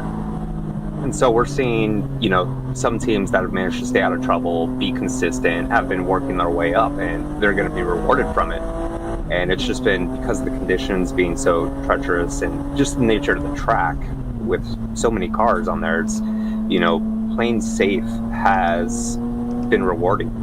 And so we're going to see that play dividends throughout the championship as we get towards the upcoming tracks that we'll be going to, like Road Atlanta or Heartland. So it's been a tough day for a lot of teams, but we've had a lot of great racing, and it has certainly been entertaining. Absolutely, I would tend to agree with that. And you just touched on that, the schedule. The next event for World Racing League after here, we're going to get about a month off or so, and then Brendan and I will be out in the Sheboygan area at Road America at Elkhart Lake May 7th through the 9th. I believe that's already a sold-out event, but if it's not, you should definitely go. Lovely part of the country, and I think we're going to have great racing there. And it's going to be racing, I think I touched on this earlier, where the track is going to favor a different build of car. As far as, having a lightweight, nimble car may be less important at Road America than having a heavier car that's maybe not as nimble, but is a little bit better on the long straights. So I think we might see a shift in the direction the championship is going as far as points. I hope to see most of these entrants there. I'm sure we'll see a couple others that we didn't see this weekend. A little bit bigger track as well. I don't think we'll have nearly the caution issues that we've had here. As far as, we had a pretty packed track, especially to start the weekend. You're trying to get a lot of cars into a circuit of this size, and I think for the most part people were really reasonable. We didn't see anything too egregious happen. People were being relatively careful, I'd say. But even so, you're going to have a little bit more space for cars to run at their own pace at Road America, and it is going to be, I think, a true endurance race classic, where you're going to, I think fuel saving is going to come into play. If you're going to try to make the next lap over, we'll have to see how the pit stops shake out there, and I think it's going to be a really good event. So May 7th through the 9th, we're going to bring that to you here on DriversEye Live and the World Racing League Facebook page, as well as on YouTube, and maybe another platform or so. We'll see if we can get that figured out before then. As always, if you have questions, comments, concerns, go ahead and tweet us at DriversEye Live or post in the World Racing League Facebook page. We're usually one of us is around to answer any questions you may or may not have about the race, or if you just want to chit chat, maybe you want to fill in some blanks for us. We always love interacting with competitors. At least I do. I know Brendan does. So anything like that you want to say, hey, pop into the World Racing League Facebook group, and we can get you sorted out there. Joseph. Yeah, looking forward to Road America, as they say up there, Hollet Sheboygan. If you have any questions about the condition of the track right now, I'd point you to the direction of the number 75, your class leader in, what is that, GP2, GP3? GP3. They've just done their 2 fastest laps of the race back to back. They've got their PB down to a 143.398, just inside the 143.3s. So you see visually it's a pretty dry line here off the racing surface, or off the racing line. There's a little bit of dampness, but you're basically going full tilt at this point. Hitman Racing, same deal. Even though they're last running in the class, done their best lap of the day by 0.8 of a second. So a lot of people going full tilt right now. Looking at the gap between first and second overall, you have to say it doesn't look like it's going to happen.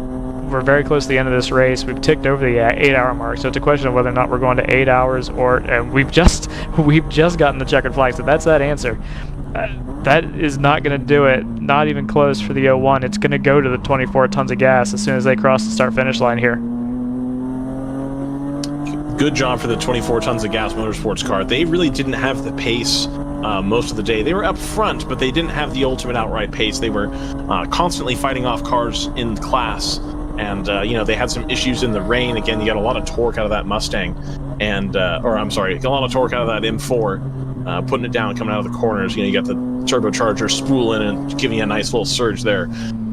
Probably a little hairy in the wet, and they managed to do a good job, and they kept the car for the most part pretty clean. I know they had a little issue in the rain, but ultimately the 01 Hammer Motorsports issue with the cylinder, or whatever issue it was they had, kind of handed it back to them. So tons of gas, keeping their nose pretty clean, and they're going to come home with an overall win here at Mid-Ohio.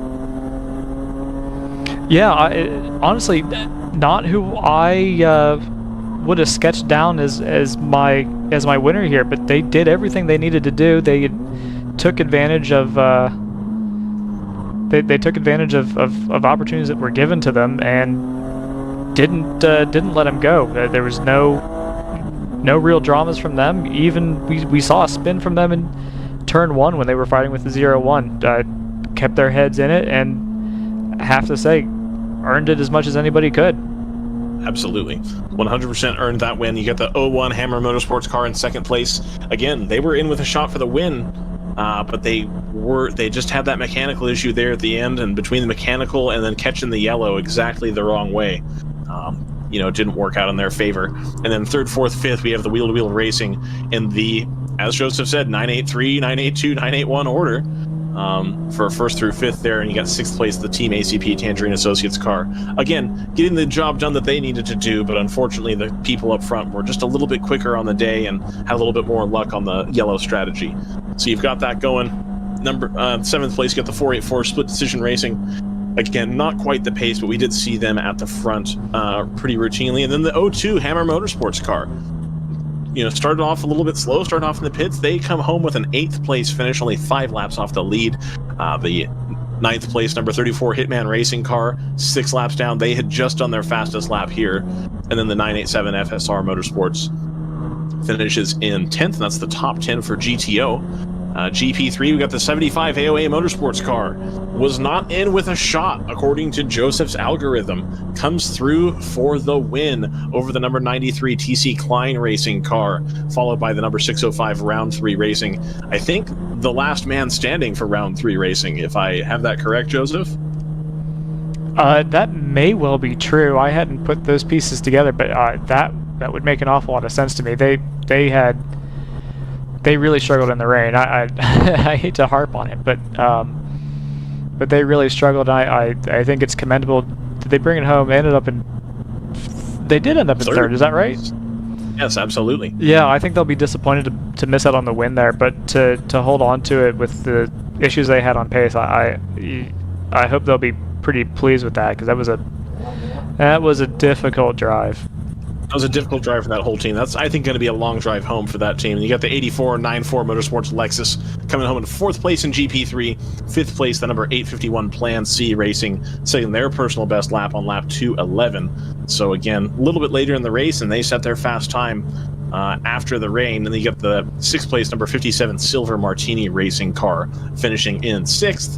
And then you've got the 2 stricken AOA Motorsports MX5s in 7th and 8th. Finally, we've got penultimately, we have GP2, the number 678 Chill Out Systems car. I've talked about this quite a bit. They managed to hold on. David beats Goliath over the number 17 Core Motorsports car. They had an outstanding time in the rain, and especially in the drying conditions, smoking everybody on track for lap pace.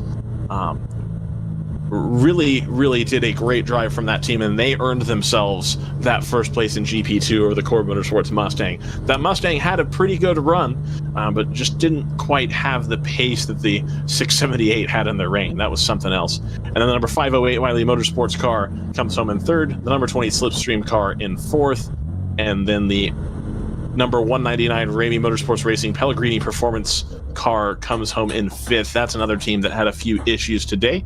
Ends up coming home in 5th. Finally, for GP1, you got the number 147 Art Racing car coming home in 1st place. That's another battle that was pretty close. And then really in the rain, Art Racing put their stamp all over this race, and they end up finishing 3 laps ahead of the number 44 PC Racing car. They're followed by the 110 Thunder Bunny Racing car. They were able to come through the field a little bit. They were running 5th most of the time, and then ended up coming back through the field. I think they benefited from some attrition by the 984 and some other issues there in the class, and they hold on to finish a strong 3rd with a reliable car and consistent pace, followed by the number 134 Big Mission Motorsports vehicle in 4th place there. And then Team Frozen Rotors, the 984, has a little issue late, rounds out the top 5 in GP1.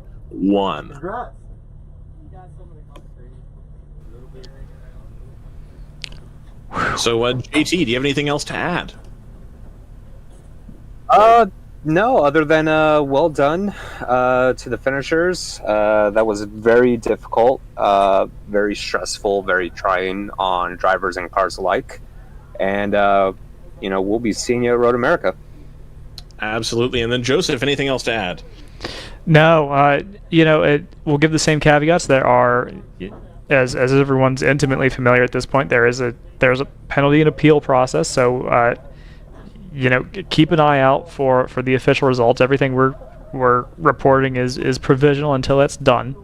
So absolutely. Yeah, so that'll be pending contact reports and yellow flags and any dyno protest that anyone wants to lever, and so we obviously hope that what we see is what we get tonight, but double check when the results are official.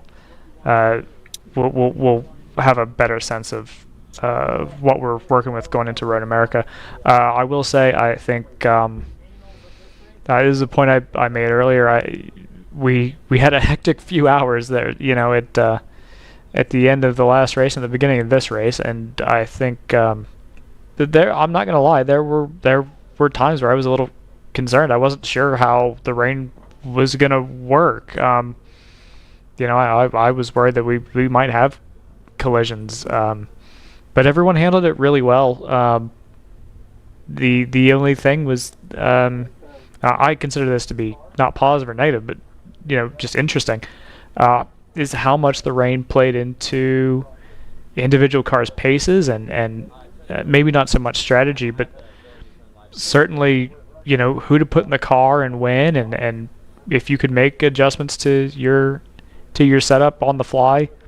All of that stuff made a huge difference, and I think I think the teams that won were the teams that were the most consistent over a huge range of circumstances today, and I think they should be pretty pleased with what they came out with.